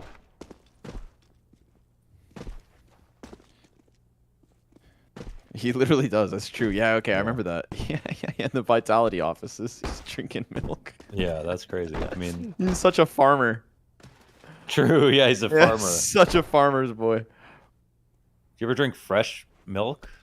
I know some guys who did growing up. Because it's kind of like they'll drink it warm. You want it to be pasteurized, right? Yeah, they'll drink fresh warm milk. Right. Have you ever? No. No. Okay. Can't wrap my head around that. Yeah, it's thick too, man. Yeah, and it's like it's got like pulp basically. Yeah. Let's just say it doesn't come out strained. Yeah. Yeah, I like my milk from a box. Yeah. I'll take the commercialized stuff. Yeah. Although I do get eggs. I mean, it's actually that's very different. Never mind. Wait, what were you gonna say? Isn't it? What do they do to the eggs before they sell them? I don't know. Wash them. Okay. Well, yeah, they definitely wash them. No, but it's like the chicken's environment is a little bit different when the eggs are from Sophie's parents have a neighbor here, just 10 minutes down the road. They have chickens in their backyard. They got like 5 chickens in their backyard, but 5 chickens lay a lot of eggs, like more eggs than you would think. So they just give away cartons like one a day. Or is that too many? Maybe one every couple of days. That's crazy. Okay. But if you have 5 chickens, that's maybe it is one a day. How a lot. Either way, I mean, chickens lay. Almost how do they make them each day? That's like 3 dozen. Yeah, 1 egg. A hen can lay 1 egg in a day. That's a lot. And some days they don't lay eggs. But if you had 5 eggs a day, by the end of the week you've got 35 eggs. You're full. Yeah. So either you're eating a lot of eggs, or you're giving them to people like me. Okay. So we get fresh eggs. Nice. From the backyard of our neighbor. That's tight. It's a good life. Wait, right now? Yeah, still to this day. That's awesome. Yeah, my breakfast this morning, backyard eggs. Wow. That's kind of cool. Apparently he's going to get a goat soon. And then we'll get milk. Simple? Okay. Tech pause over. 3 guns in from Fnatic Rising. Deagles! Okay. MOUZ hits the 2 headshots with backs turned to him. Don't sleep on it. The fire goes out as well. That plumy smoke to the side of him actually gives a little space for him to work. Pepsor comes over, and with the 3 guns, all they really need is MOUZ on the Deeg. Suddenly, MOUZ NXT lost on the A site. What are we witnessing right now? We're watching Fnatic Rising beat MOUZ. How good does this make OG Academy? Very good. And I think that we'll see that when they play Zero Prospects after this map. Oh my god, it's coming up next. Yes, sir. We get more answers every Academy day. League is getting so good already. At first, I had no idea about all these new teams and how good people are going to be. But now I feel like I've watched a full season of TV. You know what I mean? Like I know the characters, and it's great. I'm invested in the outcomes. That's why you guys at home have to come back and watch every day. Every if you day miss an with episode, yes. you know how much you miss? All the plot lines will be different. You don't know when Walter dies. Dude, you got to come back every day. Yeah. Because I'll tell you guys, I won't spoil the script, but we've got some plot twists set up this season. Yeah. I wrote them, so you know they're crazy. May or may not include MOUZ NXT losing their first season. I don't know. We'll see. Oh! Hanging on. Okay, Hanging on. He holds top con. Goes to the staircase. There are more challenges to be had. One towards ramp, one in palace. But neither of those players peek him, so he's going to pick up a third one bottom con instead. Or he'll miss the shot, and JimPat thought for a moment he'd have a chance to breathe. But no, sir. Regali, 3 kills. Shane digs him back. What goes around comes around, but there's nothing else behind this. Shane finds MOUZ with a little bit of damage as well, but now the CTs start to swarm all around him, and he is locked into Tetris. It would need to be a miracle. 1 shot with 3 bodies to line up, perhaps, but not this time. 7 rounds to 1. Scariest part about Regali is he always just looks so exhausted. Right? But if you didn't see his camera, you wouldn't think so. It's because he's sick of losing seasons of the Academy League to MOUZ. True. Think about what that Maybe takes from we'll a man. See Regali's first smile. They win this match. I mean, he has to. Oh! No, almost. I think someone said something funny to him, but he made sure not to laugh. He tried not to laugh. Oh! See ya! Damn. Right in the pants. Shuhei falls back from that boost. Regali's going to go ahead and try to claim all the space he can. He knows there was a second. Okay, dude. My guy. Damn. My guy. He gave him a warning when they played OG yesterday, and Regali was just shooting hot. And now, all of a sudden, MOUZ NXT, they're feeling the full effect of the wrath, but bringing it back is Exertion top middle. He's got JimPat next to him, so 2 Ts to push forward with the 3rd back in spawn. And there are openings here. There is definitely space made from that kill from Exertion.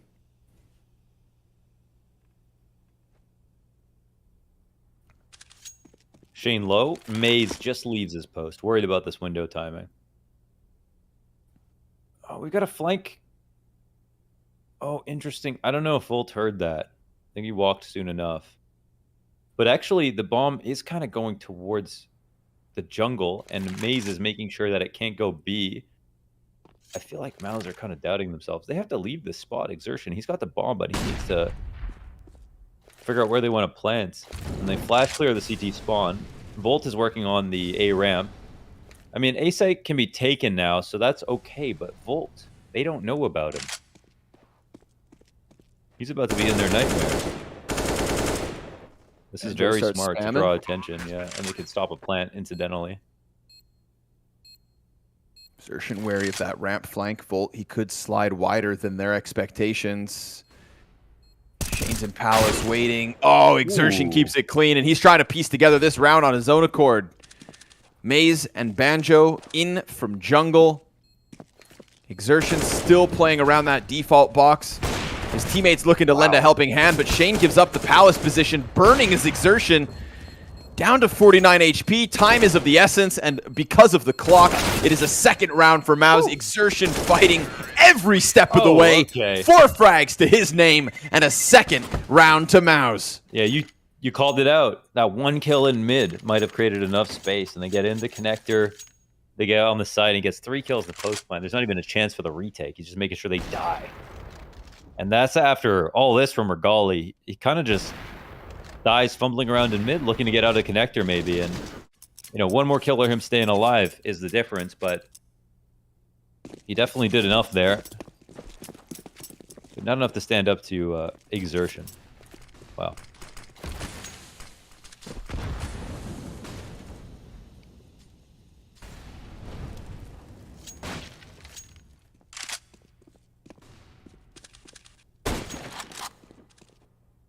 Ooh, just a scout.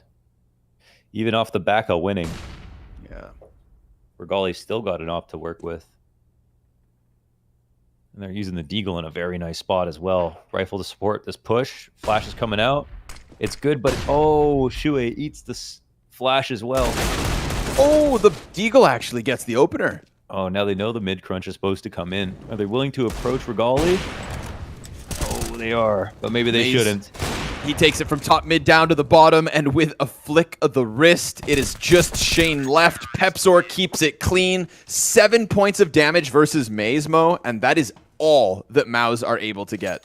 I love how, like, that buy right there was 3 rifles, 1 op, and a Deagle, and they put the Deagle in the absolute best position possible, and it counters the entire setup. I mean, you know, they made it look like they just had all the perfect guns. They had the op on connector, watch top mid. It was a late mid attempt from MOUZ NXT. Wow, they really got exposed there. And that's off the back of a round win, the scout versus the op from the winning team. And now they have to save. I mean, they can be as good as they want over on CT side, but they need to be able to make sure they don't lean on a pistol or they're going to get crushed. I mean, fnatic Rise is going to be just fine on the second half too. I mean, so it's not going to be one of their easier opponents here.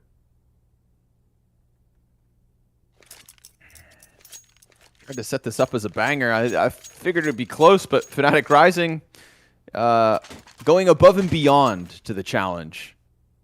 And MOUZ is still struggling to get an answer up. Desert Eagles, Tech 9. Well, this half is coming to a close. Actually, they lost in overtime versus AGO on this map. That's a pretty good result.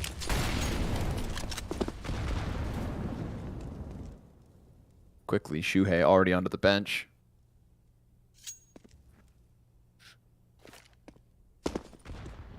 Regali is just very much playing CS right now.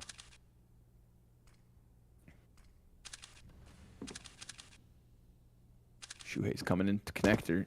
Could he slip past? Yeah, there's an opening here. Yep, he senses it. Being watched though, right? From window by MOUZ. There it goes. So no way to close that gap. Gets shut down, and now that's going to leave MOUZ stranded on an aisle in the sense that they have to come hit this B site instead. Jimpat falls to the ground, falls to Volts. Volts repeat, good for a second, and then the Van player is going to have a shooting gallery ahead of him if exertion continues on. Total lockdown inside of the apartments, a 9th for the CT side of fnatic Rising. Wow, crushing, man. Domineering presence here from fnatic Rising as the off works well, the setups look good. I feel like we can look forward to their T sides based on the T sides that we've seen already. If it was Nuke or, you know, Inferno and overtime especially, they have really, I feel like, proven a lot with this roster. This is more than impressive. The challengers show up. Yeah, they'll still position as the #1 team in the group with this win. That's the thing, right? Is we kind of hype up fnatic Rising as the second in position, but MOUZ do have the biggest targets on their back. Yep. fnatic Rising coming into this one knowing that they want to kind of turn the tail. Could be upset expectations. Yeah. Maybe not the perfect veto for MOUZ NXT. I was a little surprised to see Mirage come into it, but they do have reps.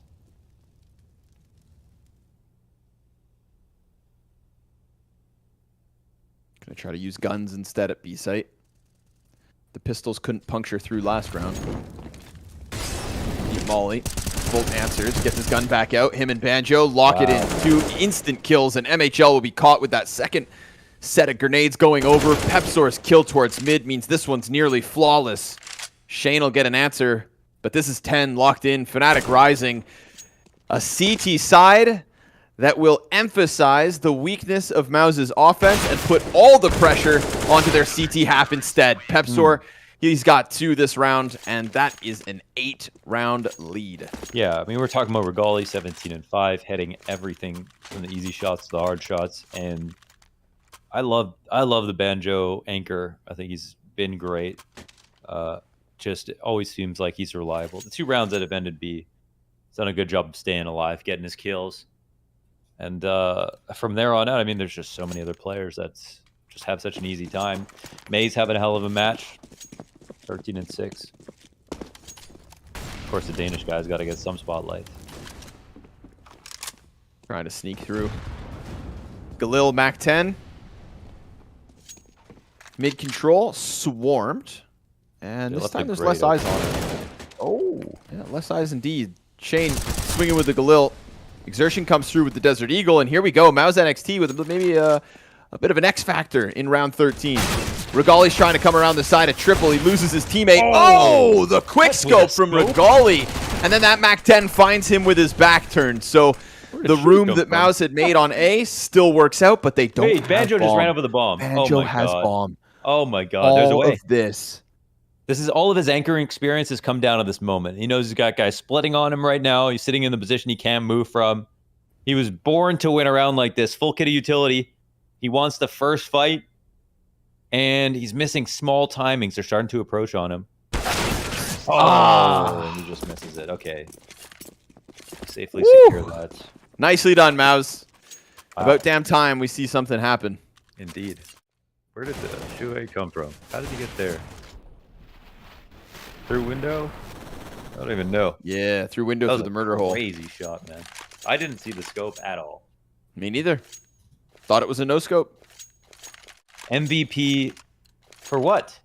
I think that was a Meisterschaft. Like, or excuse me, no, that's the German one. But the, you know, the ESL has those regional events. I think that was the Polish trophy. Okay. The Perla staff. Yeah, sure. Shane kills Pepsor. This half's not going down as easily as Fnatic Rising want. A little bit of heartburn in round 13 and 14. Man advantage. Oh, they're bringing some tempo now, killing them early. Getting away with these connector lurks.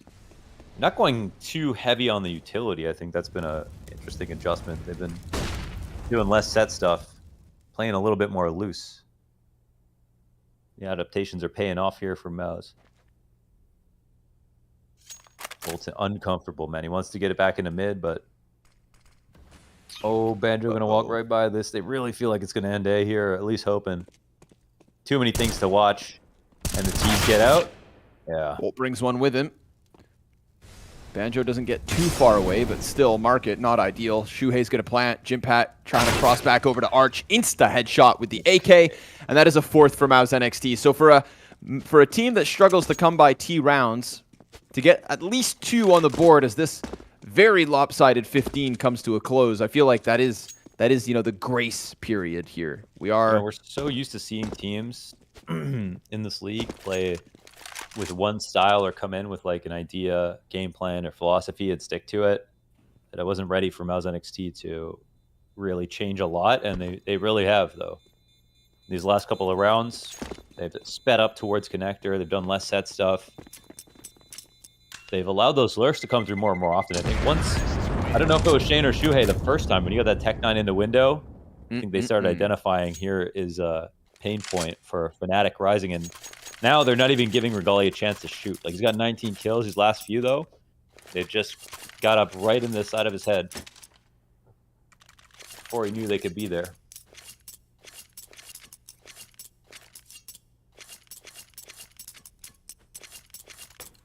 One more to go. Fnatic Rising don't have the buy to stop it, so 2 rounds in the rest of the half and then 3 to close. It just gives them that little bit of wiggle room and dampens our expectations of an early close. But Volt, even with 1 of 3 weapons, will still get a 5 versus 4. Jimpat, nice spam into MAZE. His legs get taken down over the side of the smoke, and even yet again, Jimpat doubles back. We've got nothing on this B site for Fnatic Rising. Nothing whatsoever. They broke his shit, too. 2 Deagles in the ramp. Information, at least, and now I do see the movement. Volt, he's trying to get into that B site. Util starts to come in. He wastes no time and runs forward. He's worried about Cat, but the mid players are actually still leaning pretty far back for MOUZ. There's no real commitment off of this just yet. Just comes down to if they're really going to watch their flanks here. Ooh, there was such a moment here for Pepsor. They're kind of forgetting about it, and they have to organize back onto Cat. So they come back to a beautiful shot from Pepsor. He probably Exactly only what has they a chance for need. that, too. That keeps the Opper occupied, and Volt. No, it's not even him. It's actually Regali's op to Wait a snatch second, but Jim the Pat. Op's still going up Pat. Oh, Pep's okay, Let's dude. go. Wow. That's main roster experience, baby. Right. 2 Deegs in round 15 to help Fnatic Rising find an 11th and to stop what was looking like a streak of victories for MOUZ at the end of the half. 20-7 is Regali. That's more of what we had yesterday versus OG Academy. Exertion takes to the top of the board for MOUZ, and you know he had that crucial round where he's able to get the mid kill, create space on A. That's actually what enabled both that and the follow-up. So, Just like to say, my boy Banjo, least deaths. a survivor. That's right. Life of a B player. Regali, though, up dominance. Look at this shot. Damn. You know, four might be enough, well, based on the stats. So Yeah. we'll Yeah. see what the next half looks like. Yeah. MOUZ, for some reason, just consistently underperform on T side and go crazy on CT. And actually, that might be a symptom of starting CT in a lot of their matches. That's also something that could be.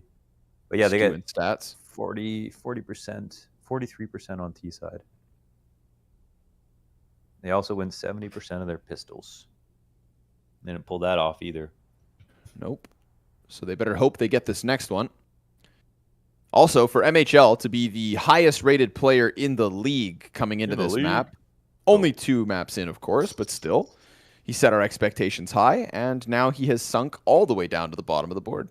Yes. That is a little bit worse than Regali. You know what they say, right? But on The bigger CT they are, the harder they side, fall. What they say? It's a new day, my boy. Little South Afrikaans.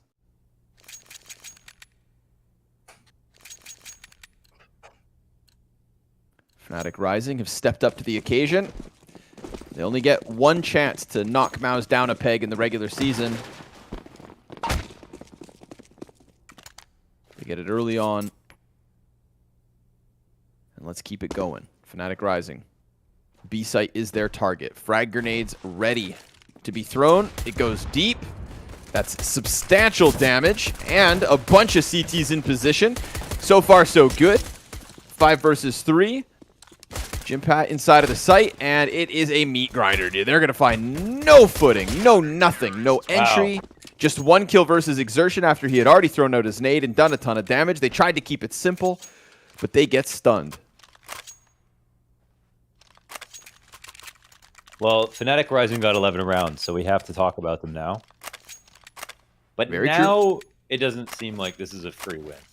So, no plant there either. MOUZ NXT live up to their name on winning pistol rounds. Grab the second one. Make it look not very close at all. But they actually overinvest here. That's kind of surprising. Knowing that they didn't get a plant, kind of surprised that they go for 4 Fomuses and an M4. This is not placing a bet on your future, you know? It's good to get the MP9s. Maybe they just feel like, well, right now we need to focus on rounds.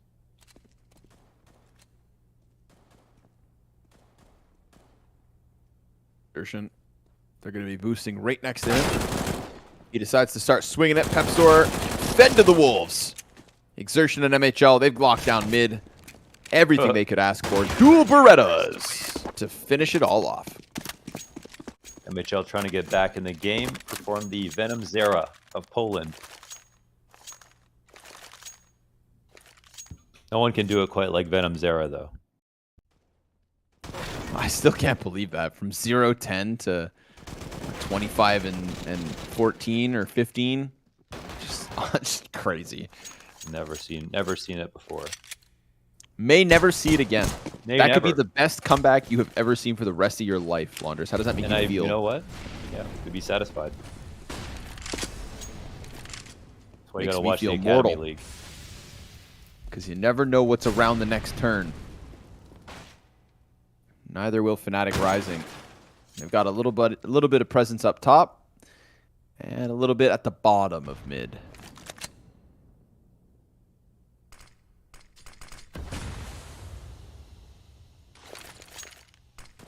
Such a good job in the first half. Surely they close. Can't let MOUZ retain that polished crown. You can't let him get away with it. Nice wall bang here from Pepsor. He sneaks into the ladder room, goes for the reload. MHL's going to chase it, and that's a second from Pepsor. Insta-headshot as he comes back through the door. What? Oh, he was getting waited for. That's so unbelievable. Jimpat will have to do so much, and this promise is not helping him out. Shane, he's dead as well. Another. Yeah, he stepped it up. 3 kills this round. And comes wide with Catwalk. Invites his whole team in. They didn't buy any MP9s. They have no money off of this round loss. If they invest, it's going to be real crummy. Yeah, 3 players on just 3K. And no kills there. That would even help. Just a couple extra frags. Oh man, Exertion invests instantly, but I don't even think that it actually makes sense to invest in this round. Ugh. It's pretty messy. 2 FAMAS, MP9 grenades. Yep, sketchy round. It's more of an opportunity for Fnatic. And the thing is that 5 alive, right? You reinvest when it's like a 1v1 because like if you win, then they're broke. But 5 alive, Fnatic Rising won't buy again. So very risky stuff. But MOUZ NXT, they don't want to see 13. Nope. They're going to try to fight here and now. Could be the call that costs them. Molotov on Shuhei. 2 players ready. Banjo gets the kill in an instant. And that's a half-health MHL trying to fall back as he loses Shane. Oh, Lord. Fnatic Rising arriving. Stepping up to the challenge versus the 3-peat WePlay champions. Jimpat gets popped on the catwalk. Volt's looking to come around into Sandwich. That's going to be the end of Exertion, and now it's just a half bar of health for MHL. Fnatic Rising on Mirage. Send MOUZ a message. Yeah, they do. And the game is not over, but look at the money, man. 2K a piece on a few players here. For the new players on Fnatic Rising to come in, have such a good start to the season, be able to take down MOUZ NXT in the group play, this would be huge for them. Wow. And in this fashion, too. No money left. The result of that last round force buy. So they didn't want to see 13, but now they're going to have to see 14. Yes. And then a 10-round comeback if they want the win in regulation.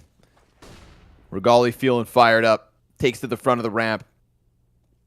Shane does go high, and there's a lot of players over towards the window, so there could be this quick swoop back. But they'll go through the motions with all the utility. Shane waiting for a chance to strike. Instantly gets popped. Regali already on the bench. He's going to start rounding the corners of jungle. Hello! Shuhei finds Regali and a gun. But there goes MAZE. From the bottom of mid, into connector with 2. And now the last man standing toppled. 14 rounds for Fnatic as expected versus just the pistols. Now that comeback either starts or MOUZ's flawless season ends. Yeah, we're talking about a last chance here. They got the good investment. What we saw in that last rifle round, ISOing Shuhei in the underpass, who was looking for a lurk kill. They identified him immediately. There was no real support there outside of his play. He had the smoke down in underpass, but they mollied him out, got that kill, and then every other lurk frag just went down perfectly. Volt on the A ramp. And they're trying to get out mid again. Ooh, lots will be spotted. It's a little scary for the CTs now, so they don't get a kill off of this. 4 players in this round have been noted. Good nade here on MHL, lands right on his feet.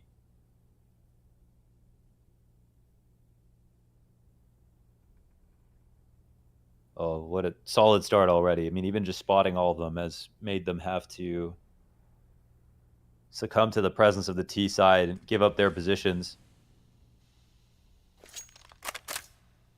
MHL, does he want to find a dry swing in through window? That would be obviously very risky. It comes down to the connector presence, if they can draw some aggro.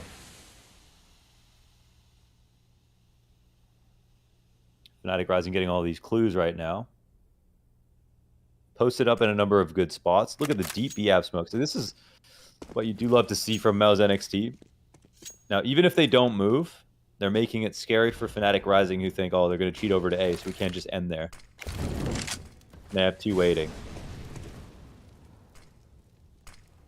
With 30 seconds, they have to get the bomb.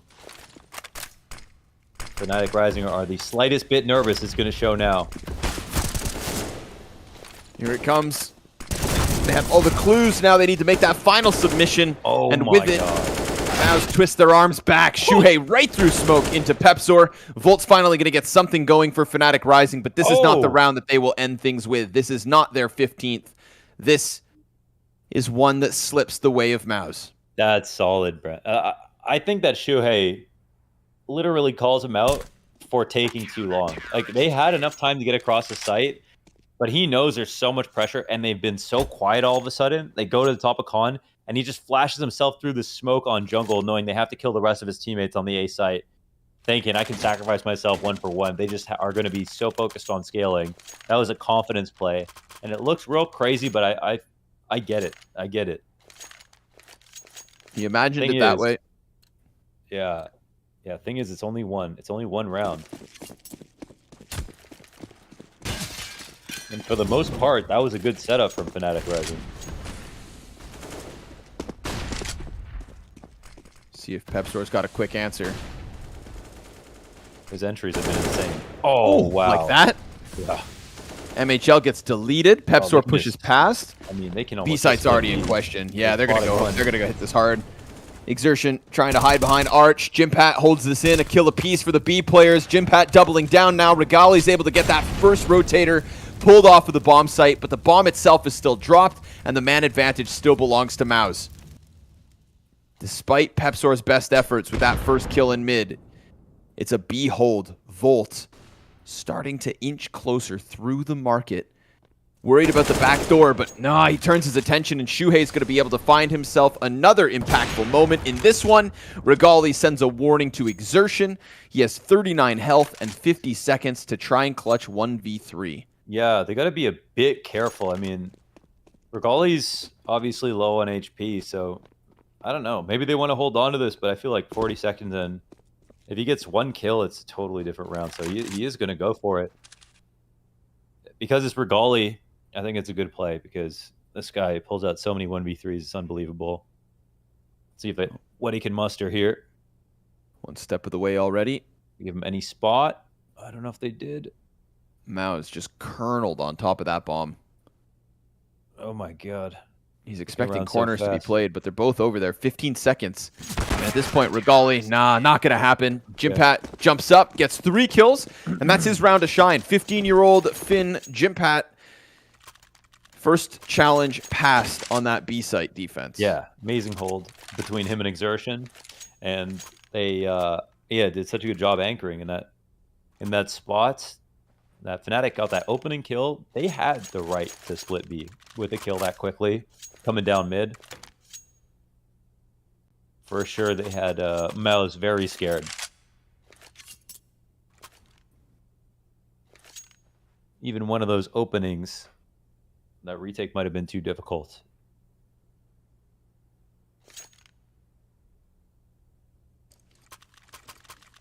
For the spot now, there's still money to buy.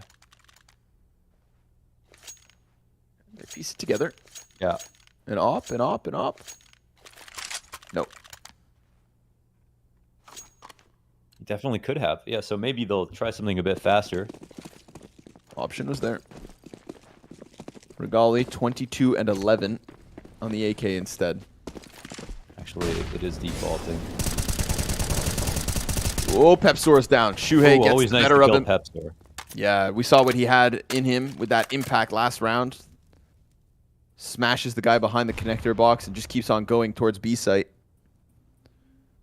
4 versus 5 immediately here. Fnatic Rising trying to fight this uphill battle.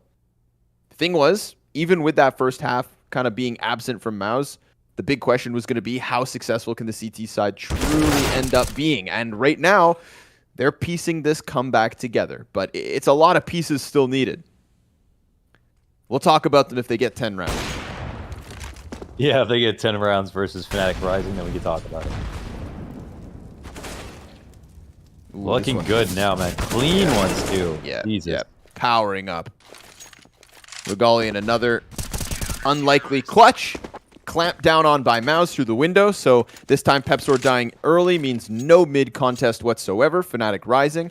Now in the economic dumps, so double digits, closer game. MOUZ We did NXT, really see it's Fnatic in there. Rising struggle to close out in regulation versus OG Academies. That was something. I mean, and so much of the game is mental at every level, but also, but I mean, this is if we go back 2 seasons, that was the huge asterisk next to Fnatic Rising when they lost to Big Academy and missed out on a spot at LAN playoffs. Oh, that was the Overpass game. Yeah, these guys. Yeah, it was golden and had Vertigo. to watch that. Overpass and Vertigo. Oh god, that was so brutal. Yeah, that was the hardest thing I've ever had to watch in Counter-Strike. I think. I mean, if there have ever been chokers in the Academy League, that's true. It's Fnatic Rising.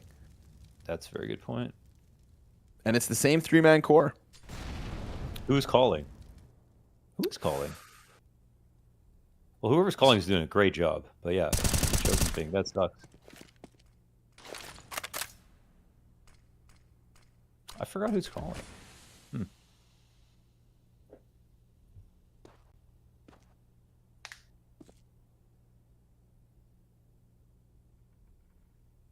Was that your knuckles? Yeah. Okay. Are you all right? Yeah, I just cracked him. Okay. I didn't even realize. Sorry, that probably sounded gross. No, it's fine. I kind of find it therapeutic. Now my hands feel better. Thank you. Now my thumb. Oh my god. Yeah, sorry, I'll stop. Okay, now do your neck. No, I'm too scared. Shuhei. Antique. Oh, they use this flash just to look. And what do they Take see? a little Everything. peek. They see everything. A little, just a little gander. Nothing wrong with taking a peek. Window shopping mid. Uh-oh. No. Pepsor entry. But, I mean, Shuhei still has the cross held. They've got that deep ticket player. I mean, it's all good. Exertion. He comes wide with a frag. Jimpat actually replaces the guy in jungle, and Pepsor trying his absolute damnedest. But MHL, that ticket guy was there the entire time. And that's a 10th for MOUZ NXT. 4-round game. Buyback from Fnatic Rising now. Yeah, maybe nerves come into play, but Pepsor is playing at the level where he could very easily get a 3K entry round, and that doesn't matter. Then nothing else matters. He's doing that good right now. So I don't know. They have the strats. Listen, if MOUZ NXT are the 2018 Astralis of the Academy League, maybe Fnatic are the FaZe clan and can survive their choking issues just by being too damn good.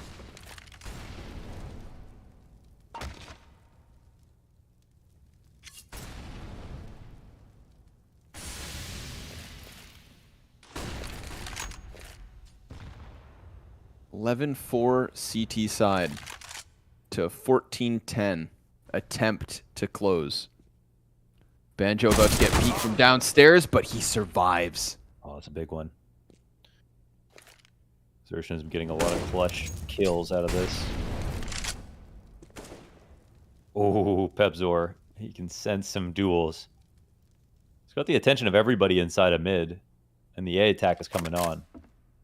Honestly, as long as they don't take too long doing this, they are solid. 5v4. The push is coming out. It's very timely, but Fnatic Rising have no reason to slow down now, and the full exec will be happening. Shane can't line up the spam. Smoke wall gives a bit of space for Fnatic Rising to try and cross. Again, continuous utility to make sure they don't push past that bench, but Shuhei will still come through with the frag on MaZe. Pepsor goes for the CT peek. Jimpat gets the better. Uh-oh. Flash in the middle. Banjo regains vision and isn't dead. Not for now. A push here from Shuhei gets punished into the 2 versus 2. 15 seconds to the clock. MHL backs up a bit, and Regali decides to go high. He misses his chance. Bomb's been planted. MHL comes in, and it's a fight of the Oppers with Regali on the headshot. Look at that sigh of relief. Look at it. Oh my Woo! god. What a shot. Yeah, he knows. That one critical. That one crucial. That one gets them 15. Wow. I cannot believe that shot. That is so nasty. Kills one in connector here. I thought he just both missed. kill each other's teammate. Yep. Boom. Oh, man. That is disgusting, man. Wow, for match point, too. They really almost messed that position up. They had flashes. They peeked into CT, died. They were thinning down, even though they were 5v4. MOUZ almost made their way back into that.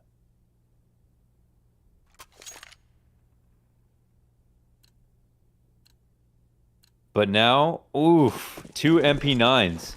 There is a chance here for Fnatic Rising to straight up close this now. Both teams are pretty broke, though. If they don't win this, I mean, this is a small comeback that will happen off the back of this win.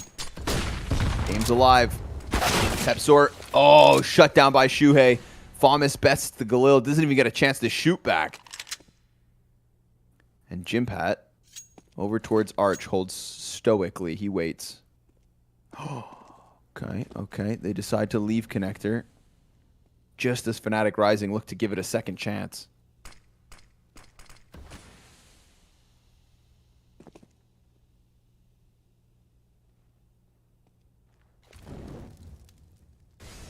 They've been finding these gaps in smokes, timings to peak, finding these small pickoffs here and there. The Polish duo on MOUZ NXT. They got the one already. Might be the key one. But they haven't been able to upgrade their guns just yet. Very late smoke. Banjo going through it, off the corner. Oh, and he dies MHL. That's SMG. Good for a double. Locks that one down, but here comes Volt. Double kill. A 1 versus 4, but the bomb's already being occupied, and that should be the end of him. But he seems aware of it. Shane's back on Cat. Shuhei ready to swing at a moment's notice. Still, he stays locked in. The fight towards Cat. The patience here from Shuhei. Enough to give them 11. That was an ace attempt. An ace attempt from Volt. He did everything he could with 3 kills, but it's not enough, and the game goes on. Yeah, the third one was pretty special, but just like that, off the 1v2-1 from Regali, and then 5 dead on the next round, Fnatic are dead broke.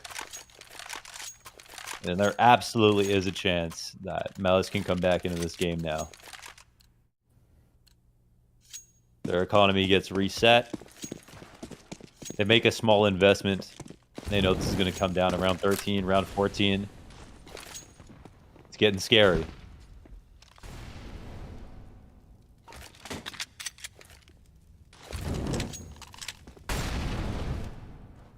They really do not play around on CT side.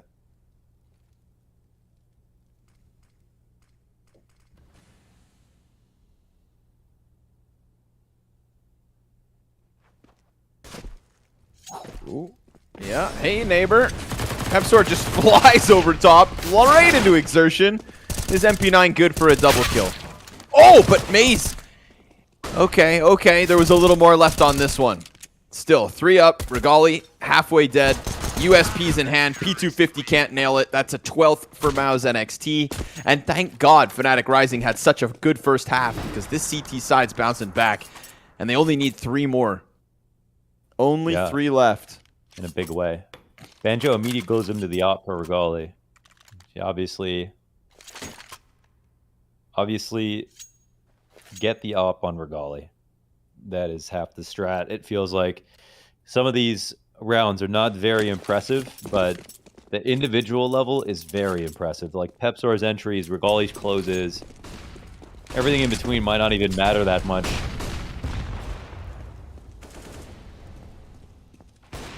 Round 28 could be the end. Oh, they search out underpass so quickly. Yeah, Tepsor loves to play this quick. He's going so fast, yeah. Not jiggling anything. And to be fair to him, he's not seeing anyone.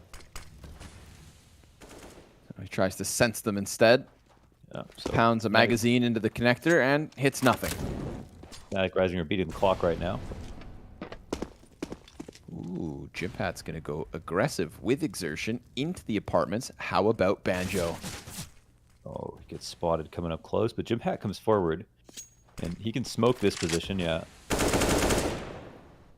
Now it's very good that Pepsor worked mid control so early, so they don't feel behind.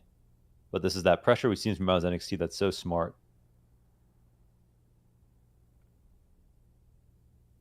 The B presence and response. Volt's been waiting this whole time, and they're going to come at this A exec. They're gearing up for it. Only one smoke between them, though. Oh, that's risky. Here's to see that it confirmed it's an op. I mean, MAZE really doesn't have to be a part of this. He can just play it slow. Wow, he's actually finding the gap still. Fire at the feet of the ramp players. They use their only smoke to put out the fire. And now with 14 seconds left, I mean, it's going to be a desperate cross to get over past the jungle. Shuhei finds Pepsor. Regali's going to go for the plant, but the catwalk player is going to stop it. They need the plant or they need the kills, but there's still 3 frags to find. And this one, they just let this fizzle out. Exertion stops it from Cat to the bomb site, no plant, and then Banjo gets fragged on after time expires. Oh, God. Oh, my God. Choking. $400. It is. It is. I mean, there's no other way to put it. As soon as they were about to win and they got into that spot, MOUZ NXT had low guns. That was the first time clock went against them. That was back at like 8:14 or something. It is not a coincidence. It is not a coincidence. Wow. The thing is that they're getting into good positions, and I'm actually surprised based on how fast Pepsor went and cleared everything out in mid, that exec even took that long in the first place. But not only that, they apparently didn't have enough smokes.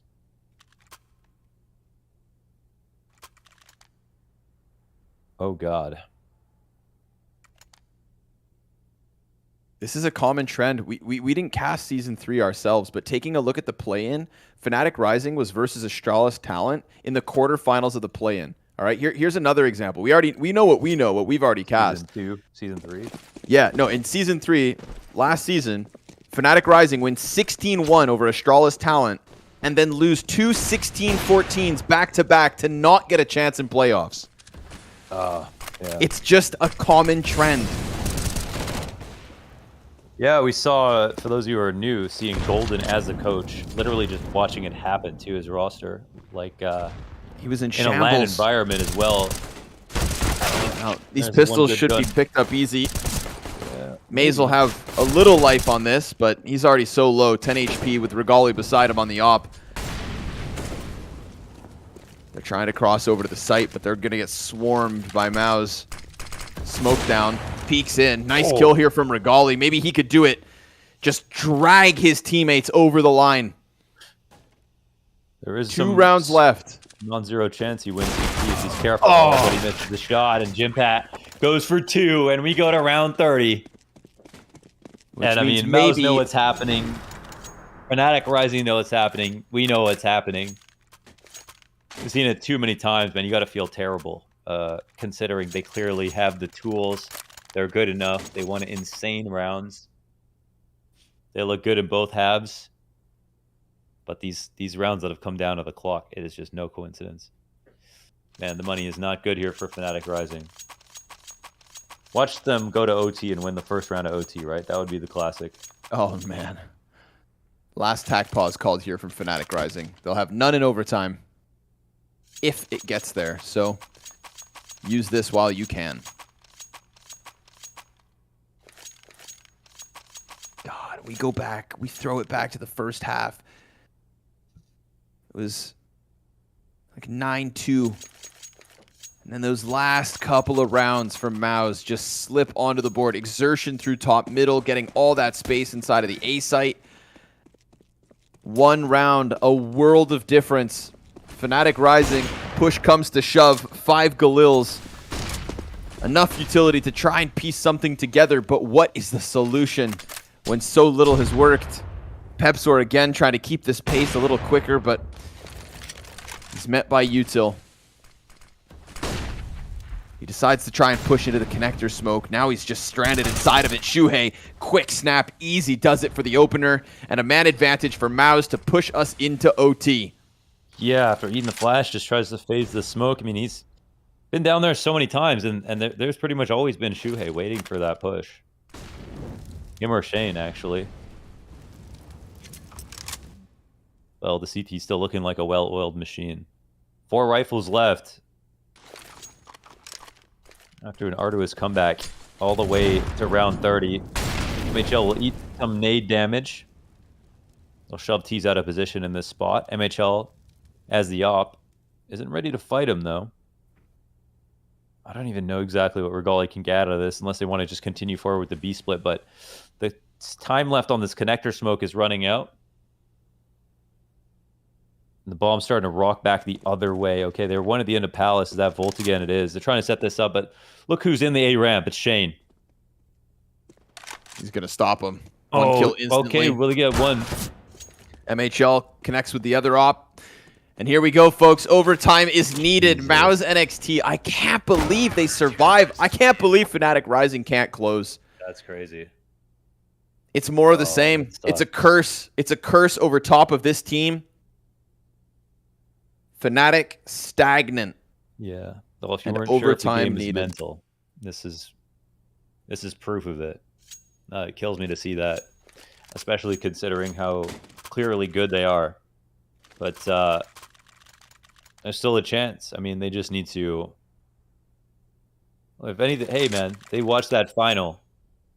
They listen to Kerrigan. They gotta believe if Kerrigan can cure the choke. I've never seen someone choke harder than Kerrigan in my life. If he can cure it, anyone can. I believe that. Let's see if they can alleviate the pressure. Unlock something. Get into that place where they need to be.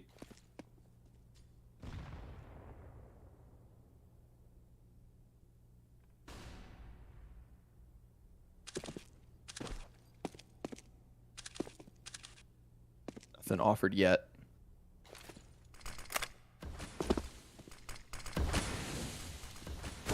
No smoke. MHL won't be able to find any impact, but they know they're there. They know they're nearby.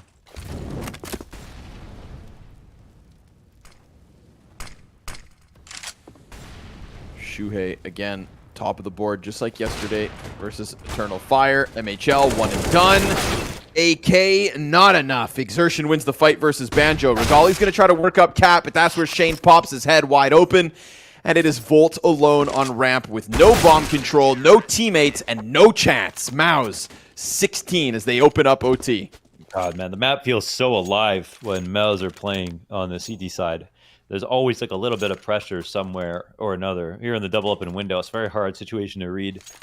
You know, a few close trades to be fair, but MOUZ win the majority of them.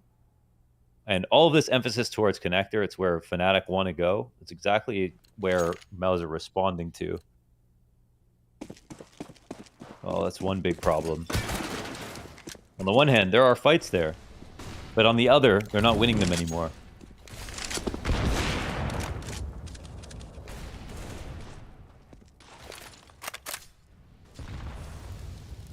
We're talking about a situation where if Regali didn't win his 1v2, this would be 100% over. Yikes. Fire for MHL. He's back. Oh nice my flick. God. Regali. Nice shot indeed. What? If somebody's going to drag them over the damn finish line, if somebody's going to keep this team alive, it feels like it has to be Regali now. Yeah. And the Opper strikes one down from that B site, and we do get Volt slipping past. But is he going to clear it? He should, right? Oh, no, he's not. Inside A ramp. I mean, they still might be worried about it. Probably going to corroborate this with his teammates. Oh! And they find the Banjo trades. Here comes Shane peeking out from jungle. Volt insta headshot. That's clean. Man advantage for Fnatic Rising. MAZE into the CT spawn. And it looks like the Rising squad will answer. After all of those match points, they cannot close. They lose the first in OT. But the moment MOUZ have a lead, Fnatic Rising draw it back. Not dead yet. MHL. He could, of course, rob them of this 16th. So here's Volt come back. A missed op shot from Banjo, but good thing the second one's right there. Fnatic Rising will end on A site. 16 all. Yeah. Well, you know, to be fair, MOUZ's CT side is very good. So even if you're the slightest bit nervous, they're going to be happy to play. And you can see the confidence moves like early on in the half, right? When Shui jumped through that jungle smoke. To me, that wasn't out of frustration. To me, that was just out of knowing, like seeing the opportunity based on the way Fnatic Rising were playing. That was the first time the clock went down to the final seconds. And then from there, it just kept happening. It's like, yeah, Shui's seen this before. So, Jesus, okay. Worth a shot, but oh, he gets punished on the way out. Wow, too much damage between the rifle, nade, and HE. Or rifle, nade, and Molotov, I should say. And Volt gets called out, finally. Been lurking either there or a ramp every single time.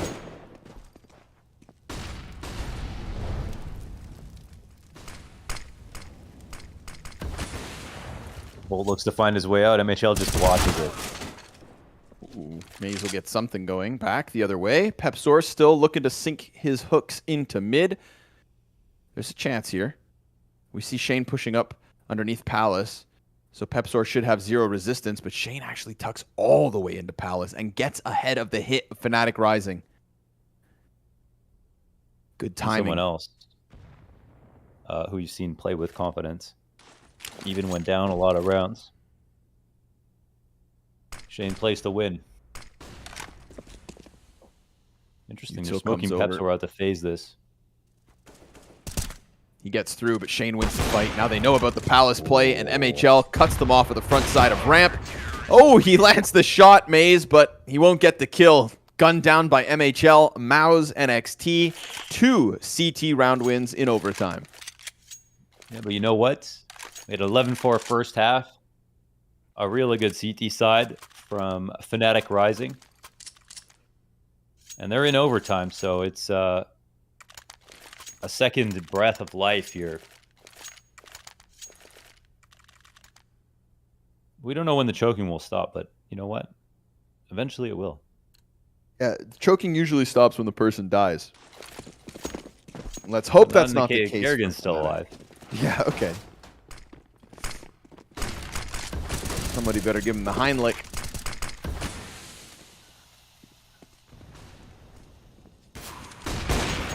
Oh, MOUZ goes right back. Regali gonna offer one, and the offers connect for Fnatic Rising. So a CT side that's not going down without a fight. It's been a while since we saw them on the defense. They swing the double ops early. Shane, headshot to the ticket player, but then Volt slides out from jungle. Clean. Will respond and keep that man advantage firmly in the hands of Fnatic. Volt has insane aim. And that is the other thing that, I mean, we talked about Fnatic from a couple seasons ago, but they have 2 new players. And both these players are not just here to fill in. Like, they have been carrying in some of the maps. I mean, look at MOUZ. He's got 27 frags. Volt has also 27 frags. They're probably looking around like, why are you guys nervous? Guys, let's stop doing this. Yeah. Let's try to close, shall we? As long as it's not contagious, they're doing a lot. Pepsor and MOUZ, or excuse me, Banjo, trying to catch up to their teammates in the kill count. Volt, ooh, He did get spotted. And Jim Pat tries to turn his attention over towards the catwalk. MHL able to answer this one. How about an MHL clutch? He's got 2 more players to take down. He's got an Opera ahead of it already by the base of stairs. And then Banjo's coming through jungle, so nobody towards ticket. He's got the right idea. Oh, he's showing his gun Does now. he have the wait. shot? No, because I think Regali's also scoped. MHL. How could he have crossed? Waiting, hits the first headshot.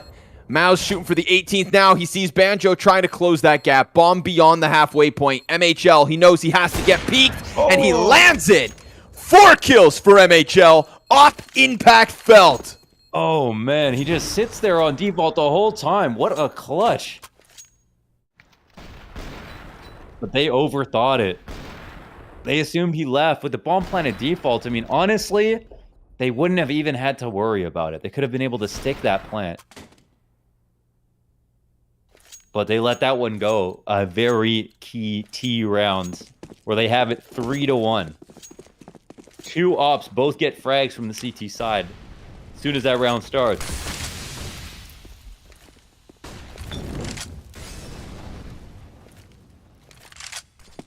Just looking to put an end to it. Now it's MOUZ who have match points for the first time in this map. Fnatic Rising, I believe, had 5 in regulation. An 11-4 score at the turning of the half. Oh, and they don't seem to be done just yet. 3v5 turned to 2. Connector player gets shut down. JimPat gonna get tagged up. Will bring Volt down. Here comes Exertion off of the ramp. And now it has to be Exertion on his own. 3 left to take. And Pepsor escapes, rounding the corner of CT. Smoke onto Connector. Jumps past the angle. Exertion has the bomb. Whoa. He's got 1 kill already. He's got 3 more to get. Wait a second. Huge clutch looks doable, but now you see the attention turn back the other way. Banjo is rifle. watching this, but Oh, he Banjo dies. dies. Exertion's able to get past it. There's no player towards Catwalk and Exertion. He's actually doubling this back. What, he's going to go CT. Oh my god, no way. Hook, line, and sinker. What an outplay. He can actually go back to the site. I mean, they have They're to both assume he's going there. Yeah. He could kill them. If he peeks around Connector and they don't watch this, he's got Pepsor in the open. Oh, but he doesn't see it. He still doesn't see it. Christ. Oh my god. He decides to go for the plant instead. So the retake will be a line. The live wire. Exertion 1v3 to try to close it. He watched his teammates get the call up to the main roster. Torji left. JDC left. Exertion left behind. And maybe his sole purpose is to destroy the hopes of Fnatic Rising. Pepsor already crosses bench. The timing as he tucks down beneath it. Maze's grenade spotted. Shots here from Exertion. 2 HP on Pepsor. Fire ahead of him. He jumps straight through. Maze, no! Not the easy pickup he'd hoped for. The clutch comes through from Fnatic Rising. Exertion nearly had them. Man, yeah. When you put that bomb down default to 1A ramp, I'm tired of seeing people do this. That's always like a situation where, yeah, maybe you do grab the first, but it makes it way too hard if you don't. That was such an amazing round up until that point. For that try. Can't believe we found that gap. CT back to A. That's just insane. Nearly saw them on Cat too. Oh my god. If only he was playing on native. Oh wait, he is playing on native. He is actually. I don't know. He was too tunnel visioned on the connector corners, I guess. Yeah. I think he saw them just when we did, like right when he was flicking down. Just as he went to leave, and at that point it kind of probably felt like just plant. Try to take it in the post. God damn. Double ops here, Maze, Regali. They're hanging on. They're hanging on. Are. Oh yeah, they are. Oh, but MHL opens up. He's pulling him off. Double OT or bust for Fnatic Rising. Oh, Pepsor. He just saw one stairs, didn't realize it. Looking for the shot. Damage in. Doesn't get the kill. Shui wins one. Oh, Pepsor gets it back. He will be brought out of the Regali. Answers in. Op from Catwalk goes down. Banjo's going to keep the hopes alive. JimPat and Shane versus 3. Pepsor down beneath. Can they get to him? Regali's looking for this. Finds it easily. Fnatic Rising hang on, and it's not just Fnatic Rising that can't close Mirage. Now MOUZ a taste of their own medicine. 2 chances in OT, neither one connects, and the game keeps going. Okay, this game could have been incredibly lopsided. Fnatic Rising looked like the much better team. Definitely MOUZ NXT. We're not ready on T side. Now that we're in overtime, it sucks for Fnatic Rising, and MOUZ NXT clearly know they're scared and have seen this happen before. But that would make the win all the more special at this point, to know that they let it get this close and still close it out. This would be one for the confidence for Fnatic Rising. And a statement game for MOUZ NXT if they could pull it off, of course, as well. Wow, that's a beautiful shot. MHL with the delivery.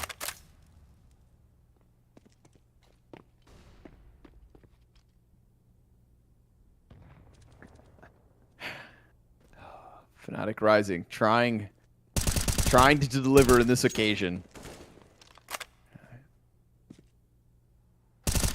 They can do it. Ooh, Damn it. If anyone can, it's supposed to be back. them. Doesn't shy away from his gunfight. Stomps out MOUZ NXT in round 37. That was beautiful. I mean, he saw the fight. He ran away. Immediately after they shot, he came back. They could not have expected it. Then they layer up for him.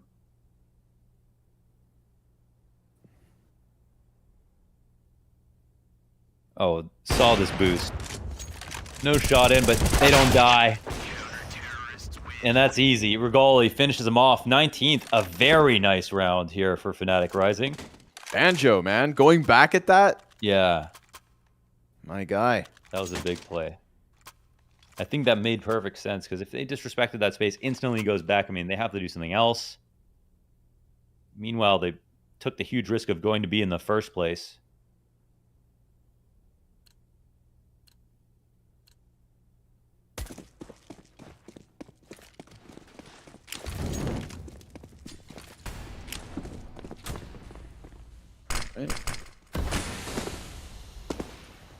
Drops down underpass. Looking to stop this B play, but from a different direction. Volt. Yes, he gets exertion. Okay.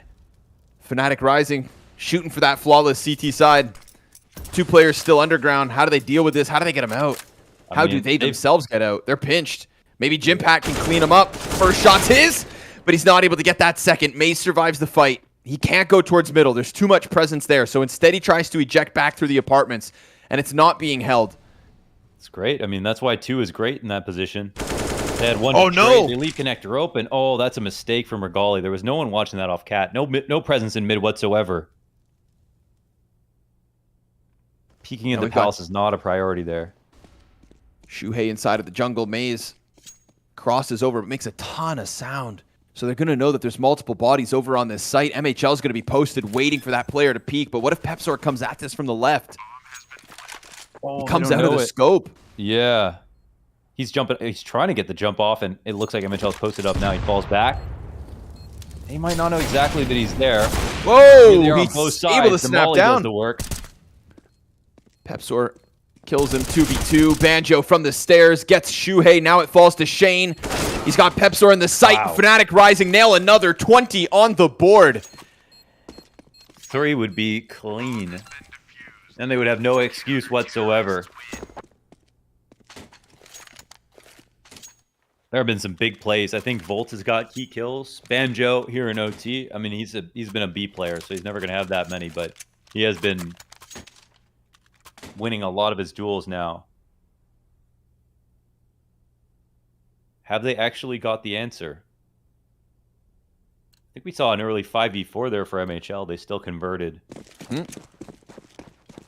Round 39.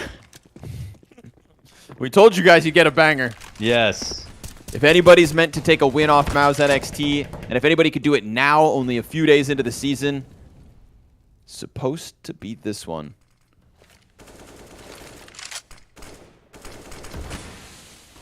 Just be so good you can't choke. Literally too good to lose. That has been Press close. Yeah, what Fnatic Rising look for. Okay, Pepsor takes a risk. Oh, Regali! Okay. That'll get you the shotgun in the chest. That's a 4v4 now. And Banjo's pushing again, and it's open too. Bomb cannot go back and clear this, so this is a free space here for Banjo. How far does he want to go? Teammates are going to overstack now. They can leave window open. Grate's unbroken. It's fine. And MHL and MOUZ. Oh my god. Oh, what? Bomb dropped. With the smoke down? No second. Here comes Shuhei and Shane into the A site. Shuhei's going to go deep. Volt ready and willing to cut him off of that. 5 health here for Shane. It needs to be Jimpat, essentially. Banjo, unspotted. It's smoked off. Soon to fade, and he silently creeps through. Jimpat not watching. He turned. Both players missed their timing. And it falls onto Volt. Shane's basically dead already. 5 health behind default, but that tap is a chance for MOUZ to keep second OT alive and kicking. Oh, that's well earned. Well, I thought that was a good move from Fnatic Rising. I mean, they made everything happen there. Honestly, Banjo could have afforded to wait that smoke out, but obviously then maybe Connector is fully watched. Nice shot from Shane. No health, no problem. Still 2 rounds here to go for Fnatic Rising, but up against the 70%, you know, CT side of MOUZ NXT. I'm sure they won't be too scared. Look at the performers, though, man. They got 3 players over 30 frags.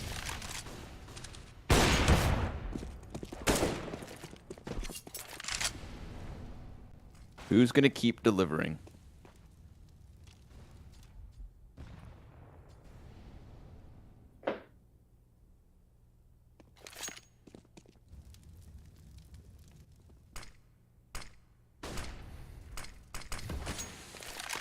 Crazy shenanigans in double OT.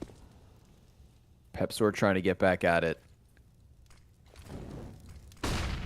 Oh, flash is perfect. Oh man, Exertion. Chue has just gotten so much out of these connector moves. Sets it up wonderfully. JimPat just spotting. He's not alone on this B site. Cat players can't quite cut through just yet. Pepsor, maybe he's going to try to get into jungle, and if he could, because nobody's watching this, then suddenly MHL will be compromised in window. But he goes back instead. MHL, a little bit of a gap. Pepsor looking to just join the split into the B site. Gap here from MHL, but he gives it up, comes back, still strikes down Pepsor. Then he disappears through the murder hole and starts to lean towards B. Exertion on top of the balcony. JimPat here to help him. A dink comes in from the cat play. He himself does damage, but Fnatic Rising. 2 entry kills on the site. But It gets Volt's cooled alive. off. Yeah, he can make sure they can't rotate in safely. The op does find a way. MOUZ grabs bomb, jumps down. Volt's looking for MHL, toying with him on this closer pillar. Shane eventually will arrive on flank. Bomb needs to be planted. Volt, he kills one. MHL catches MOUZ. 18 health here for Volt. Connects more damage, but there's Shane striking him down from behind. And we're tied 20 rounds each. Man, Volt did everything. He did everything. He had such little to work with. He came off cat, drew the attention of the BAPS player, got in the site, assisted the bomb plant, scared the opper, killed another player. Man, all of his teammates just died. He had 18 health through all of that, man. Wow. I'm sad for him in that round. He really made that possible. Pepsor walking back out of connector at the top of cat. No idea how long that smoke's up in window. It's really asking to die. Could have died even sooner than that. Anybody's game. Oh, it's fast. Volt, he tries to run out through fire. But MHL, he was posted in an instant. Banjo tries to take his place, starts to push in. Pepsor's already down beneath the palace. Regali's got Shane off of the bomb site. That's going to now just leave this stockpile of players on the stairs in the smoke. Util back and forth, and here comes the peek over top. Deep into CT. Pepsor with grenades in hand. Caught out by JimPat. There are the frags, and MOUZ on 21. Well, they shut it down. They look for the A-ramp pick. He was, I think, opper to opper, trying to find that one shot in. And instead, it's a rifler to jump up into his arms, and it's Volt as well, a key player. I mean, the guy's not making mistakes right now. They have him up front. Maybe he says, I can take him down on the site. Let's go fast out A. And it's double overtime. It's where you start doing crazy stuff. You know, your playbook is run dry. You don't want to do one more default. But it ends up being too easy of a round for MOUZ NXT. They'll catch that one. And now they're in pole position just to win. They can close this here with 22. And MLHL will make it seem like that's happening. Oh, they don't even need this risk anymore after that frag. JimPat falls back. It's a good enough grenade. Every little bit will count now.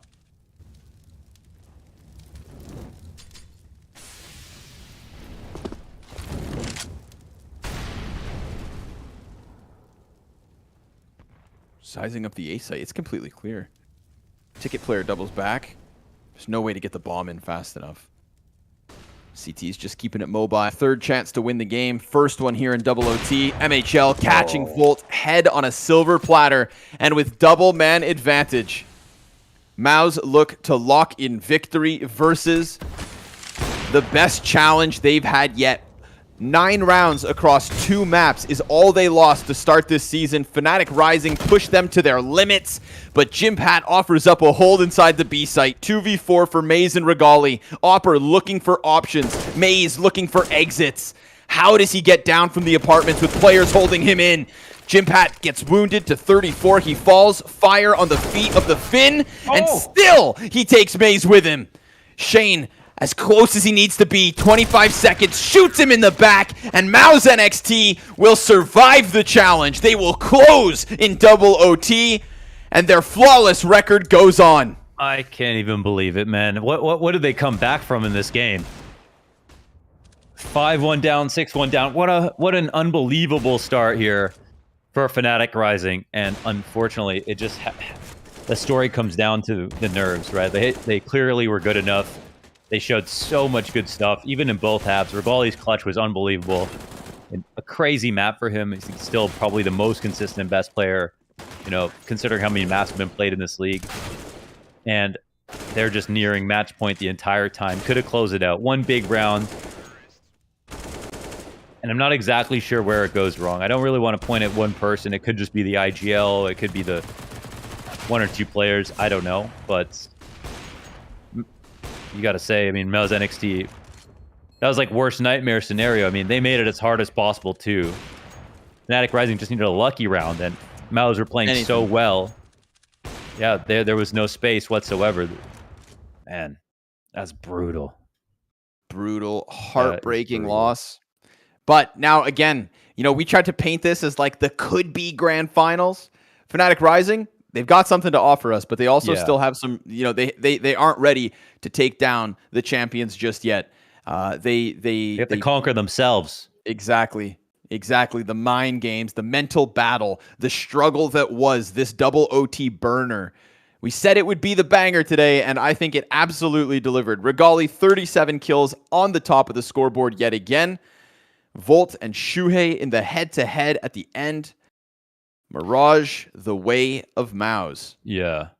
Amazing performances from Shuhei, honestly. A lot of good stuff inside a connector. Him and Shane were really impressing me when they were down that many rounds and making a lot of clutch moves. I feel for Volt. I thought he was actually unbelievable, especially in a lot of these situations where things were falling apart. He seemed to be able to figure things out, bring things close, trying his damn hardest. So really impressed by Volt. Nice to see that MOUZ can bleed, of course, if the team is good enough to give them a challenge. They are not perfect, but they are pervasive. They survived the challenge of Fnatic Rising. We've got one more game for you guys tonight, and that, of course, will be 0-0 Prospects versus OG Academy. An interesting one, seeing as how OG Academy were able to push Fnatic Rising yesterday. We'll see what they can do in a second.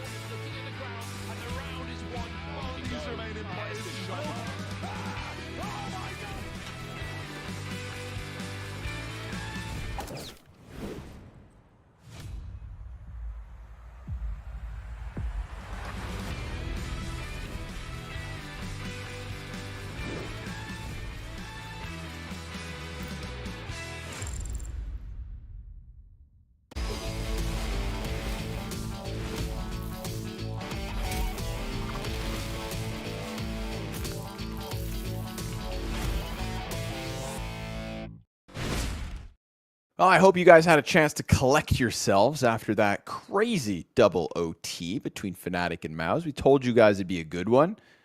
It delivered. That's exactly what we want. But somebody else who's delivering, of course, is OG Academy.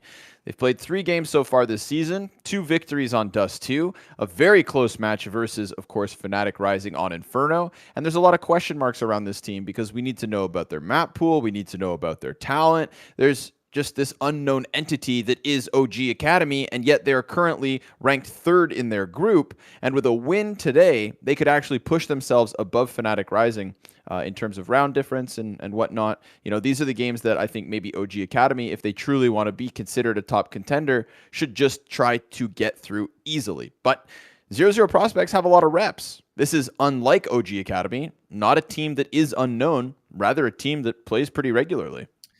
Yeah, they kind of been smacked up a little bit in a couple of their matches and only have a close win over Spirit Academy. So it's not been a great start to the season here for 0-0 prospects. And I feel like they're expected more based on almost nothing just because of how much they played before the season started and a lot less out of OG and gotten the kind of reverse results. So them going up against each other will be interesting. I think at least prospects know, like, they don't know what maybe the maps that they should go to are, but the vetoes are starting to fly through. And Inferno again? No. Mirage? no, they'll actually it'll be Mirage again. Wow. Dia de Mirage, Launders. We've got a lot of Mirage today, huh? That's true. I mean, after you saw that Mirage game, who wouldn't want to play Mirage? They'll try their damnedest. So this is the first time we get to see OG Academy on Mirage. They've played, again, 2 games of Dust 2, picked them both up. They've played 1 game of Inferno, almost got a win, and now they will play Mirage. As you can see, statistics non-existent. Yeah, they might be. I mean, dude, I'm saying don't take them to Dust 2. Maybe don't take them to Mirage either. I don't know. We'll see if there are any more regrets here.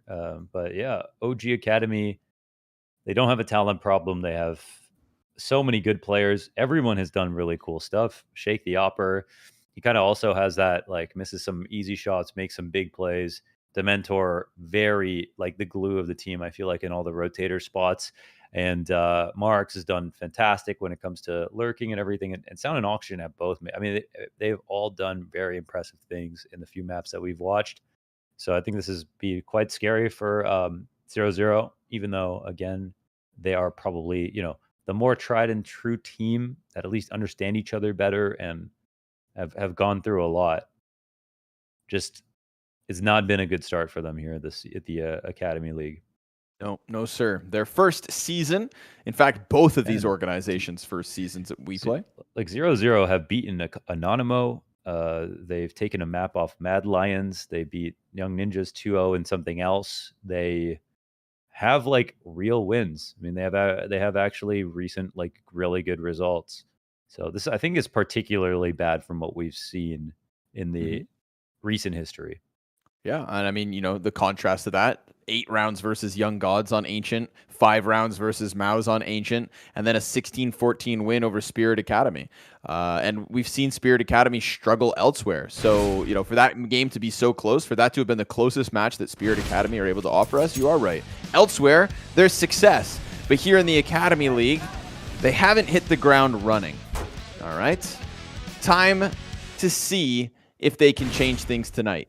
Looking for that second victory. They will begin on the T side. OG Academy on the defense. Their first Mirage. Let us take a look. Last game of the day. Everybody buckle in.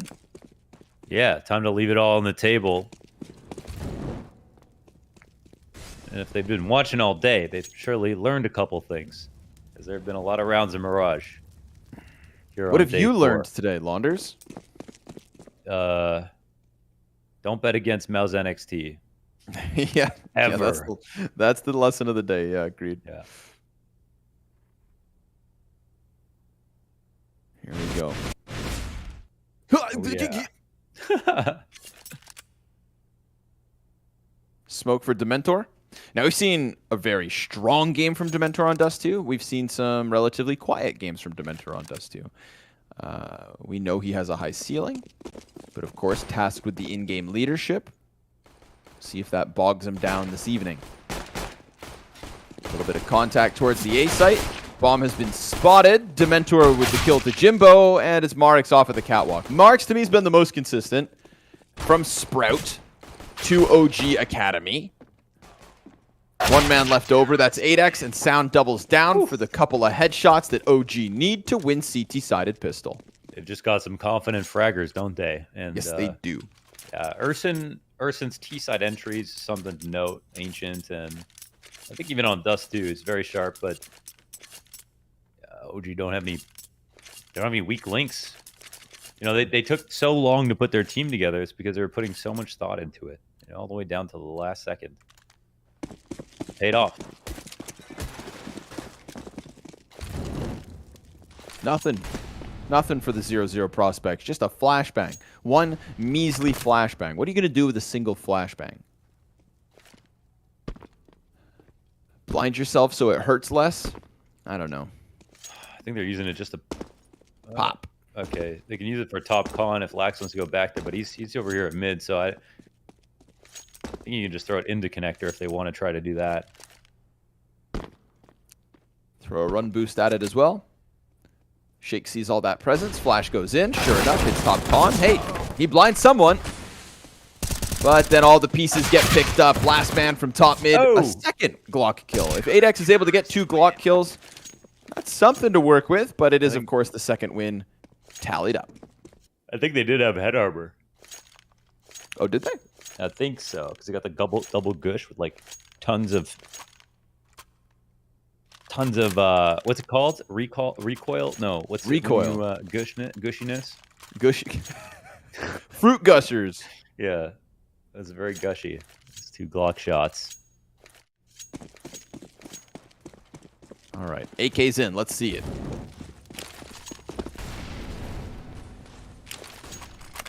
Ooh.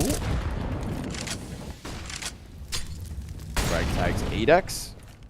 Lax at the front of the B pop. It's going to be 4 dudes running at B. Oh, Oxygen baby. falls off of his spot, puts a smoke down on the ground. Marix. Ooh, he's got players ahead of him. 2 kills come through from 0-0 prospects. That's the B entries they need. Put that bomb down. And Spooky then peeks around the side to get another. So this one, very clean from the AKs. Dementor will be caught jumping through the skies. And with a flick of the wrist, prospects just bash their way through that B site. That's nice. That was very explosive. And Sounds left up. I think he's going to be quite comfortable here sitting in ladder room. I don't know if he wants any more. And if OG Academy are done fighting, I don't think 0-0 prospects will be unhappy with that. All right, there's his 1 frag. They save with 3. Solid rounds. They crushed him inside of the market, too. 2 rotators dying right away. Thought for a second maybe that was going to be costly, but nope. Smoke grenade didn't create enough space for the backside player. The moment they got guns, they're on the board. There we go. I like to see. Of course, the buyback from OG. It ain't going to be pretty. FAMAS, M4, what else? What else? Deagles, yeah, that's it. Triple Deegs. Oh, yikes. Let's see what they got. Hardly worthwhile. Deegs. Buying around this 180 M4. Oh, but they put it in a good spot.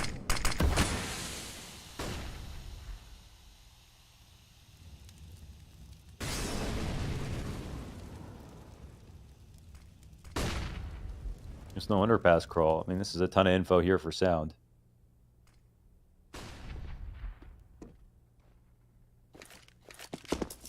They're going to give it up. Worried about late underpass. And that does start to happen, so fear doesn't come from nowhere. They'll push the top mid. Apeks, hard angle. The Eagle goes down. Sound's got a full kit of utility up right here beside him. Doesn't really want to fall back on that right now, so he just gets the duel. Flash comes in. Perfect. Beautiful spray. Beautiful flash assist. To a T. Oh, man. And then a third Sound Wow. upgrade into the AK. That 1 M4, that 1 flashbang. OG Academy, the timing to a T. He is a beast, isn't he? Ooh, baby. 9-0 Sound. Right out of the gate. Marix, patient as ever, pops the head of Ursin. And with it, OG Academy win a round they have no business taking. Timings were beautiful right there. They had the boost and underpass, waited to see if anything was top mid. They saw nobody cross top boxes that whole time. They got off the boost, disassembled. As soon as somebody turned the corner and underpass, they changed to top mid, and that's it. I mean, everything was right on time. What more could you ask for? Gotta love that. Plus all the free upgrades. And the very risky investment pays off. Apeks somehow has an op.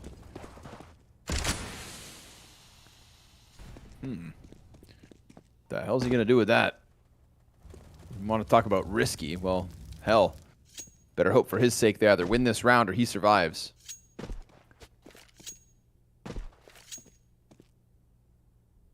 Obi Watt contact top mid.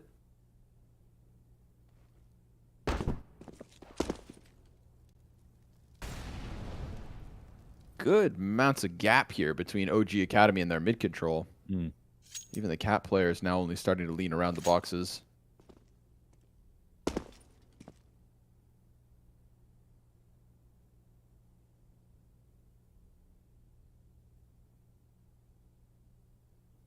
Yeah, they welcome them to take the mid control. They still don't know about the AWP, of course, so X Factor alive and kicking. All about Marks. He's been stone cold, hasn't peeked around. 8X has got the op, deep angle being held. Molly on the feet. Oof, that was close. Oh, wow, Spooky tries to come through it. That's him dead. 8X instantly cut out by Sound. They spot the player towards Palace, so piecing together the picture as Sound taps into the head. The only thing that goes the way of prospects is that Deagle kill. But now Jimbo, with the op on his back, tried to get past the arch, but instead, he's all struck down as Sound and Shake get a fourth to the board for OG. And that op suddenly a freebie for Sound to take into the next. How can they be this good? Tell me how they can already play like 4 different maps. How is that possible? Maybe OG actually signed these guys 2 months ago, and they've been practicing in secrecy without announcing the rosters so that nobody could see it coming. And then on the day of Season 4, they officially tell us who is going to jump in the server, and nobody has time to adapt to this superpower that is the new OG Academy. Huh? Think about that. It's genius. Maybe. Just maybe. Or it's all the experience they have elsewhere and the fact that they're allowed to play Dust 2 and Mirage. That could be it too. But they lose a player at the start of this one. So many questions and no answers. RX gets Jimbo. Finishes off what's left of him. Survives on only 8 HP. Not ideal, but yeah, it's a player down at least. Probably should have been Jimbo's right there. They needed that 4v4. 4v3, I should say. 5v3 even, actually. There you go.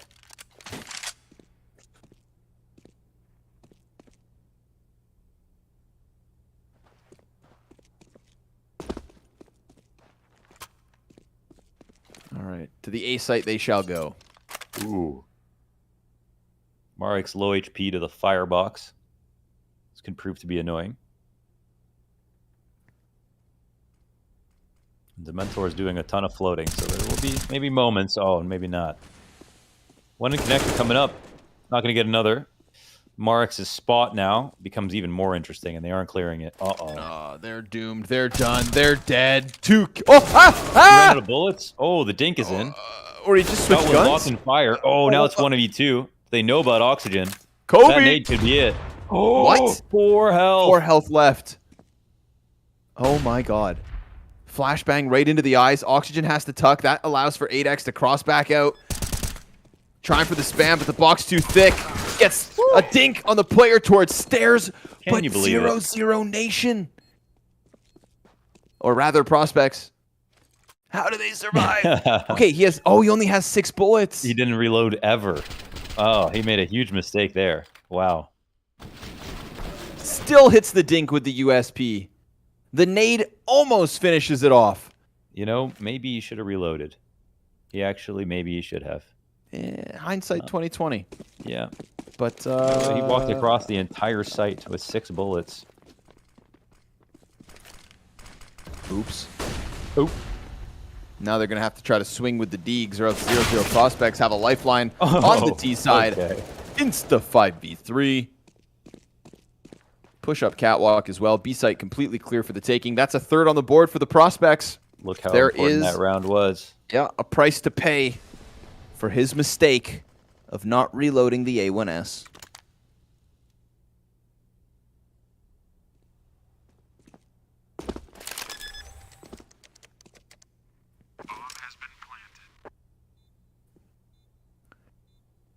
Just like that, the game becomes real once again. It feels like every other round, OG Academy are about to stomp them. And plot twist after plot twist. Sound is 12-1. Uh-huh.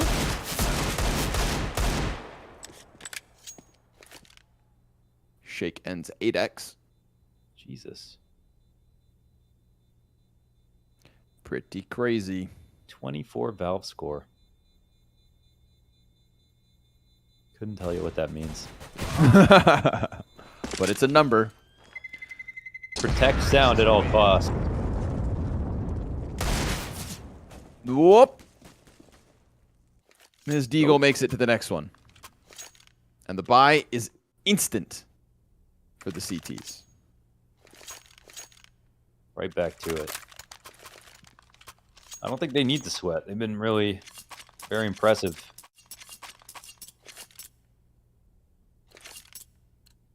I mean, Prospects change the narrative if they win this. It's a lot of these games have been,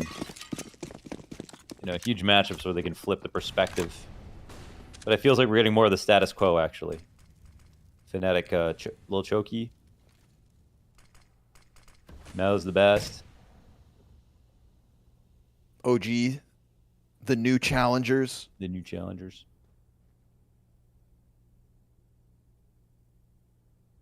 I also like the fact that we got another Godsend win today. Oh. But, Yeah, that was huge. that's in the past. That was cool. A lot of good Oxygen. maps today. Oh! Urson comes out from ramp. Now, listen, we've seen good ancient entries from him. That was really kind of what put him on our map. This shot from Shake. Oh, but he lands it on Urson. Goes back versus the other Opper. Now Jimbo comes through the murder hole, catches Marks on the rotate, and all that remains of the CTs is stranded in their spawn. Bombs going T to B. Shake going through this. Shake's smoked. Doesn't just stop be- him. Oh! Wow, it's quick. Oh, he's going to beat them there. They throw down the Hardline from Molotov. off. He picks them Oh! off. Shake's making them play. Shake's done everything. They know there's another T on site. The plant is not safe at all. They might have to wait for him. You know how aggressive Shake is. He might just go for it. And there's still a They're fight waiting that for can the happen alert to come towards out. But jungle. look at the window play. Yeah. I mean, if 8x pushes through, he's done. Sound has this locked in. He's Shake. No, Sound starts running. Yeah, they don't know. Okay. So Shake is going to have to be everything from start to finish. 5 kills necessary plus the defuse. Lax cut him off on escapes. Ooh. And there it is from 8x. Locks in the angle. 0-0 Prospects. Their hearts pound for a moment because holy hell, Shake. He ain't scared. Sketchy. They almost locked that in as well, but I feel like the passiveness from that last terrorist over towards the A site, the fact that they ran away from the murder hole, they could have even snuck it and maybe the peak doesn't come through in time. I wonder if he knew he was there or if he just had a feeling. I don't know. Well, he played it, felt like he had an idea. Wow, they're double smoking cat. This is interesting. Trying to leave no gap on the cat side.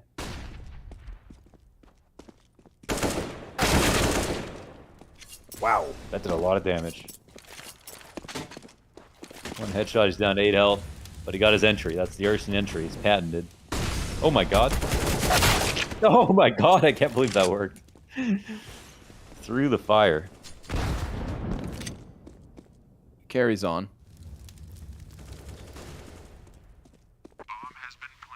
Easy bomb plant. So Prospects starting to piece together a good T side, getting past the pistols, surviving the tests. Not being broken by Shake, despite his best efforts, damn it. winning some key rounds. But there's also, you know, little openings, little rumblings of things that could go wrong as this game moves forward. Prospects, though, they will still have a lead. 5-4 lead on the T side. Not what OG Academy wanted to offer them, but here we are nonetheless. The USP kills Urson. He is sandwiched, doomed and done. 5-4 on the board. All right. No telling where this game is going to go now. Sound was really scary to start. That was kind of mostly on the half-wise, I guess.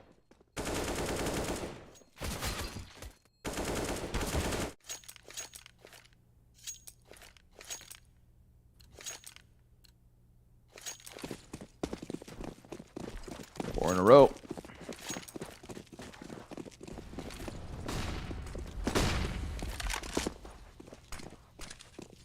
Oh, 2 to the left. Oof. Apeks insta-kill with the op through mid. Now Prospects putting themselves in a good spot. MOUZ burned into the ladder room. He has to run. You stole that. Lax. Lax giving chase. Sound kills Lax. Oxygen then comes through with the kill to Spooky. That one goes down in the B apartments. Jimbo's looking for the answer. Wants to respond and find Sound. Apeks bests Oxygen. Man advantage right back. Jimbo, though, he gets caught by MOUZ jumping over, playing proactive despite that fire damage, despite him being stuck for a second. And the smoke goes down ahead of Apeks as he calls Bomb to jump into B and plant. Rotational gets cut off at the pass. This might be a fire that Shake doesn't want to jump through finally. A little waited out. Great angle here for Apeks. Oh my god, he shoots too fast. Oh, the lineup's there. Good damage. 49 health left for the 2 players of OG, and maybe that's all they need. Urson, he's lost inside of the smoke. He's going to emerge soon enough. Oh, the frag. It gets caught in front of the bench, so no damage. They're still trying to hunt him. Urson comes wide. Both kills. Headshot to close on Shake. 6-4 to the Prospects. Smoke him. Urson with those T-side kills, man. He's very sharp. That was quite a 1v2 right there. I mean, I thought it was over. The op ended up looking to the left. I mean, they really had a good read on the situation, but then didn't decide exactly what they wanted to do. Apeks had a very fun pick, down cat. I love that play so much. Works at all levels. Deagle buy is in for OG, and another key round here 1 for Prospects. As a team, they've been very clutch in that regard. Mentor's going to put a little something special on this one. Yeah. Deagle frag to open. You know, this aggressive cat play being countered by the bodies and the Deagles of the CT side. Then they start running upwards. MOUZ trades out. Spooky's going to be caught in the open, and that's a double down for MOUZ as he grabs himself an AK and looks to rob a 5th round away from the Prospects despite the better buy. As soon as you get excited, the Deagles come out. Instantly on a 3 AKs. You know, Jimbo, he clutches. That's what he does. He's got health, utility, time. CTs don't know where he is. Door. Open door, yeah. Come on over to the A site.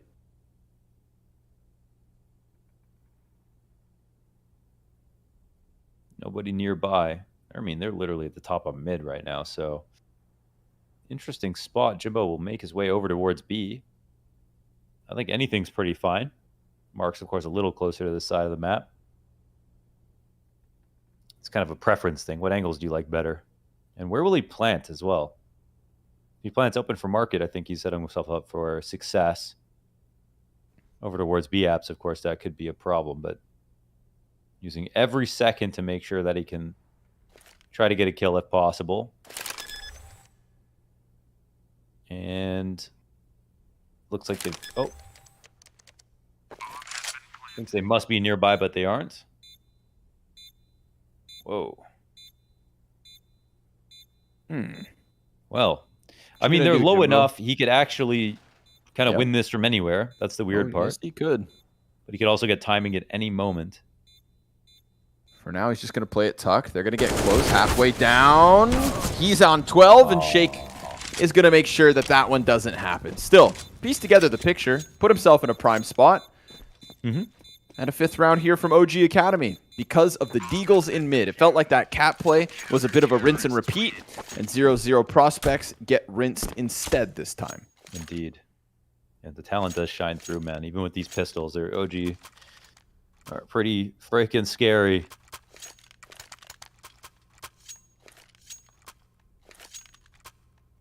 But I feel like they're doing better on these eco rounds than they are on their rifles.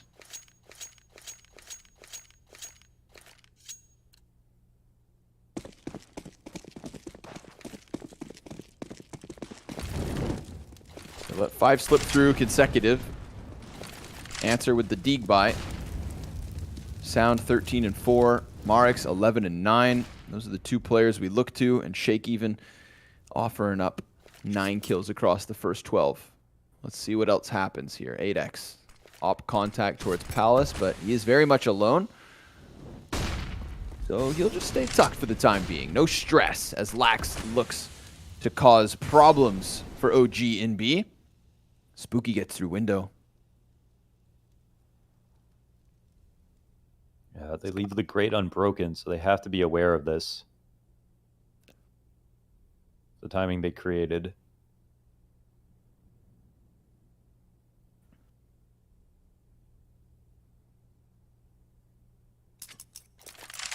Group up towards the B site. Spooky here can cut him off. 8x just going to make some presence and just get out, but maybe you shouldn't run so fast. Might initiate some grenades over on the other side of the map. Oxygen holding strong.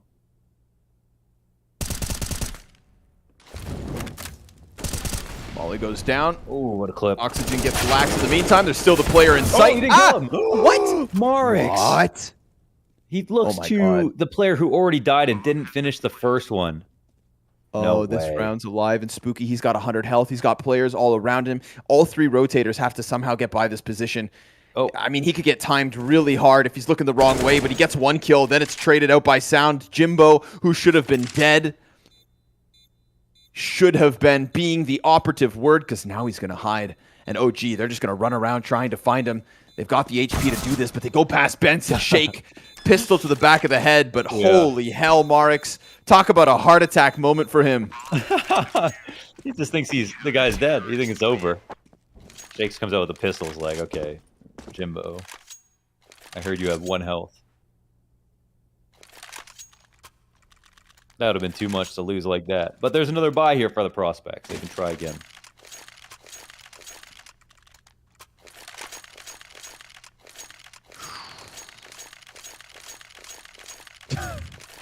You lose a round like that. Oh my god. You don't sleep tonight. Yeah. You don't sleep. You run that one through your mind a million times. Especially because that's like the position, right? How often do you use that? I know. It's like the whole thing is that you are the end all. Yeah. But we've all been there. You think you get the kill, you look away. I know. It's a weird thing. I hate it when my brain does that. Yeah. I don't get it. Well, this is actually super solid for Sound. He has really good angle for this. Okay. Spray gets away from him, and the same can be said for Dementor, who tries to also double down. 3v3. A-site under pressure. Rotates coming over, so just a full-fledged fight. Fisticuffs in A-site. They're getting close. Someone's taking a 7th round. Bomb planted inside of the smoke. Shake's going to try to find it. 2 shots, 3 shots. Nothing hits the mark. Oxygen swings out, though. And with those 2 kills, it pushes 8x into the clutch.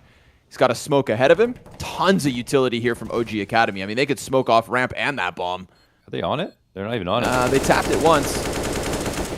8x going to start shooting shots. Desperate for something, but he will get nothing. A 7th here for OG.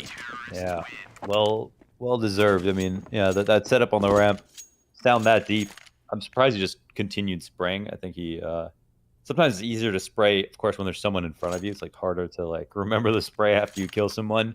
And it did feel like it got away from him a little bit. It stopped and shot again. He would have been just fine to make that a double.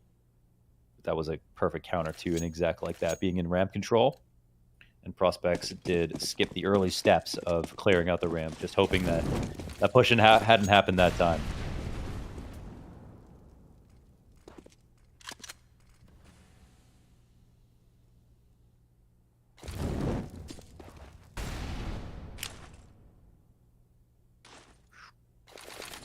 Little exec. Okay, I'm down. See what again you got. here on the half bar. Oh, what nade? But Wait it a does second. nothing. What?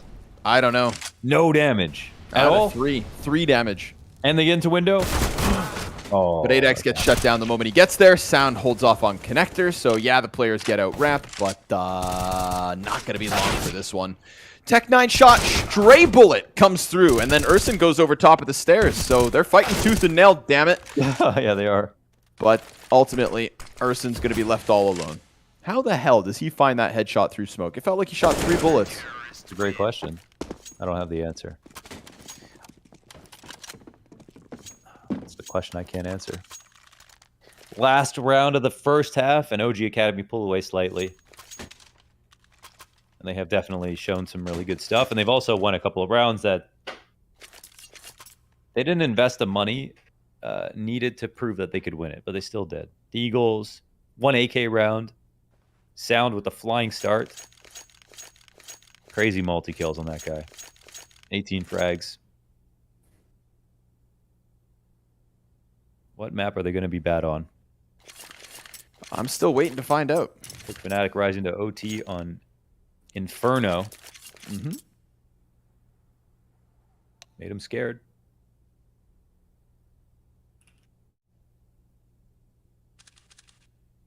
Oxygen. Do you have blinders on your monitor? Blinders? No. Okay. No. I never got that. Although I am Yeah, it's pretty just for easily light from distracted. outside. It's just for light from outside. Oh, okay. In case you have that, yeah. Okay. Not like horses. That's what I was thinking. I'm like, man. The ADD generation. Yeah. It's the ADAD generation. Okay. Final round. That burst of success from the prospects, but OG Academy stabilizing here. And I feel like once they have their T side, we'll get to see how they want to handle things. 8X shoots the wall, gets pushed by Sound. Jimbo's behind boxes, but that gets called out. Marx is going to get 1 kill, but wow, Jimbo actually finds the frag of Sound! 180 from underpass to top mid to the depths of the A site. 5 straight for OG Academy. 21-6. Sound is on one. We saw that clearly at the top of mid. He controls the base and the top. He's got it all. He's the guy. And he had multiple moments across this half where he shines on an individual level. Yeah, all these eco rounds. Bro, Sound played a hell of a game so far. I mean, we've had a lot of sick performances today. I don't even know who would be the best based on what we've seen. We saw an amazing start from Art Frost. We saw Regali with clutch after clutch in the off shots. Who else is on this list? We've had Venom Zera coming back to top frag and in a match he started 0-10. But Sound, I mean, this is every bit as good. What an amazing half overall. With basically every gun, too. 8X had a chance or two. Urson from the bench with the clutch. Of course, the counterparts really Jimbo, 8X, Urson. Prospects trying, but nobody really a standout performer comparable to Sound. So one-man army makes a 3-round difference here for OG. Now they take to the T side. He's fragging his ass off. Doing everything he can to try and keep prospects within that top 3, right? It's MOUZ at the top of the group, fnatic rising right behind them, and OG Academy in their debut season of WePlay Academy League, looking to hang on to number 3. Let's see if the prophecy will be fulfilled.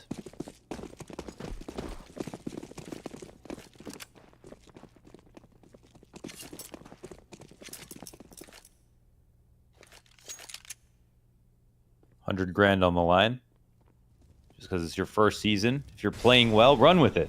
Don't call it a warm-up. Ooh, Spooky starts off. Prospects, man advantage. Jimbo emerges from smoke, and sure enough, OG Academy want that victory lane. It's not going to be the easy road. They get the bomb into the B site, though, so CT's out of position for it. 3v5. Can they get double digits early? They're in good spots to kind of push for pressure, but Spooky gets more. Ooh. Marix in the back of the market. 2 Wow. kills. Looking for a bit of a recovery here. Gunning for the ace. Lax Pick the pushes kit up. up so that he can grab the kit. Yeah, sure enough. And now Marix trying to push by, but turned his head to Spooky, and that, my friend, is a lethal error. Spooky. More like tricky. Just hug the wall and let Marix walk right into the crosshair. Perfect. This feels like it's going to be one of those games you flip a coin, you get a different result. You play these guys against each other 10 times. And really, even though Prospects only got 6 rounds in that first half, it was like they had a lot of good rifle rounds. They really did. Every time someone plays against OG Academy, it feels like it's the OG players that are just so much better than they are.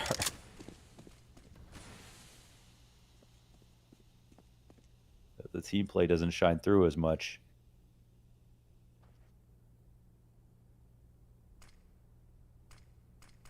The team that survived it so far, Fnatic Rising in overtime. Oh, yeah.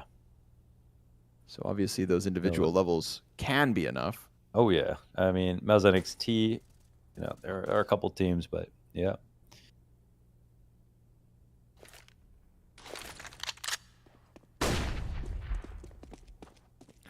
Whoa. 8x. Catches Sound, but the Galil comes out on top of all things. I mean, Sound is just an absolute beast at the moment, but Spooky will shut him down as he jumps through the window.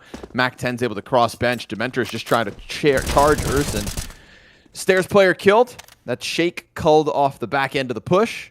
Marix looking for the cat play, but he turns his back, and Lax kills his teammate. Dementor down in sight. Oxygen 4 HP as he returns the favor back the other way, but there's so little here for him to hang on with. Prospects 8th looking likely. Jimbo locks it in. Dead in the back of the head. Prospects get one step closer. Who do you think will win this map based on what we've seen? What are you feeling? Who do I think? Blind bet. Yeah. Yeah, OG, 0. Let's say Prospects. Prospects? Okay. Yeah, let's say they do it. Today's the day they finally start turning the, turning the narrative back their way. Individuals of OG better, Consolidation points, yeah. but they've got lower lows at the moment. It's going to take everybody from Prospects to keep on delivering. Yeah. That's the caveat. 8x? Ooh. Finger licking good.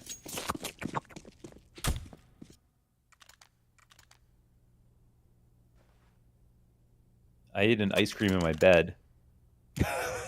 As you do when you're single. And then there was chocolate in my bed. Yeah? You sound surprised. What kind of ice cream? I mean, I wouldn't have done it if I knew that was going to happen. Like a chocolate covered ice cream bar, or No, it's just the stuff that goes on the top of the ice cream.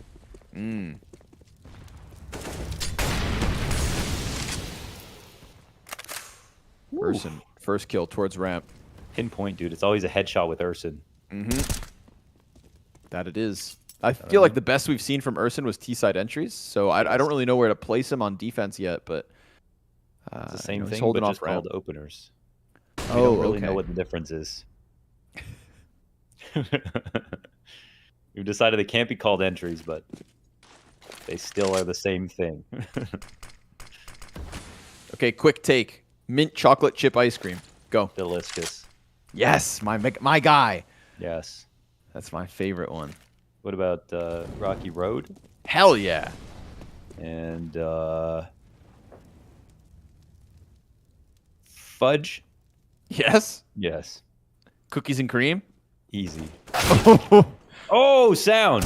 Nice headshot, but the lineup. Oh, spooky. Spooky in from the corner, and they have that's nothing to get him out of here. 3 kills from Spooky, makes it look simple as Shake comes off of the bomb plant, AK in hand with 2 players towards market. Lax is also going to be a problem, but first he finds Urson, fight long range. 15 health makes a world of difference for Lax. And I talked about the floor, right? It's all about the fact that 0-0 Prospects as a team are playing better. And that 8th kill, that is Lax at the bottom of the board for Prospects. But if he can deliver in these kinds of rounds, then the Prospects could certainly pull ahead. 2 frags from Spooky lined up on Cat, and then Marix walks right in as his 3rd. I mean, has this guy always been on Cat? I feel like he hasn't even. Like, he's just everywhere. Spooky, he is a ghost. I mean, he's, yeah, dude, this guy is pervasive, okay? Spooky is everywhere. At all times. What a Swede. Prospects. He's a Swede that could bridge the relationship between Norway and Denmark. He's going to heal things. Yeah. With his raw fragging power alone.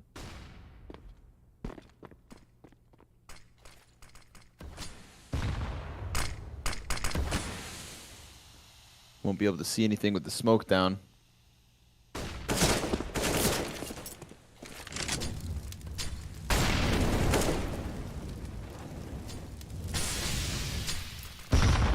Ooh, CT util burns out. 8x. Yeah, Dementor thought he had cover there, but the smoke was a little bit thin on the left side. The Opper knew it. Spooky catches Marks trying to jump through the window, and that's Prospects with a 5v3 shooting for 11. A CT side that just keeps on giving. Oh, yeah. You know, they're pulling it off. You said they would win. I wasn't sure. They are really pulling it off right now. Wow. Looking very much in control. They have figured out where all the T's are going to be at every single choke point. It's at a window and connector, a ramp. Met them right at the doorstep. Okay. Not the best shot right there, but Jimbo steps up to the plate. Sends one out of the park. 2-round lead. The money is buns. They're off to Value Village. Down could get an AK. Honestly, do the hero AK. So not everyone does this buy, but do it. Right here, right now. See, even that last round, right? All the other kills go the way of 0-0 Prospects. And then right at the end, we get this OG Academy all on sound. It looks doable, but, I mean, he's just on his own. 25 and 11. Nobody else is even close. They need to fix that. That's true, yeah. They need to change it now, or else Prospects as an entity are simply enough to trade frag out. Yeah. Especially with the advantage of CT side, I feel. But yeah, they've got some good setups. Game keeps going. That's 5 rounds straight from the defense. Haven't lost. 5 to go for victory. And maybe the freest one thus far. But there are deagles. Ooh, a push. Ooh, the double scope. Lax moving up. Oh, Shake. Okay, Shake will die. Wow, he goes around. That. Gave up a gun. Another. Bob's dropped. Tech Yikes. 9 and a deagle versus 4. Ooh, an 8x. Yeah, he's decided he's not missing. Dementor, 1 tap to the back of the head. Spooky in the corner like a ghost. 12-9 the lead. Monster stuff. I mean, this would be a bit, like they won 1 game, right? Did they? Prospects? Yeah. 2 games, both on Dust 2. No, excuse me. That that's was OG Academy. OG, yeah. Sorry. Wrong question. They won 1 Spirit Academy 30-round game. Yeah, and that's it. That's it. Then 2 losses on Ancient. Yeah. One of them versus MOUZ, so very understandable. The result that makes sense based on what we've seen is OG winning this map. But now that we're watching it, of course, Prospects are clearly, they clearly seem a bit better. I think that's maybe fair to say. There were some rounds in the first half where it was really impressive from OG, but a lot of it was individual level. So this result does kind of turn things on its head a little bit, like how much better Prospects get, and how good are OG really now that they seem human. Well, at least some of them. Sound is still an absolute animal. Yeah.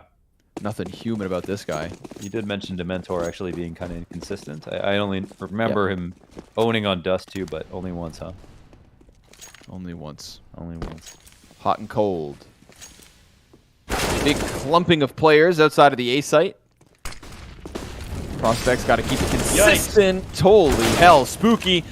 He'll go down to Sound. If Sound is alive, then the round is 2. More smokes, more utility thrown towards the connector side. Util also coming in from CT, so that's going to be the warning for Marix, which taps that plant. Lax tries to spam. Nothing connects off the back of that. They missed their connector smoke, I think, too. So it's actually very scary on the T side now. Yeah, look at this fat gap. Nades ready as well. 2 HEs here. OG hoping for a mistake, but I think prospects are just waiting for a plant. No reason to rush things. Oh, yeah. And they have one more. If you can kill Sound, then all of a sudden things kind of slip your way. 8X comes around the corner, finds Marix in the open. Dementor hasn't been able to do anything yet from Palace. And I feel like if the counter-terrorists were already leaning back, well, now they can really do so. Oh, Dementor gets stuck on the ladder. Oh, no. Shake, 1v3, tries to do it, but no, sir. Once that nade finds Sound, there is no further success to OG. That did expose their discomfort a little bit right there. The pause from prospects, the good wait on the utility usage, not just dumping everything as soon as the smokes go down. And then the slight re-aggression. Finding a way to get back into that, dropping a nade right on a player camped in the site. And I think that's the kind of the most clear round. There are prospects. They survive like a really tough situation and make it look very calm. And OG have no real answer after they don't get all the entries they need. They nearly did, though. I mean, they probably could have dived a plant. But when they threw that re-smoke, I mean, I think it was Sound. He just winged it. He threw it around connector and ended up being a really enormous gap. Maybe he called that and said, okay, we should just wait for a second.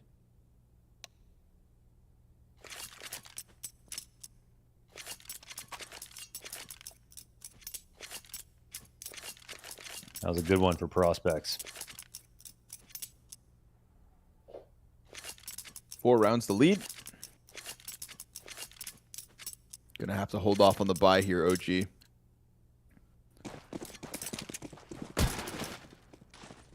So, Dust 2 still their domain. Inferno, they look capable. But on Inferno, that's also one of the maps where we saw Dementor offer us like a decent enough performance.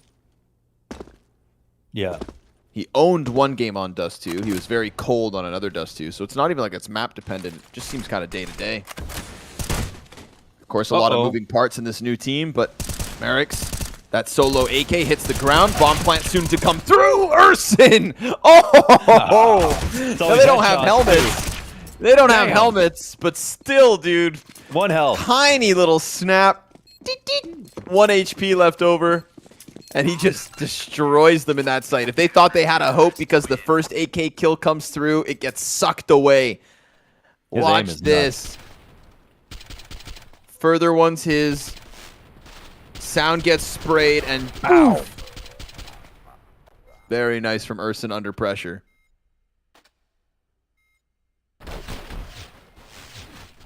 Always a headshot with Urson. Whew. Barrel stuffed. Yeah.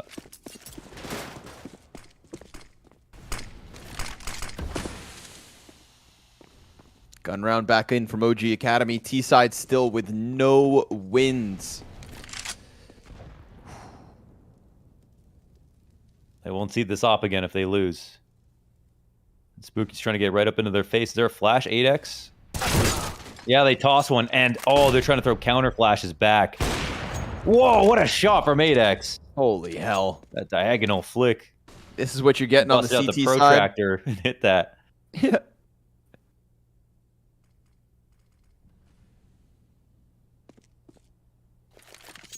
God Mentor damn. crawls out bottom mid. Trying to piece this together with a player top, but 8X is not missing now. Wow. All right, prospects, we see you. And this was the whole thing, right? They have legitimate results outside of the WePlay Academy League. They get introduced to the Academy League this season, And we were surprised by the fact that they fall to Young Gods. Then they got find out it's by because they were MOUZ. literally gods. Yeah, they're actually sick as well. Yeah. Another newcomer to the league that's got potential. Yeah.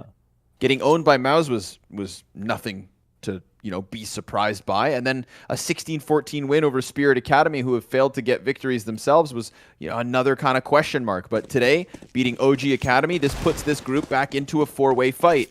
Maybe even 5 if we put Young Gods in there. We know that MOUZ are at the top. We know that Fnatic Rising aren't far off. But then right behind it, we've got competition in the middle of the pack. Man, taken down by Sound. 6 match points here for 0-0 Prospects. Oh. Good util damage at the base of Connector, and Lax dunks down on it. Spooky comes through with the kill towards Palace, so now all the attention can turn closer towards mid, and that does open a door for Marix to come out from a ramp. Still, Spooky gets the kill in middle, and then Marix, well, he'll strike one down. 2v2 is where we're left as Marix disappears in jungle. Now they're not scared of the guy who just left mid. They know he was there. Have some presence on Cat. Well, they're jostling around in this spot. I think actually Mark comes out ahead, right? Window control. Apeks has the cross on a site, but the bomb can be planted opposite default if they'd like to. Oh, do they really want to cross? Don't make that mistake. Yeah, they could. They look like they're going to double peek from Connector, but that's just a losing play. They've got a CT on both sides now. Bomb out in the open. Marix nowhere to go and only a quarter HP. Oh, top shots connect. 8x on this CT side just dominates. 26 and 15 at the end of the map. We said that there was nobody who could counter Sound, but we just saw it. Yeah. We just saw it. 8x puts up the numbers, ends this one just 1 kill shy of Sound. His counterpart, a flawless CT run comes out of 0-0 Prospects, and they throw their name into the hat as competitors in Group A. Not a single round in the second half for Prospects. A total shutout here. The CT side, really beautiful. Had to be reserved about expectations with Prospects because of their previous results. I mean, they just didn't really stand out that much. They look pretty good, but not good enough to put together a map. But now they've kind of painted the picture for us. They are a threat. And OG Academy, fallible, still deadly, but they can lose. And they can even lose to a team that isn't, Fnatic or MOUZ NXT. They're not clearly third anymore. I think in this position, and it's, good to see Prospects getting better and better after putting in so much work. It's a slow start, I suppose, to the season. And again, the MOUZ loss, I feel like everybody by the end of the regular season should have one of those. So if anything, it's just that loss to Young Gods that's the question mark. But when they played Young Gods on Ancient, they were also going into it not knowing what Young Gods had to offer, right? That's a team that had very little sample size, and even then, only within Brazil in terms of HLTV matches. Oh, that's not right? ADR 197? I don't think it could be. That would I just want to make sure that would be insane. Because, I mean, he could be like, how many assists did he have? That would be the only way that would be possible. But either way, nuts stuff. No way, right? Nah. It is... No. He had 90... I think he had 96. Okay, maybe, 96 then. Okay. Yeah, no, we won't lose our minds then. Because, that would just be gnarly. But here we go. This is what we're talking about. The standings of Group A. MOUZ NXT, clear favorites, triple champions. Every single season, it is them at the top. So they will stay there here in the regular season. Fnatic Rising, the challengers. Close double OT loss today.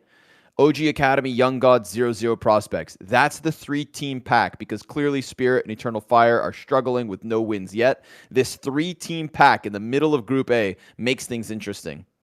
It absolutely does. When we switch over to the Group B standings, Astralis Talent, undefeated so far, playing less games, but looking very good in the matches they played.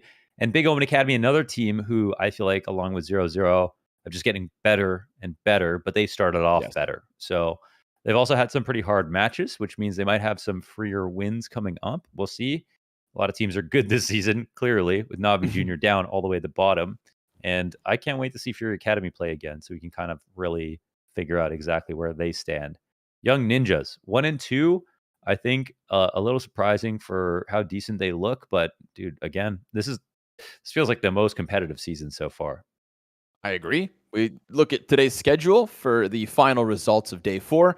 Astralis Talent with a win over Young Ninjas, so they are going to continue to succeed. BIG.OMEN Academy destroyed Apeks Rebels. And Young Gods besting Spirit Academy as well, off of the back of some crazy Venom Zero results. The guy's 0-10 and finishes the map like 25-15. Just bananas. The absolute banger that we promised out of the gate of MOUZ NXT and fnatic Rising delivered in the double overtime ending, and then 0-0 Prospects give us a flawless CT side to make this score look much more lopsided than it was at the end of the first 15. OGA, they're going to lose one. So this is day 4, folks, all wrapped up. Yep, I think it's been fantastic so far. It's like getting better and better by the day after seeing certain teams win against certain teams, lose to other teams, and coloring it in by figuring out how big the vetoes get for some of the rosters. So why don't we go ahead and look at the schedule for tomorrow so we get amped about what's next. Navi Jr. versus Apeks Rebel. Okay, now Navi Jr. have to get their first win here, right? I mean, this is a situation where Apeks Rebels, they've been exposed as a team that doesn't know nades on some maps. We don't know exactly what maps they want to play. They're struggling in the best of ones. And Navi Jr., they looked good enough on their Dust 2. They're clearly not as good as before, but they have literally a 13 and a 14-year-old. So they are rebuilding from square one. But that still should be one they take. MOUZ NXT, that should be a free win as well. I mean, they should be crushing Spirit Academy in that situation. And Young Gods as well. EFA 0-3 so far, and Young Gods getting better and better and more impressive. fnatic Rising and 0-0 Prospects, that's going to be a good game. If OG Academy were already able to push fnatic into an overtime and 0-0 Prospects are starting to piece things together, then this could be another challenge. Or fnatic Rising will remain as the #1 challengers and just shut it down. A question mark that we'll have to see tomorrow. Astralis Talent, looking like the most improved season to season. You said earlier today that, they were kind of the joke of the first 2 seasons of WePlay, but they have pieced together a formula that is starting to work. And Furia Academy, a team that only got 1 win across all of the season in Season 3, can they do it versus a team that seems to be improving far faster? We'll find out tomorrow. Those are the 5 matches. Scrawny and Launders every single day. See you guys tomorrow. Thank you for tuning in and supporting the WePlay Academy League. It is important. It is the future. Who is the star of tomorrow? Well, we'll find out. But for today, we're signing off. See you guys later.